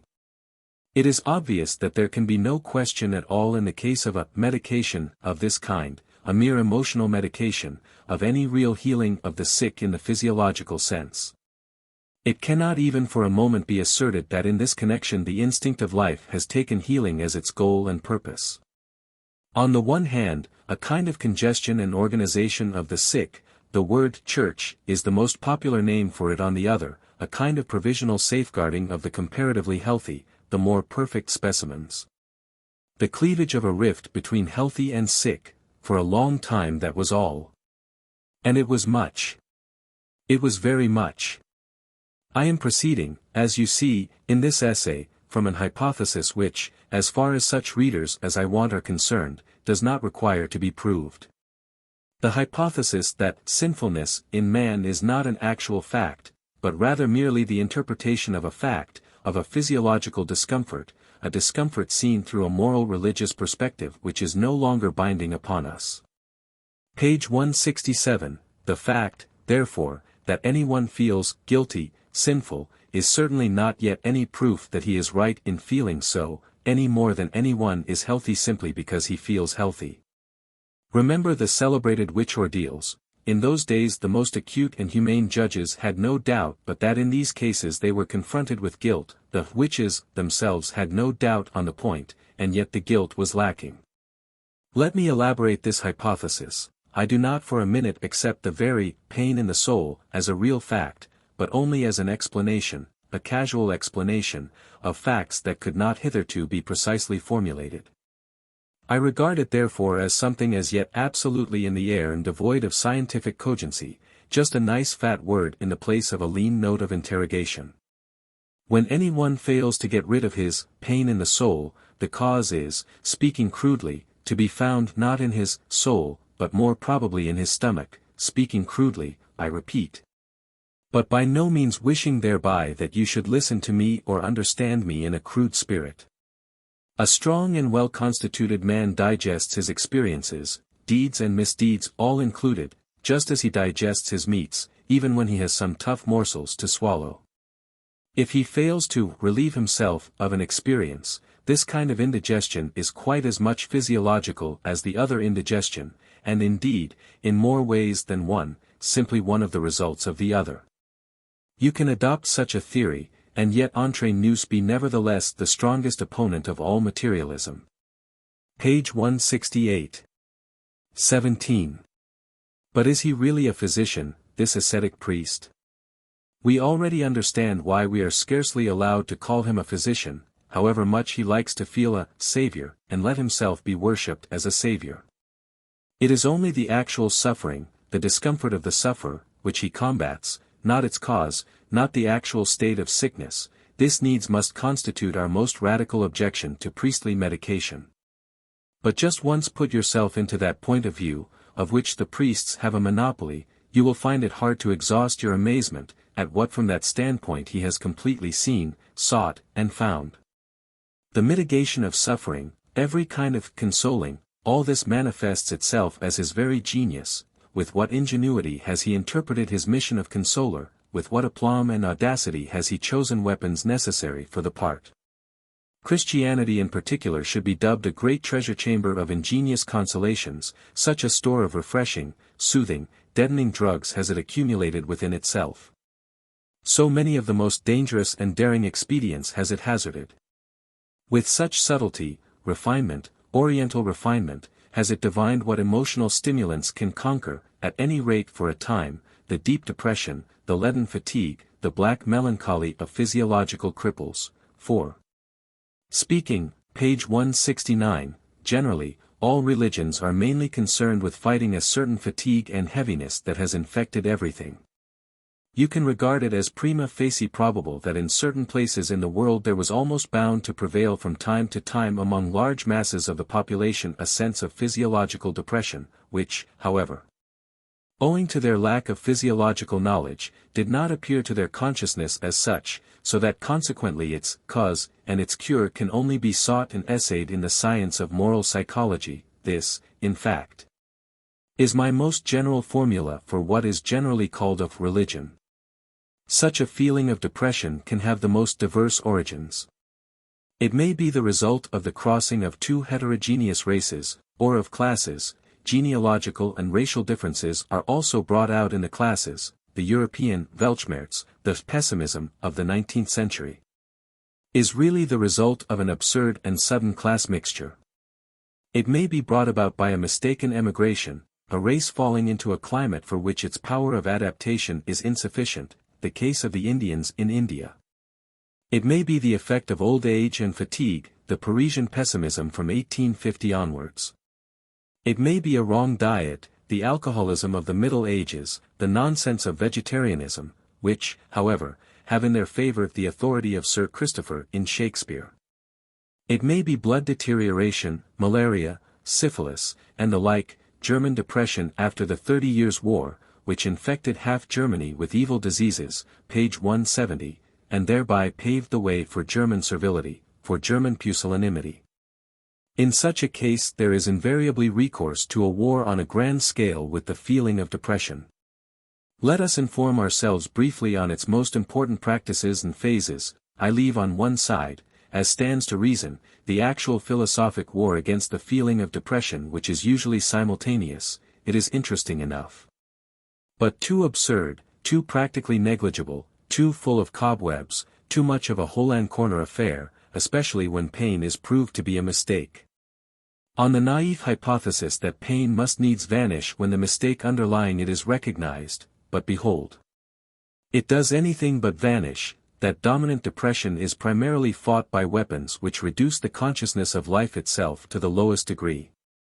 Wherever possible, no more wishes, no more wants. Shun everything which produces emotion, which produces blood, eating no salt, the fakir hygiene, no love, no hate, equanimity, no revenge, no getting rich, no work, begging, as far as possible, no woman, or as little woman as possible. As far as the intellect is concerned, Pascal's principle, il faut s'abattre.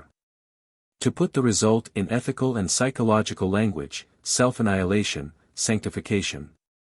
To put it in physiological language, hypnotism, the attempt to find some approximate human equivalent for what hibernation is for certain animals, for what estivation is for many tropical plants. A minimum of assimilation and metabolism in which life just manages to subsist without really coming into the, page 171, consciousness. An amazing amount of human energy has been devoted to this object, perhaps uselessly. There cannot be the slightest doubt but that such sportsmen of saintliness, in whom at times nearly every nation has abounded, have really found a genuine relief from that which they have combated with such a rigorous training. In countless cases they really escaped by the help of their system of hypnotism away from deep physiological depression. Their method is consequently counted among the most universal ethnological facts. Similarly, it is improper to consider such a plan for starving the physical element and the desires, as in itself a symptom of insanity, as a clumsy species of roast beef eating freethinkers and Sir Christophers are fain to do. All the more certain is it that their method can and does pave the way to all kinds of mental disturbances, for instance, inner lights, as far as the case of the hesychasts of Mount Athos, auditory and visual hallucinations. Voluptuous ecstasies and effervescences of sensualism, the history of St. Teresa. The explanation of such events given by the victims is always the acme of fanatical falsehood, this is self-evident. Note well, however, the tone of implicit gratitude that rings in the very will for an explanation of such a character. The supreme state, salvation itself, that final goal of universal hypnosis and peace, is always regarded by them as the mystery of mysteries, which even the most supreme symbols are inadequate to express. It is regarded as an entry and homecoming to the essence of things, as a liberation from all, page 172, illusions, as knowledge, as truth, as being, as an escape from every end, every wish, every action, as something even beyond good and evil. Good and evil, quote the Buddhists, both are fetters. The perfect man is master of them both. The done and the undone, quote the disciple of the Vedanta, do him no hurt, the good and the evil he shakes from off him, sage that he is. His kingdom suffers no more from any act, good and evil, he goes beyond them both. An absolutely Indian conception, as much Brahmanist as Buddhist. Neither in the Indian nor in the Christian doctrine is this redemption regarded as attainable by means of virtue and moral improvement. However high they may place the value of the hypnotic efficiency of virtue, keep clear on this point, indeed it simply corresponds with the facts. The fact that they remain true on this point is perhaps to be regarded as the best specimen of realism in the three great religions, absolutely soaked as they are with morality, with this one exception. For those who know, there is no duty. Redemption is not attained by the acquisition of virtues, for redemption consists in being one with Brahman, who is incapable of acquiring any perfection. And equally little does it consist in the giving up of faults, for the Brahman, unity with whom is what constitutes redemption, is eternally pure. These passages are from the commentaries of the Kankara. Quoted from the first real European expert of the Indian philosophy, my friend Paul Deussen. We wish, therefore, to pay honor to the idea of redemption, page 173, in the great religions. But it is somewhat hard to remain serious in view of the appreciation meted out to the deep sleep by these exhausted pessimists who are too tired even to dream, to the deep sleep considered, that is, as already effusing into Brahman. As the attainment of the unio mystica with God. When he has completely gone to sleep, says on this point the oldest and most venerable script, and come to perfect rest, so that he sees no more any vision, then, O dear one, is he united with being. He has entered into his own self, encircled by the self with its absolute knowledge, he has no more any consciousness of that which is without or of that which is within. Day and night cross not these bridges, nor age, nor death, nor suffering, nor good deeds, nor evil deeds.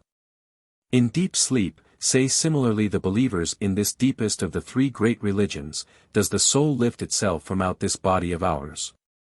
Enters the supreme light and stands out therein in its true shape, therein is it the supreme spirit itself, which travels about, while it jests and plays and enjoys itself, whether with women, or chariots, or friends. There do its thoughts turn no more back to this uppunnage of a body, to which the prana, the vital breath, is harnessed like a beast of burden to the cart. None the less we will take care to realize, as we did when discussing redemption, that in spite of all its pomps of oriental extravagance this simply expresses the same criticism on life as did the clear, cold, Greekly cold, but yet suffering Epicurus. The hypnotic sensation of nothingness, the peace, page 174, of deepest sleep, anesthesia in short, that is what passes with the sufferers and the absolutely depressed for, forsooth, their supreme good, their value of values. That is what must be treasured by them as something positive, be felt by them as the essence of the positive, according to the same logic of the feelings. Nothingness is in all pessimistic religions called God. 18. Such a hypnotic deadening of sensibility in susceptibility to pain, which presupposes somewhat rare powers, especially courage, contempt of opinion, intellectual stoicism, is less frequent than another and certainly easier training which is tried against states of depression. I mean mechanical activity. It is indisputable that a suffering existence can be thereby considerably alleviated. This fact is called today by the somewhat ignoble title of the blessing of work. The alleviation consists in the attention of the sufferer being absolutely diverted from suffering, in the incessant monopoly of the consciousness by action, so that consequently there is little room left for suffering, for narrow is it. This chamber of human consciousness. Mechanical activity and its corollaries, such as absolute regularity, punctilious unreasoning obedience, the chronic routine of life, the complete occupation of time, a certain liberty to be impersonal, nay, a training in impersonality. Self-forgetfulness, in curious way, with what thoroughness and expert subtlety have all, page 175, these methods been exploited by the ascetic priest in his war with pain. When he has to tackle sufferers of the lower orders, slaves, or prisoners, or women, who for the most part are a compound of labor-slave and prisoner, all he has to do is to juggle a little with the names, and to rechristen, so as to make them see henceforth a benefit, a comparative happiness, in objects which they hated. The slave's discontent with his lot was at any rate not invented by the priests. An even more popular means of fighting depression is the ordaining of a little joy, which is easily accessible and can be made into a rule. This medication is frequently used in conjunction with the former ones. The most frequent form in which joy is prescribed as a cure is the joy in producing joy, such as doing good, giving presents, alleviating, helping, exhorting, comforting, praising, treating with distinction, together with the prescription of love your neighbor. The ascetic priest prescribes, though in the most cautious doses, what is practically a stimulation of the strongest and most life-assertive impulse, the will for power. The happiness involved in the smallest superiority, which is the concomitant of all benefiting, helping, extolling, making one's self useful, is the most ample consolation, of which, if they are well advised, physiological distortions avail themselves. In other cases they hurt each other, and naturally in obedience to the same radical instinct. An investigation of the origin of Christianity in the Roman world shows that cooperative unions for poverty, page 176, sickness, and burial sprang up in the lowest stratum of contemporary society, amid which the chief antidote against depression, the little joy experienced in mutual benefits, was deliberately fostered. Perchance this was then a novelty, a real discovery. This conjuring up of the will for cooperation, for family organization, for communal life, for coenacula, necessarily brought the will for power, which had been already infinitesimally stimulated, to a new and much fuller manifestation. The herd organization is a genuine advance and triumph in the fight with depression. With the growth of the community there matures even to individuals a new interest, which often enough takes him out of the more personal element in his discontent, his aversion to himself, the despectus sui of Julinx. All sick and diseased people strive instinctively after a herd organization, out of a desire to shake off their sense of oppressive discomfort and weakness. The ascetic priest divines this instinct and promotes it. Wherever a herd exists it is the instinct of weakness which has wished for the herd, and the cleverness of the priests which has organized it, for. Mark this, by an equally natural necessity the strong strive as much for isolation as the weak for union. When the former bind themselves it is only with a view to an aggressive joint action and joint satisfaction of their will for power. Much against the wishes of their individual consciences. The latter, on the contrary, range themselves together with positive delight in such a muster. Their instincts are as much gratified thereby as the instincts of the, page 177, born master, that is. The solitary beast of prey species of man, are disturbed and wounded to the quick by organization. There is always lurking beneath every oligarchy, such is the universal lesson of history, the desire for tyranny. Every oligarchy is continually quivering with the tension of the effort required by each individual to keep mastering this desire. Such, e.g., was the Greek. Plato shows it in 100 places, Plato, who knew his contemporaries, and himself. 19. The methods employed by the ascetic priest, which we have already learnt to know, stifling of all vitality, mechanical energy, the little joy, and especially the method of love your neighbor, herd organization.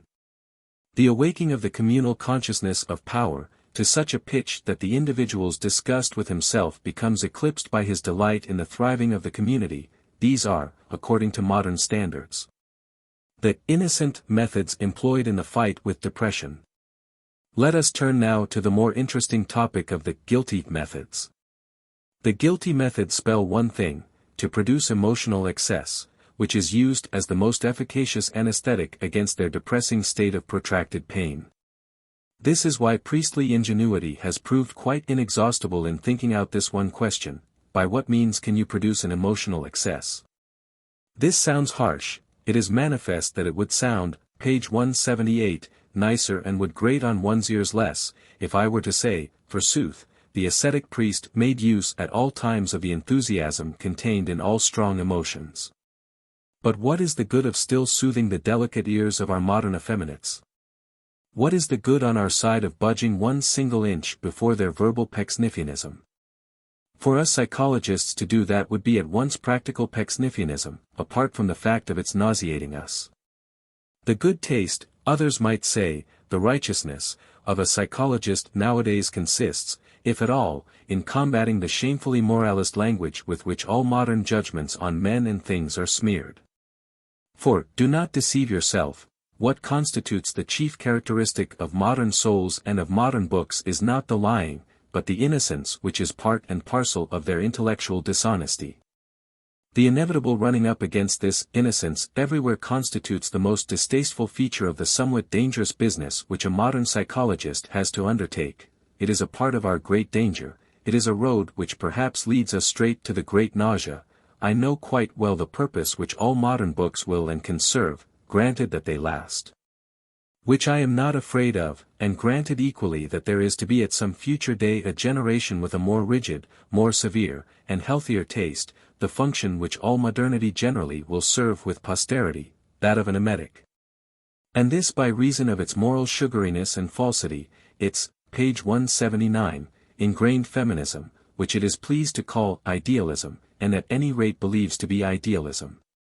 Our cultured men of today, our good men, do not lie, that is true, but it does not redound to their honor. The real lie, the genuine, determined, honest lie, on whose value you can listen to Plato, would prove too tough and strong an article for them by a long way.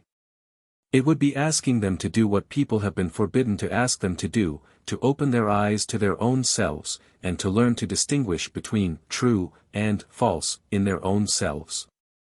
The dishonest lie alone suits them. Everything which feels a good man is perfectly incapable of any other attitude to anything than that of a dishonorable liar, an absolute liar, but none the less an innocent liar, a blue-eyed liar.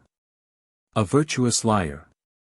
These good men, they are all now tainted with morality through and through, and as far as honor is concerned they are disgraced and corrupted for all eternity. Which of them could stand a further truth about man? Or, put more tangibly, which of them could put up with a true biography? One or two instances. Lord Byron composed a most personal autobiography, but Thomas More was too good for it. He burnt his friend's papers. R. Gwinner, Schopenhauer's executor, is said to have done the same, for Schopenhauer as well wrote much about himself, and perhaps also against himself, Epsilon Alpha Nu Tau Nu. The virtuous American Thayer, Beethoven's biographer, suddenly stopped his work. He had come to a certain, page 180, point in that honorable and simple life, and could stand it no longer. Moral: what sensible man nowadays writes one honest word about himself? He must already belong to the order of holy foolhardiness. We are promised an autobiography of Richard Wagner. Who doubts but that it would be a clever autobiography? Think, forsooth, of the grotesque horror which the Catholic priest Jansen aroused in Germany with his inconceivably square and harmless pictures of the German Reformation. What wouldn't people do if some real psychologist were to tell us about a genuine Luther, tell us, not with the moralist simplicity of a country priest or the sweet and cautious modesty of a Protestant historian, but say with the fearlessness of a Taine, that springs from force of character and not from a prudent toleration of force. The Germans, by the by, have already produced the classic specimen of this toleration. They may well be allowed to reckon him as one of their own, in Leopold Ranke, that born classical advocate of every causa fortior. That cleverest of all the clever opportunists. 20. But you will soon understand me. Putting it shortly, there is reason enough, is there not, for us psychologists nowadays never getting from a certain mistrust of our own selves. Probably even we ourselves are still too good for our work. Probably, whatever contempt we, page 181, feel for this popular craze for morality, we ourselves are perhaps none the less its victims, prey, and slaves. Probably it infects even us. Of what was that diplomat warning us, when he said to his colleagues, "Let us especially mistrust our first impulses, gentlemen. They are almost always good." So should nowadays every psychologist talk to his colleagues. And thus we get back to our problem, which in point of fact does require from us a certain severity, a certain mistrust especially against first impulses. The ascetic ideal in the service of projected emotional excess. He who remembers the previous essay will already partially anticipate the essential meaning compressed into these above 10 words. The thorough unswitching of the human soul, the plunging of it into terror, frost, ardor, rapture, so as to free it, as through some lightning shock, from all the smallness and pettiness of unhappiness, depression, and discomfort. What ways lead to this goal? And which of these ways does so most safely? At bottom all great emotions have this power, provided that they find a sudden outlet. Emotions such as rage, fear, lust, revenge, hope, triumph, despair, cruelty. And, in sooth, the ascetic priest has had no scruples in taking into his service the whole pack of hounds that rage in the human kennel, unleashing now these and now those. With the same constant object of waking man out of his protracted melancholy, of chasing away, at any rate for a time, his dull pain, his shrinking misery, but always under the sanction of a religious interpretation and justification. Page 182, this emotional excess has subsequently to be paid for. This is self-evident, it makes the ill more ill, and therefore this kind of remedy for pain is according to modern standards a guilty kind. The dictates of fairness, however, require that we should all the more emphasize the fact that this remedy is applied with a good conscience, that the ascetic priest has prescribed it in the most implicit belief in its utility and indispensability. Often enough almost collapsing in the presence of the pain which he created. That we should similarly emphasize the fact that the violent physiological revenges of such excesses, even perhaps the mental disturbances, are not absolutely inconsistent with the general tenor of this kind of remedy. This remedy, which, as we have shown previously, is not for the purpose of healing diseases, but of fighting the unhappiness of that depression, the alleviation and deadening of which was its object. The object was consequently achieved.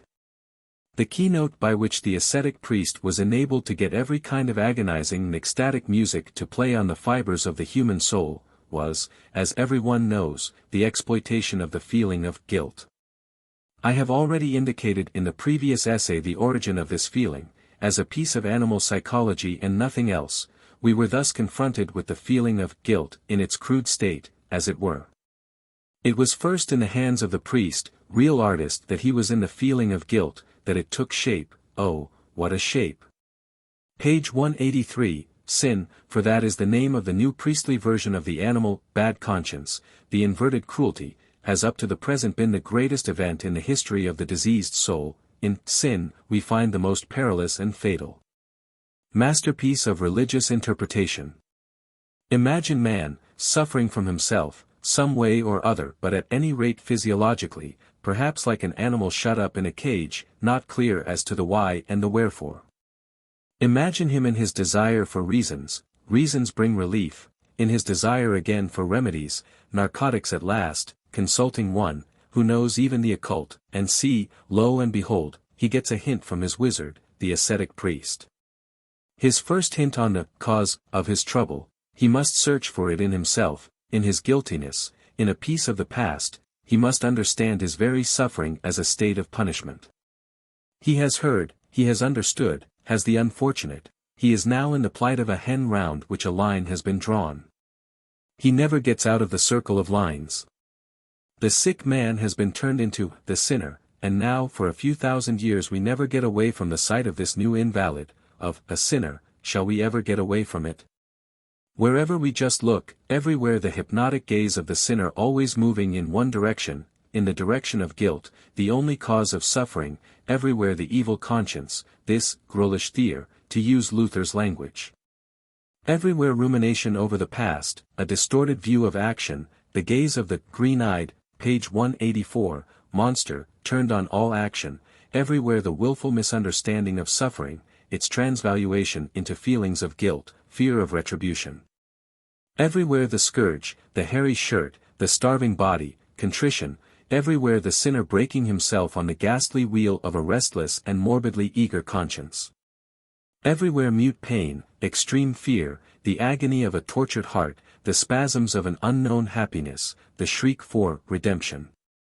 In point of fact, thanks to this system of procedure, the old depression, dullness, and fatigue were absolutely conquered. Life itself became very interesting again, awake, eternally awake, sleepless, glowing, burnt away. Exhausted and yet not tired, such was the figure cut by man, the sinner, who was initiated into these mysteries. This grand old wizard of an ascetic priest fighting with depression, he had clearly triumphed, his kingdom had come, men no longer grumbled at pain, men panted after pain, more pain. More pain. So for centuries on end shrieked the demand of his acolytes and initiates. Every emotional excess which hurt, everything which broke, overthrew, crushed, transported, ravished.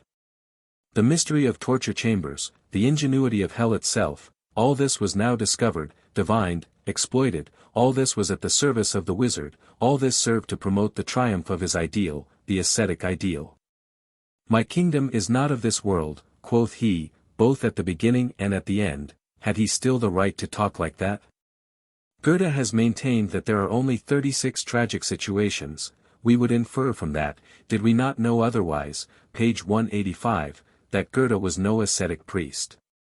He knows more. 21. So far as all this kind of priestly medicine-mongering, the guilty kind, is concerned, every word of criticism is superfluous.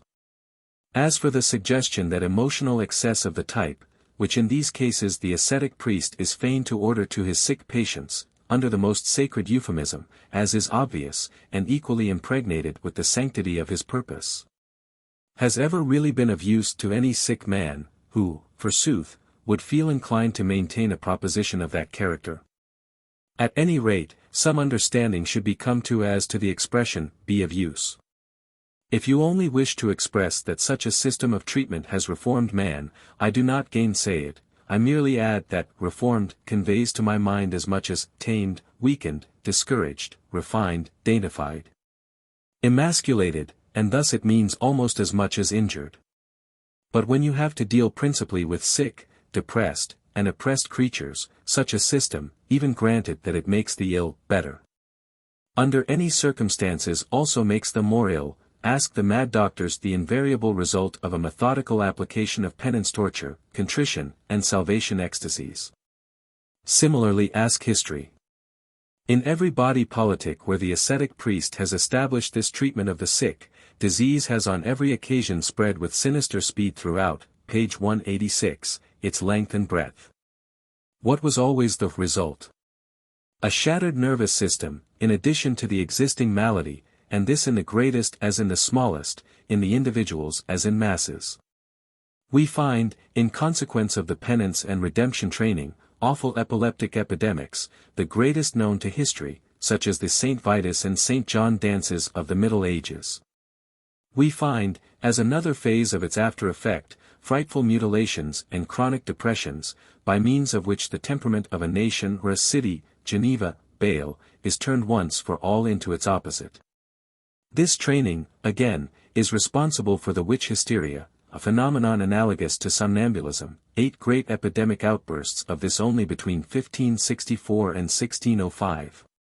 We find similarly in its train those delirious death cravings of large masses, whose awful shriek, Vive la mort, was heard over the whole of Europe, now interrupted by voluptuous variations and anon by a rage for destruction.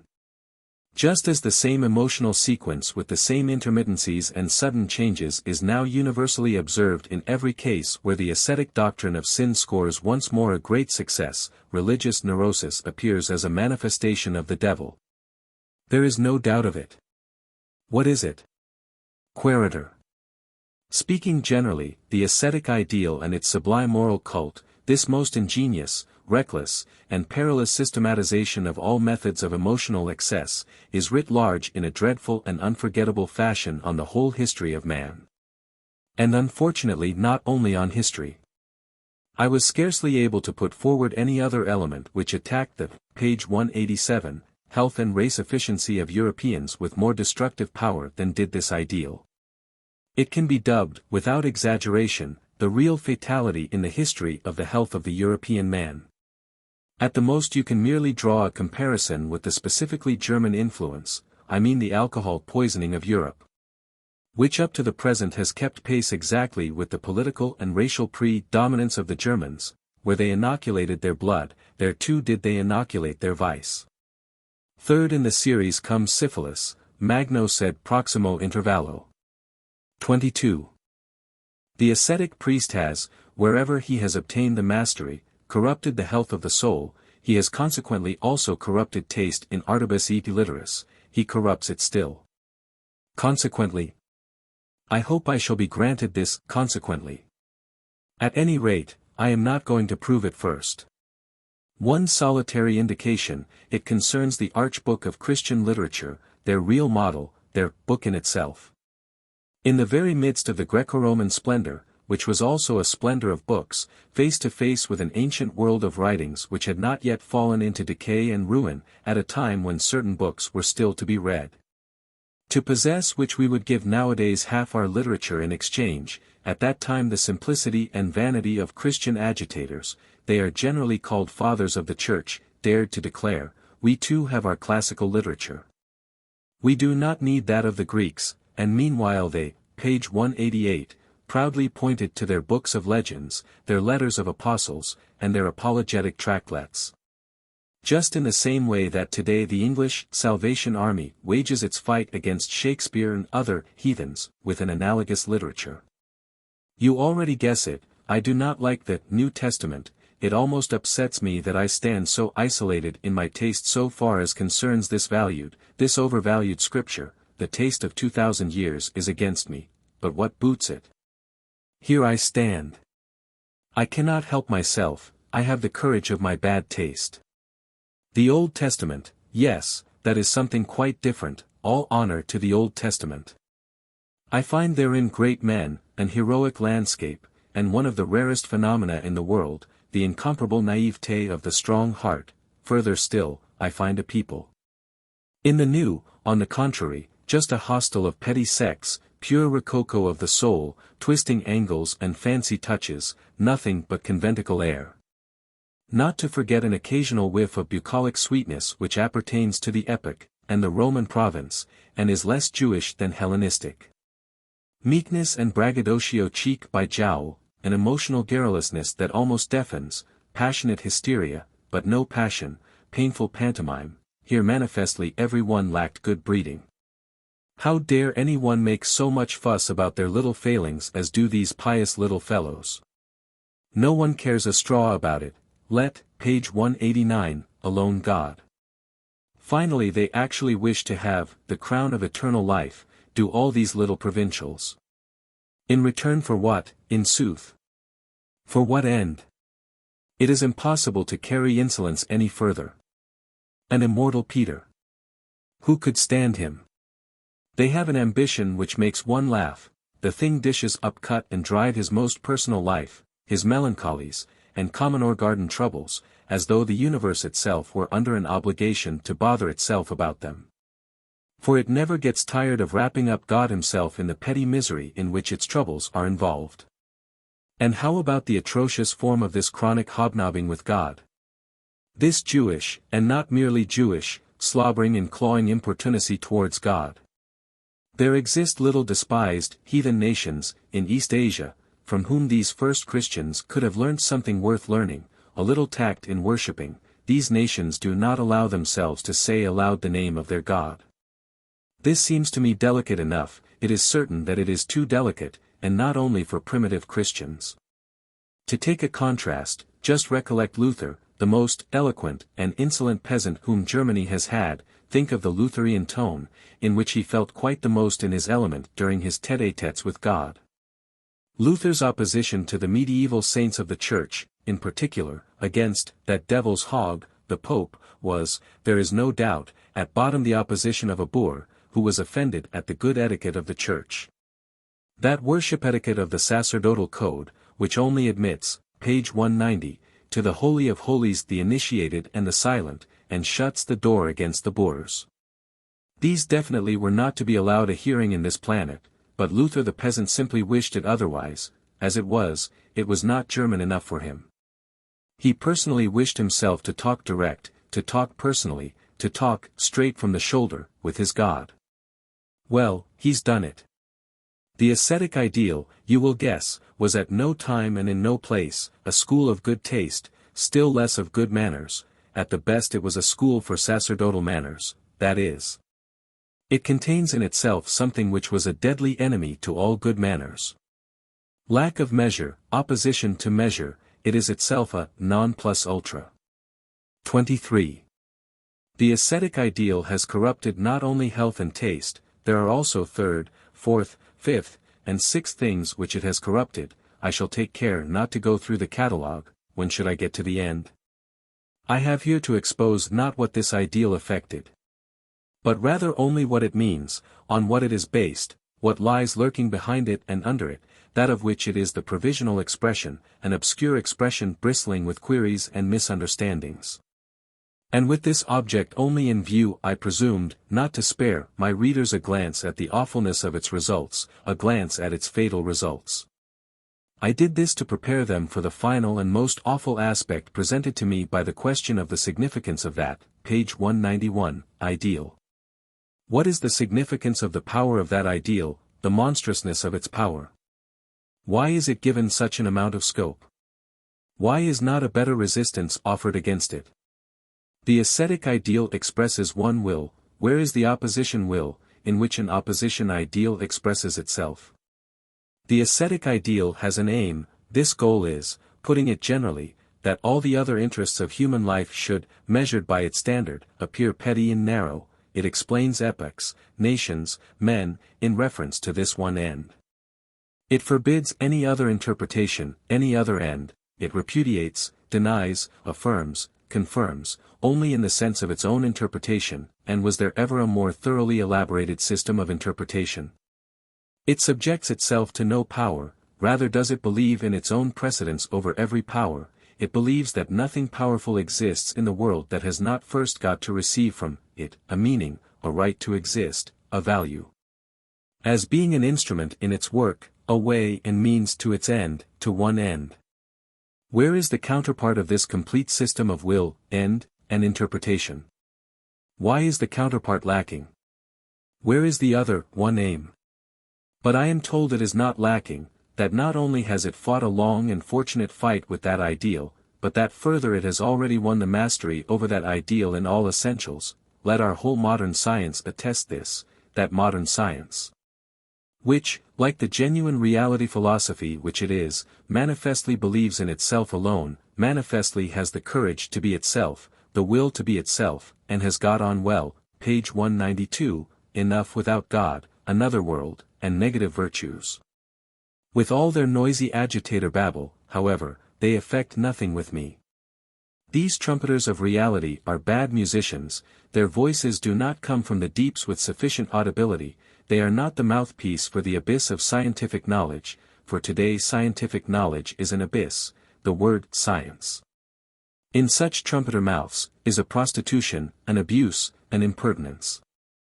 The truth is just the opposite from what is maintained in the ascetic theory. Science has today absolutely no belief in itself, let alone in an ideal superior to itself, and wherever science still consists of passion, love, ardor, suffering, it is not the opposition to that ascetic ideal, but rather the incarnation of its latest and noblest form. Does that ring strange? There are enough brave and decent working people, even among the learned men of today, who like their little corner, and who, just because they are pleased so to do, become at times indecently loud with their demand. That people today should be quite content, especially in science, for in science there is so much useful work to do. I do not deny it, there is nothing I should like less than to spoil the delight of these honest workers in their handiwork, for I rejoice in their work. But the fact of science requiring hard work, the fact of its having contented workers, is absolutely no proof of science as a whole having today one end, one will, one ideal, one passion for a great faith. The contrary, as I have said, is the case. When science is not the latest manifestation of the ascetic ideal, but these, page 193, are cases of such rarity, selectness, and exquisiteness as to preclude the general judgment being affected thereby. Science is a hiding place for every kind of cowardice, disbelief, remorse, despectio sui, bad conscience. It is the very anxiety that springs from having no ideal, the suffering from the lack of a great love, the discontent with an enforced moderation. Oh, what does all science not cover today? How much, at any rate, does it not try to cover? The diligence of our best scholars, their senseless industry, their burning the candle of their brain at both ends, their very mastery in their handiwork, how often is the real meaning of all that to prevent themselves continuing to see a certain thing? Science as a self-anesthetic, do you know that? You wound them, every one who consorts with scholars experiences this, you wound them sometimes to the quick through just a harmless word. When you think you are paying them a compliment you embitter them beyond all bounds, simply because you didn't have the finesse to infer the real kind of customers you had to tackle. The sufferer kind, who won't own up even to themselves what they really are, the dazed and unconscious kind who have only one fear, coming to consciousness. 24. And now look at the other side, at those rare cases, of which I spoke, the most supreme idealists to be found nowadays among philosophers and scholars. Have we, perchance, found in them the sought-for opponents of the ascetic ideal, its, page 194, anti-idealists? In fact, they believe themselves to be such, these unbelievers, for they are all of them that it seems that this idea is their last remnant of faith, the idea of being opponents of this ideal, so earnest are they on this subject, so passionate in word and gesture. But does it follow that what they believe must necessarily be true? We knowers have grown by degrees suspicious of all kinds of believers, our suspicion has step by step habituated us to draw just the opposite conclusions to what people have drawn before. That is to say, wherever the strength of a belief is particularly prominent to draw the conclusion of the difficulty of proving what is believed, the conclusion of its actual improbability. We do not again deny that faith produces salvation. For that very reason we do deny that faith proves anything. A strong faith, which produces happiness, causes suspicion of the object of that faith. It does not establish its truth. It does establish a certain probability of illusion. What is now the position in these cases? These solitaries and deniers of today, these fanatics in one thing, in their claim to intellectual cleanness, these hard, stern, continent, heroic spirits, who constitute the glory of our time. All these pale atheists, anti-Christians, immoralists, nihilists, these skeptics, effectics, and hectics of the intellect, in a certain sense they are the latter, both collectively and individually. These supreme idealists of knowledge, in whom alone nowadays the intellectual conscience dwells and is alive, in point of fact they believe themselves as far away as possible from the ascetic, page 195, ideal, do these free, very free spirits, and yet, if I may reveal what they themselves cannot see, for they stand too near themselves, this ideal is simply their ideal, they represent it nowadays and perhaps no one else. They themselves are its most spiritualized product, its most advanced picket of skirmishers and scouts, its most insidious, delicate and elusive form of seduction. If I am in any way a reader of riddles, then I will be one with this sentence: for some time past there have been no free spirits, for they still believe in truth.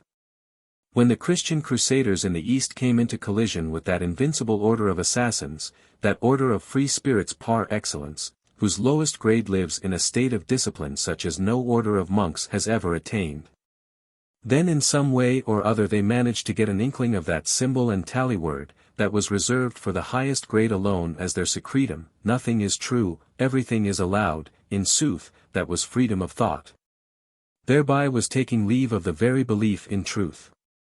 Has indeed any European, any Christian freethinker, ever yet wandered into this proposition and its labyrinthine consequences? Does he know from experience the minotauros of this den? I doubt it, nay, I know otherwise. Nothing is more really alien to these monofanatics, these so-called free spirits, than freedom and unfettering in that sense. In no respect are they more closely tied, the absolute fanaticism of their belief in truth is unparalleled. I know all this perhaps too much from experience at close quarters, that dignified philosophic abstinence to which, page 196, a belief like that binds its adherents, that stoicism of the intellect, which eventually vetoes negation as rigidly as it does affirmation, that wish for standing still in front of the actual, the factum brutum, that fatalism in petit fate, ce petit fatalism, as I call it, in which French science now attempts a kind of moral superiority over German, this renunciation of interpretation generally, that is, of forcing, doctoring, abridging, omitting, suppressing, inventing, falsifying, and all the other essential attributes of interpretation, all this, considered broadly, expresses the asceticism of virtue, quite as efficiently as does any repudiation of the senses. It is at bottom only a modus of that repudiation. But what forces it into that unqualified will for truth is the faith in the ascetic ideal itself, even though it take the form of its unconscious imperatives. Make no mistake about it, it is the faith, I repeat, in a metaphysical value. An intrinsic value of truth, of a character which is only warranted and guaranteed in this ideal. It stands and falls with that ideal. Judged strictly, there does not exist a science without its hypotheses. The thought of such a science is inconceivable, illogical. A philosophy, a faith, must always exist first to enable science to gain thereby a direction, a meaning, a limit and method, a right to existence. He who holds a contrary opinion on the subject, he, for example, who takes it upon himself to establish philosophy upon a strictly scientific basis, has first got to turn upside down not only philosophy but also truth itself, the gravest insult which could possibly be offered to two such respectable, page 197, females. Yes, there is no doubt about it, and here I quote my joyful wisdom, cp. Book v. F. 344, the man who is truthful in that daring and extreme fashion, which is the presupposition of the faith in science, asserts thereby a different world from that of life, nature, and history. And in so far as he asserts the existence of that different world, must he not similarly repudiate its counterpart, this world, our world? The belief on which our faith in science is based has remained to this day a metaphysical belief. Even we knowers of today, we godless foes of metaphysics, we too take our fire from that conflagration which was kindled by 1,000-year-old faith. From that Christian belief, which was also Plato's belief, the belief that God is truth, that truth is divine. But what if this belief becomes more and more incredible? What if nothing proves itself to be divine, unless it be error, blindness, lies? What if God, himself proved himself to be our oldest lie? It is necessary to stop at this point and to consider the situation carefully. Science itself now needs a justification, which is not for a minute to say that there is such a justification. Turn in this context to the most ancient and the most modern philosophers. They all fail to realize the extent of the need of a justification on the part of the will for truth. Here is a gap in every philosophy. What is it caused by? Because up to the present the ascetic ideal dominated all philosophy, because truth was fixed as being, as God, as the supreme court of appeal, because truth was not allowed to be a problem. Do you understand this? Page 198, aloud. From the minute that the belief in the God of the ascetic ideal is repudiated, there exists a new problem, the problem of the value of truth. The will for truth needed a critique. Let us define by these words our own task. The value of truth is tentatively to be called in question. If this seems too laconically expressed, I recommend the reader to peruse again that passage from the Joyful Wisdom which bears the title, How Far We Also Are Still Pious, Aff. 344, and best of all the whole 5th book of that work, as well as the preface to the Dawn of Day. 25. No. You can't get round me with science. When I search for the natural antagonists of the ascetic ideal, when I put the question, where is the opposed will in which the opponent ideal expresses itself? Science is not, by a long way, independent enough to fulfill this function. In every department science needs an ideal value, a power which creates values, and in whose service it can believe in itself. Science itself never creates values. Its relation to the ascetic ideal is not in itself antagonistic. Speaking roughly, it rather represents the progressive force in the inner evolution of that ideal. Tested more exactly, its opposition and antagonism are concerned not with the ideal itself, but only with that ideal's outworks, its outer garb, its masquerade, with its temporary hardening, stiffening, and dogmatizing. It makes the life in the ideal free once more, while it repudiates its superficial, page 199, elements. These two phenomena, science and the ascetic ideal, both rest on the same basis. I have already made this clear. The basis, I say. Oft the same over-appreciation of truth, more accurately the same belief in the impossibility of valuing and of criticizing truth, and consequently they are necessarily allies, so that, in the event of their being attacked, they must always be attacked and called into question together. A valuation of the ascetic ideal inevitably entails a valuation of science as well. Lose no time in seeing this clearly, and be sharp to catch it. Art, I am speaking provisionally, for I will treat it on some other occasion in greater detail. Art, I repeat, in which lying is sanctified and the will for deception has good conscience on its side, is much more fundamentally opposed to the ascetic ideal than is science. Plato's instinct felt this. Plato, the greatest enemy of art which Europe has produced up to the present. Plato versus Homer, that is the complete, the true antagonism. On the one side, the whole-hearted, transcendental, the great defamer of life, on the other, its involuntary panegyrist, the golden nature. An artistic subservience to the service of the ascetic ideal is consequently the most absolute artistic corruption that there can be, though unfortunately it is one of the most frequent phases, for nothing is more corruptible than an artist.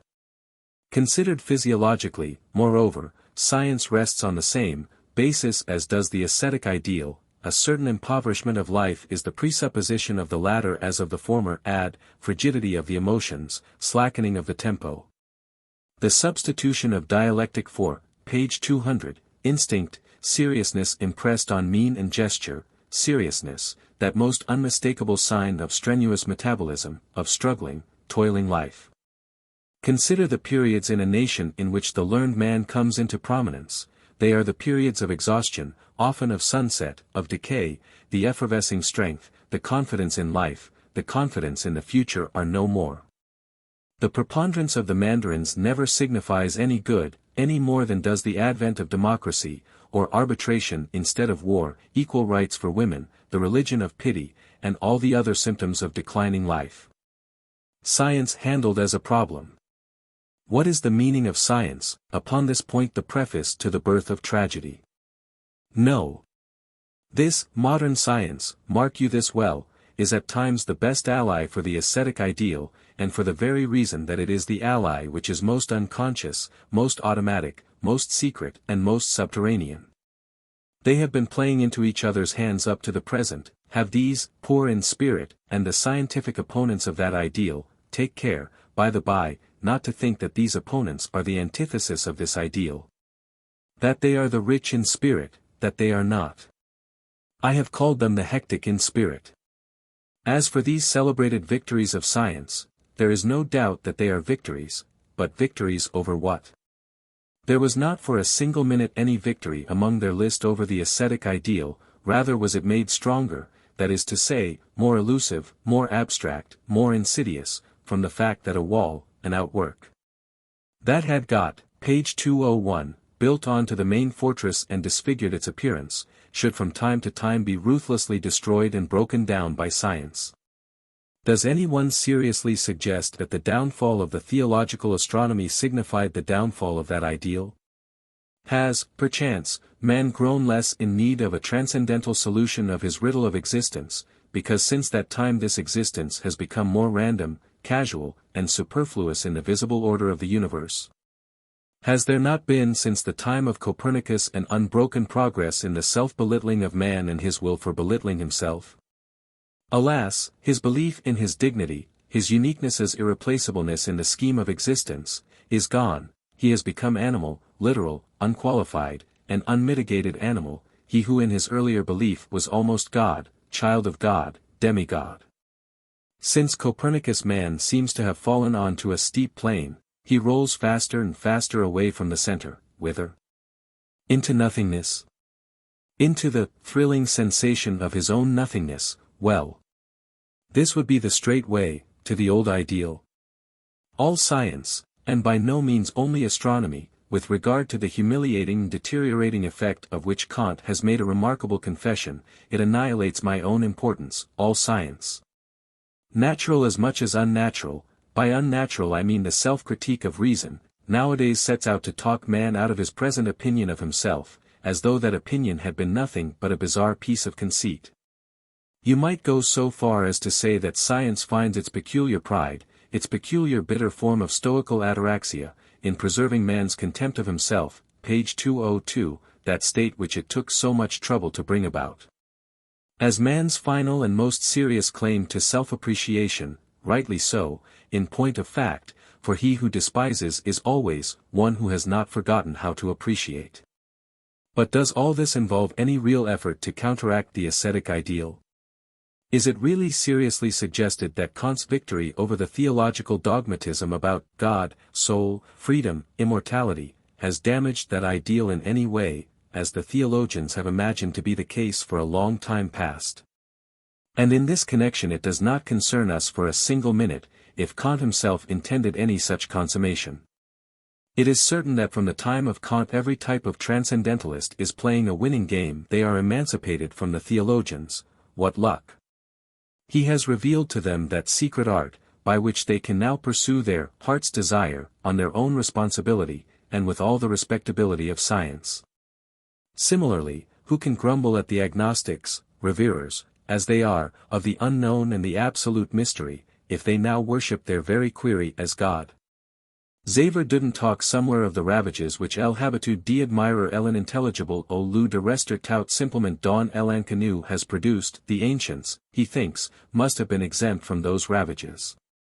Supposing that everything, known to man, fails to satisfy his desires, and on the contrary contradicts and horrifies them, what a divine way out of all this to be able to look for the responsibility, not in the desiring, but in knowing.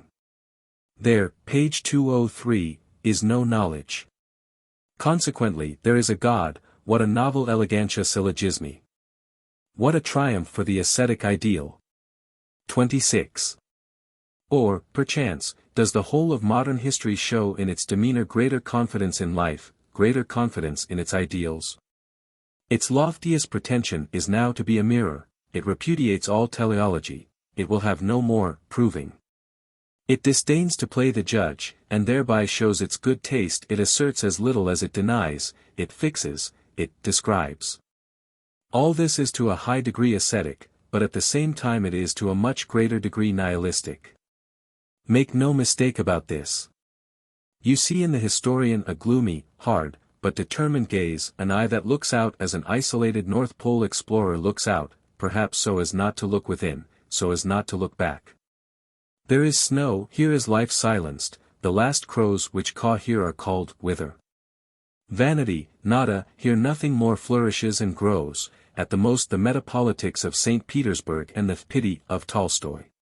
But as for that other school of historians, a perhaps still more modern school, a voluptuous and lascivious school which ogles life and the ascetic ideal with equal fervor, which uses the word artist as a glove, and has nowadays established a corner for itself in all the praise given to contemplation.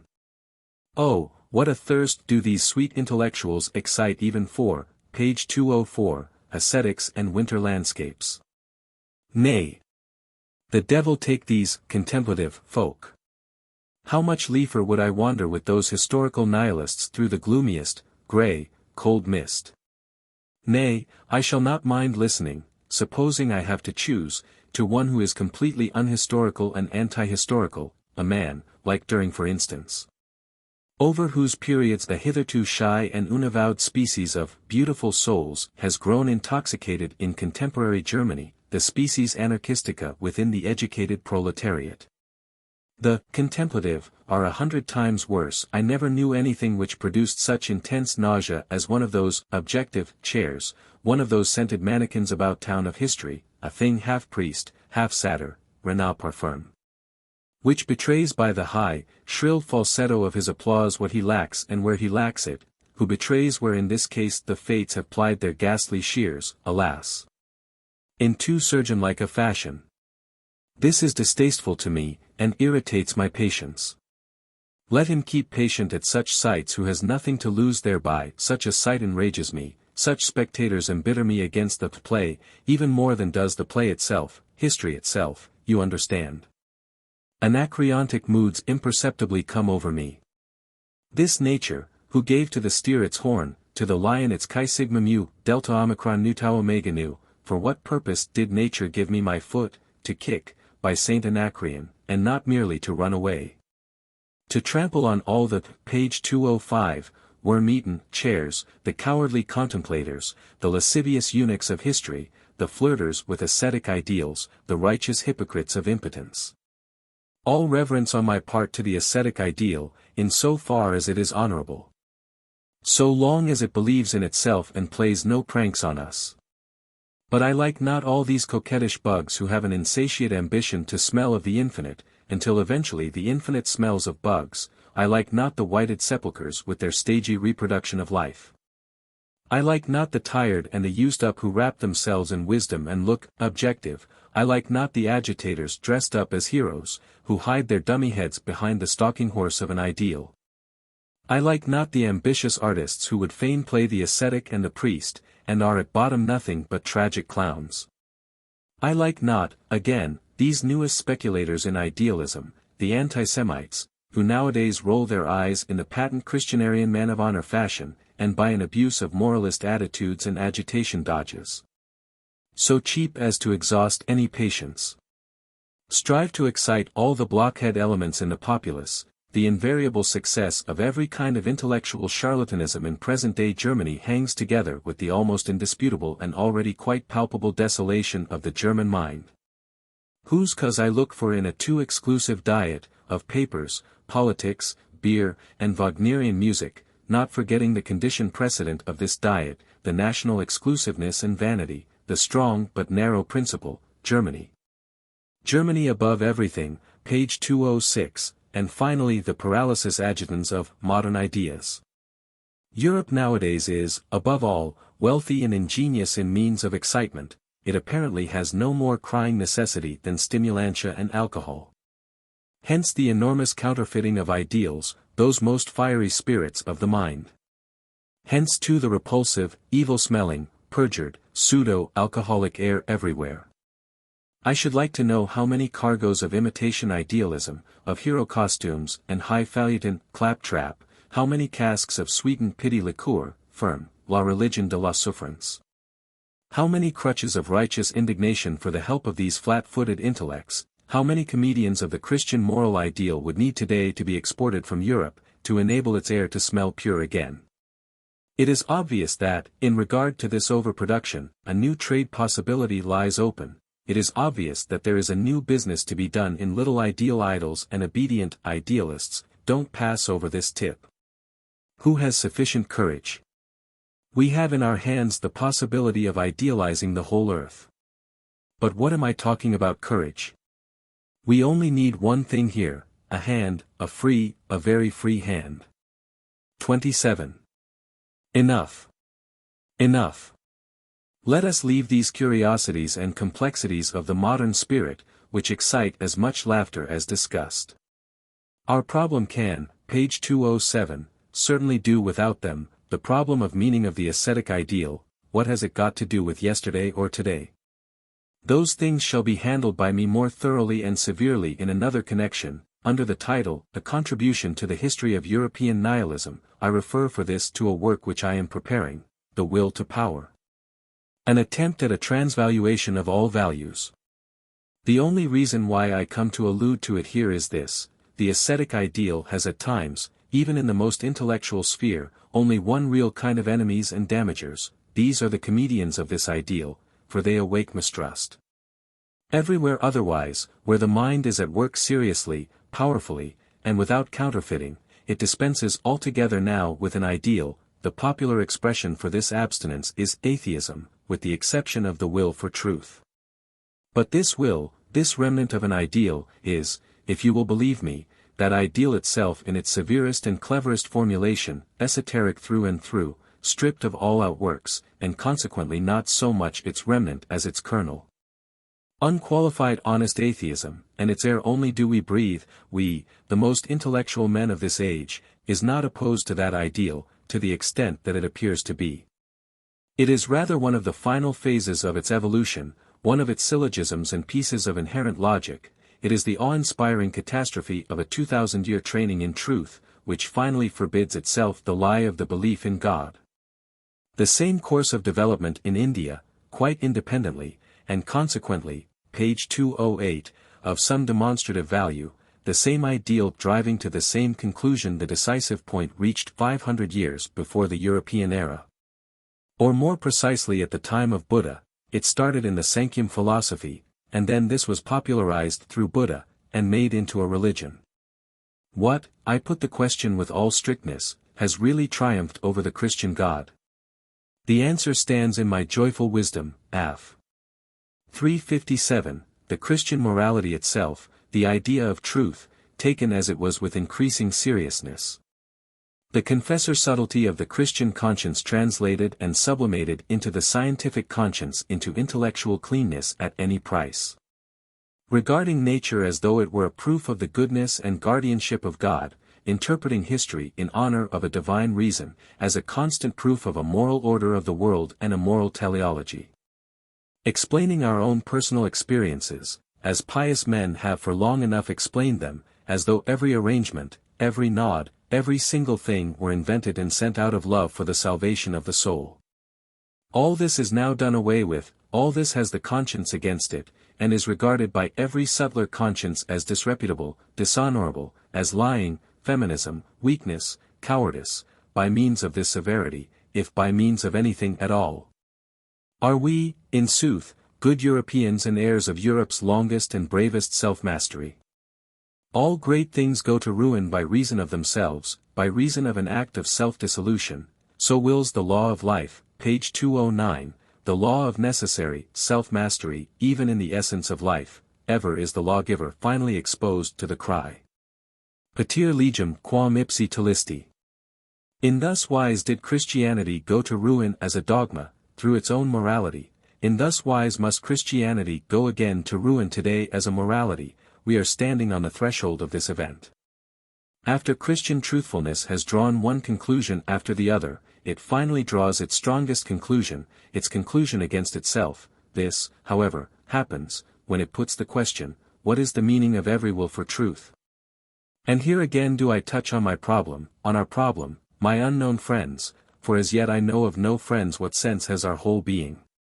If it does not mean that in our own selves that will for truth has come to its own consciousness as a problem. By reason of this attainment of self-consciousness on the part of the will for truth, morality from henceforward, there is no doubt about it, goes to pieces. This is that great 100-act play that is reserved for the next 2 centuries of Europe. The most terrible, the most mysterious, and perhaps also the most hopeful of all plays. 28. If you accept the ascetic ideal, man, the animal man had no meaning.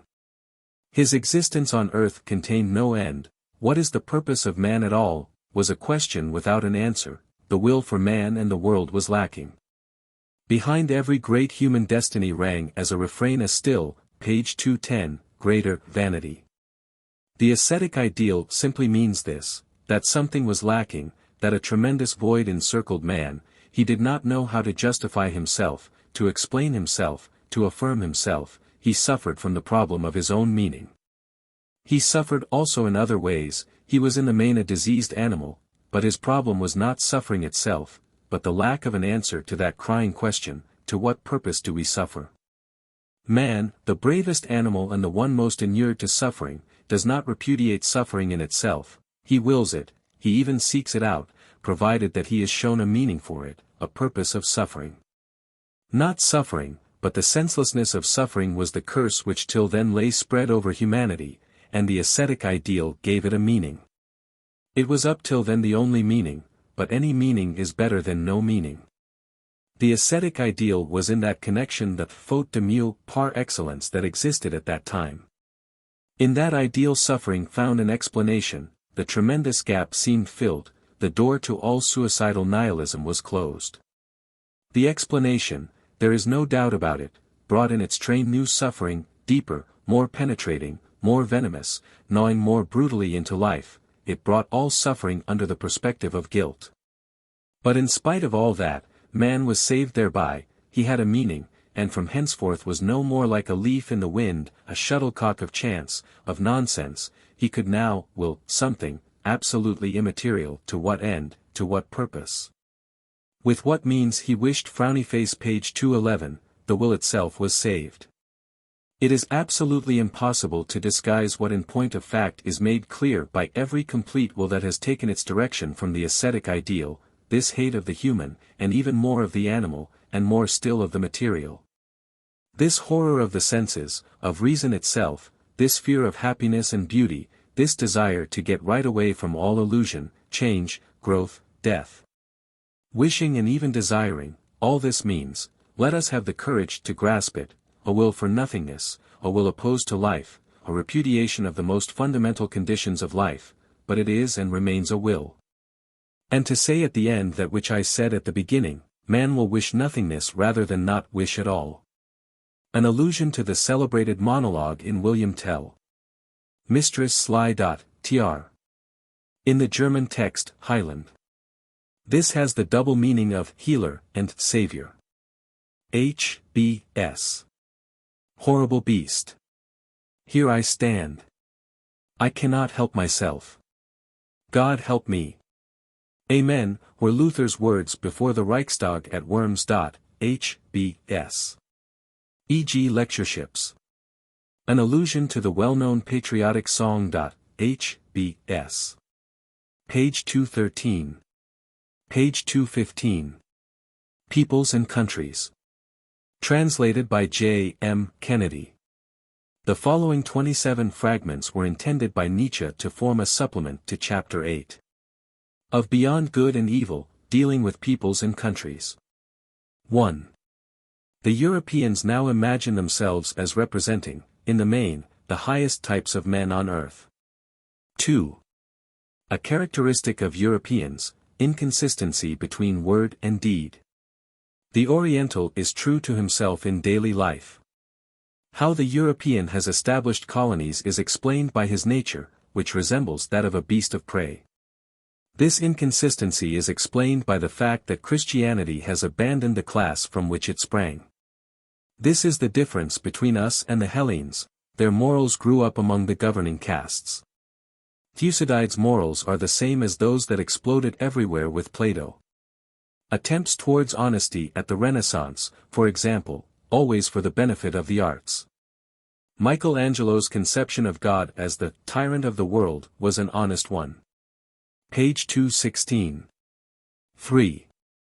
I rate Michelangelo higher than Raphael, because, through all the Christian clouds and prejudices of his time, he saw the ideal of a culture nobler than the Christophilian, whilst Raphael truly and modestly glorified only the values handed down to him, and did not carry within himself any inquiring, yearning instincts. Michelangelo, on the other hand, saw and felt the problem of the lawgiver of new values, the problem of the conqueror made perfect, who first had to subdue the hero within himself, the man exalted to his highest pedestal. Master even of his pity, who mercilessly shatters and annihilates everything that does not bear his own stamp, shining in Olympian divinity. Michelangelo was naturally only at certain moments so high and so far beyond his age and Christian Europe. For the most part he adopted a condescending attitude towards the eternal feminine in Christianity. It would seem, indeed, that in the end he broke down before her, and gave up the ideal of his most inspired hours. It was an ideal which only a man in the strongest and highest vigor of life could bear, but not a man advanced in years. Indeed, he would have had to demolish Christianity with his ideal. But he was not thinker and philosopher enough for that. Perhaps Leonardo da Vinci alone of those artists had a really super-Christian outlook. He knows the East, the land of dawn, within himself as well as without himself. There is something super-European, page 217, and silent in him, a characteristic of everyone who has seen too wide a circle of things good and bad. 4. How much we have learnt and learnt anew in 50 years. The whole Romantic school with its belief in the people is refuted. No Homeric poetry as popular poetry. No deification of the great powers of nature. No deduction from language relationship to race relationship. No intellectual contemplations of the supernatural. No truth enshrouded in religion. The problem of truthfulness is quite a new one.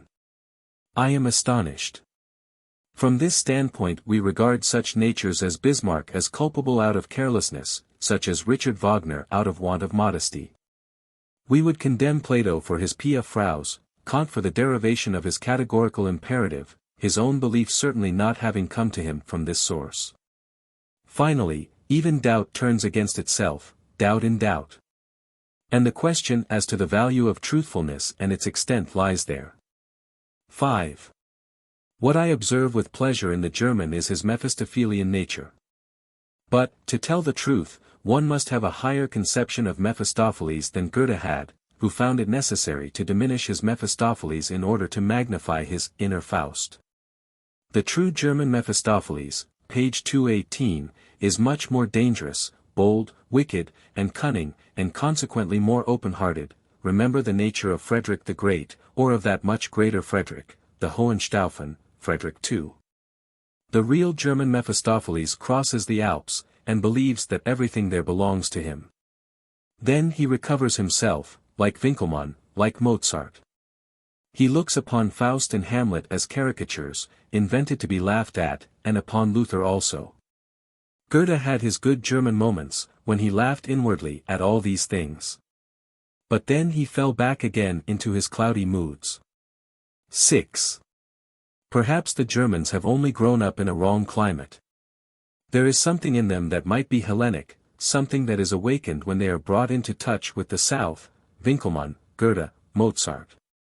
We should not forget, however, that we are still young. Luther is still our last event, our last book is still the Bible. The Germans have never yet moralist. Also, the very food of the Germans was their doom, its consequence, Philistinism. 7. The Germans are a dangerous people, they are experts at inventing intoxicants. Gothic, Rococo, according to Semper, the historical sense and exoticism, Hegel, Richard Wagner, Leibniz, page 219, 2, dangerous at the present day, they even idealized the serving soul as the virtue of scholars and soldiers. Also as the simple mind. The Germans may well be the most composite people on earth. The people of the middle, the inventors of porcelain, and of a kind of Chinese breed of privy councillor. 8. The smallness and baseness of the German soul were not and are not consequences of the system of small states. For it is well known that the inhabitants of much smaller states were proud and independent, and it is not a large state per se that makes souls freer and more manly. The man whose soul obeys the slavish command, thou shalt and must kneel. In whose body there is an involuntary bowing and scraping to titles, orders, gracious glances from above, well. Such a man in an empire will only bow all the more deeply and lick the dust more fervently in the presence of the greater sovereign than in the presence of the lesser, this cannot be doubted.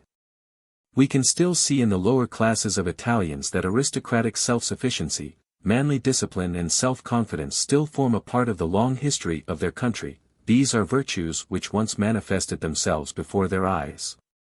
A poor Venetian gondolier makes a far better figure than a privy councillor from Berlin, and is even a better man in the end, anyone can see this. Just ask the women. Page 220. 9. Most artists, even some of the greatest, including the historians, have up to the present belonged to the serving classes, whether they serve people of high position or princes or women or the masses. Not to speak of their dependence upon the church and upon moral law. Thus Rubens portrayed the nobility of his age, but only according to their vague conception of taste, not according to his own measure of beauty on the whole, therefore, against his own taste.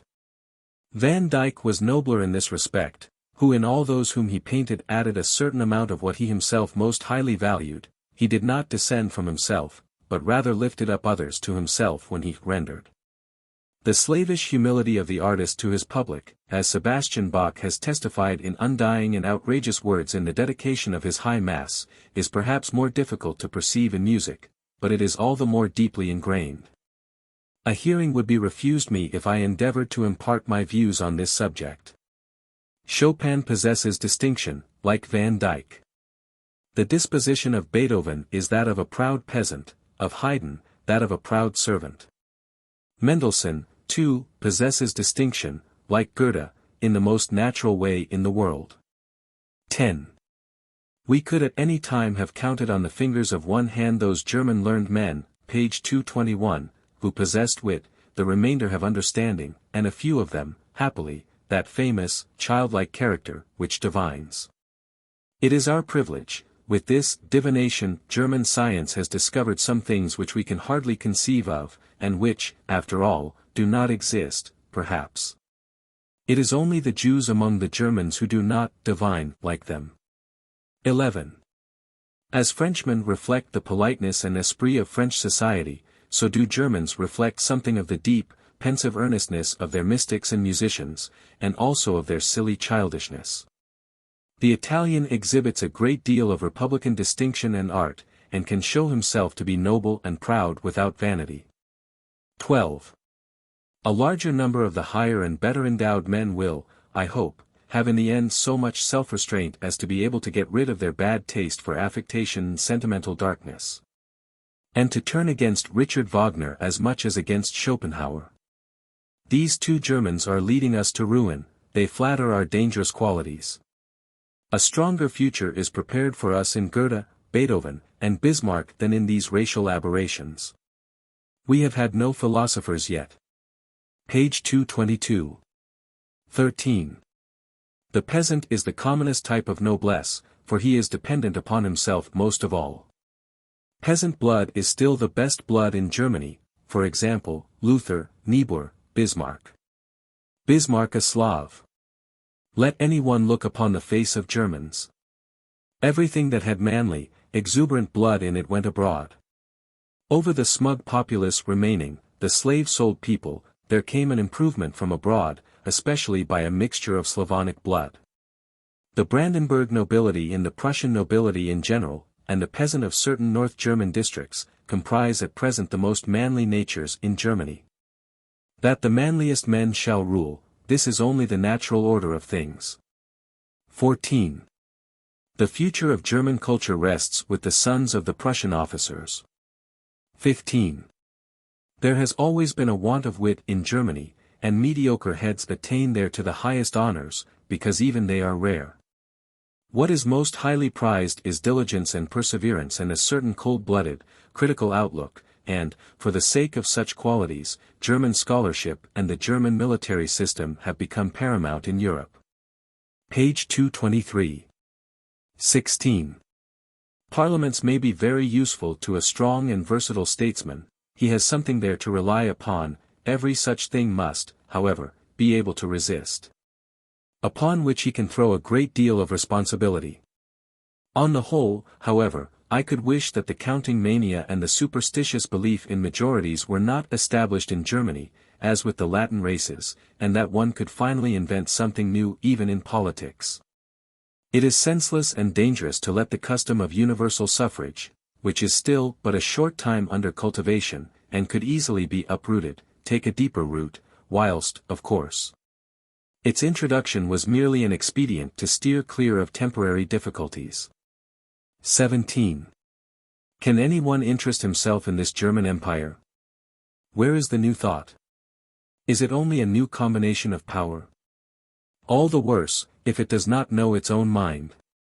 Peace and laissez-aller are not types of politics for which I have any respect. Ruling, and helping the highest thoughts to victory, the only things that can make me interested in Germany. England's small-mindedness is the great danger now on earth. I observe more inclination towards greatness in the feelings of the Russian nihilists than in those of the English utilitarians. We require an intergrowth of the German and Slav races, and, page 224, we require, too, the cleverest financiers, the Jews, for us to become masters of the world. A. The sense of reality. B. A giving up of the English principle of the people's right of representation. We require the representation of the great interests. C. We require an unconditional union with Russia, together with a mutual plan of action which shall not permit any English schemata to obtain the mastery in Russia. No American future. D. A national system of politics is untenable, and embarrassment by Christian views is a very great evil. In Europe all sensible people are skeptics, whether they say so or not. 18. I see over and beyond all these national wars, new empires, and whatever else lies in the foreground. What I am concerned with, for I see it preparing itself slowly and hesitatingly, is the united Europe. It was the only real work, the one impulse in the souls, of all the broad-minded and deep-thinking men of this century, this preparation of a new synthesis, and the tentative effort to anticipate the future of the European. Only in their weaker moments, or when they grew old, did they fall back again into the national narrowness of the fatherlanders, then they were once more patriots. I am thinking of men like Napoleon, Heinrich Heine, Goethe, Beethoven, Stendhal, Schopenhauer. Perhaps, page 225, Richard Wagner likewise belongs to their number, concerning whom, as a successful type of German obscurity, nothing can be said without some such, perhaps. But to the help of such minds as feel the need of a new unity there comes a great explanatory economic fact: the small states of Europe, I refer to all our present kingdoms and empires, will in a short time become economically untenable. Owing to the mad, uncontrolled struggle for the possession of local and international trade. Money is even now compelling European nations to amalgamate into one power. In order, however, that Europe may enter into the battle for the mastery of the world with good prospects of victory, it is easy to perceive against whom this battle will be waged. She must probably come to an understanding with England. The English colonies are needed for this struggle, just as much as modern Germany, to play her new role of broker and middleman, requires the colonial possessions of Holland. For no one any longer believes that England alone is strong enough to continue to act her old part for 50 years more. The impossibility of shutting out homines novae from the government will ruin her, and her continual change of political parties is a fatal obstacle to the carrying out of any tasks which require to be spread out over a long period of time. A man must today be a soldier first and foremost that he may not afterwards lose his credit as a merchant. Enough. Here, as in other matters, the coming century will be found following in the footsteps of, page 226, Napoleon, the first man, and the man of greatest initiative and advanced views, of modern times. For the tasks of the next century, the methods of popular representation and parliaments are the most inappropriate imaginable. 19. The condition of Europe in the next century will once again lead to the breeding of manly virtues, because men will live in continual danger. Universal military service is already the curious antidote which we possess for the effeminacy of democratic ideas, and it has grown up out of the struggle of the nations. Nation, men who speak one language and read the same newspapers. These men now call themselves nations, and would far too readily trace their descent from the same source and through the same history. Which, however, even with the assistance of the most malignant lying in the past, they have not succeeded in doing. 20. What quagmires and mendacity must there be about if it is possible, in the modern European hodgepodge, to raise questions of race? It being premised that the origin of such writers is not in Borneo and Borneo. 21. Maxim, to associate with no man who takes any part in the mendacious race swindle. Page 227. 22. With the freedom of travel now existing, groups of men of the same kindred can join together and establish communal habits and customs. The overcoming of nations. 23. To make Europe a center of culture, national stupidities should not make us blind to the fact that in the higher regions there is already a continuous reciprocal dependence. France and German philosophy. Richard Wagner and Paris, 1830–50. Goethe and Greece. All things are impelled towards, a synthesis of the European past in the highest types of mind. 24. Mankind has still much before it. How, generally speaking, could the ideal be taken from the past? Perhaps merely in relation to the present, which latter is possibly a lower region. 25. This is our distrust, which recurs again and again. Our care, which never lets us sleep, our question, which no one listens to or wishes to listen to. Our sphinx, near which there is more than one precipice. We believe that the men of present-day Europe are deceived in regard to the things which we love best, and a pitiless demon, page 228, no, not pitiless. Only indifferent and puerile, plays with our hearts and their enthusiasm, as it may perhaps have already played with everything that lived and loved. I believe that everything which we Europeans of today are in the habit of admiring as the values of all these respected things called humanity, mankind, sympathy, pity, may be of some value as the debilitation and moderating of certain powerful and dangerous primitive impulses. Nevertheless, in the long run all these things are nothing else than the belittlement of the entire type man, his mediocrisation, if in such a desperate situation I may make use of such a desperate expression. I think that the commedia humana for an Epicurean spectator god must consist in this, that the Europeans, by virtue of their growing morality, believe in all their innocence and vanity that they are rising higher and higher. Whereas the truth is that they are sinking lower and lower, i.e. through the cultivation of all the virtues which are useful to a herd, and through the repression of the other and contrary virtues which give rise to a new, higher, stronger, masterful race of men. The first-named virtues merely develop the herd animal in man and stabilitate the animal, man, for until now man has been, the animal as yet unstabilitated. 26. Genius and epic. Heroism is no form of selfishness, for one is shipwrecked by it. The page 229, direction of power is often conditioned by the state of the period in which the great man happens to be born. And this fact brings about the superstition that he is the expression of his time. But this same power could be applied in several different ways. And between him and his time there is always this difference, that public opinion always worships the herd instinct, i.e. the instinct of the weak, while he, the strong man, writes for strong ideals. 27. The fate now overhanging Europe is simply this, that it is exactly her strongest sons that come rarely and late to the springtime of their existence. That, as a rule, when they are already in their early youth they perish, saddened, disgusted, darkened in mind, just because they have already, with the entire passion of their strength, drained to the dregs the cup of disillusionment. Which in our days means the cup of knowledge, and they would not have been the strongest had they not also been the most disillusionized. For that is the test of their power, they must first of all rise out of the illness of their epoch to reach their own health. A late springtime is their mark of distinction, also, let us add, late merriment, late folly, the late exuberance of joy. For this is the danger of today, everything that we loved when we were young has betrayed us. Our last love, the love which makes us acknowledge her, our love for truth, let us take care that she, too, does not betray us.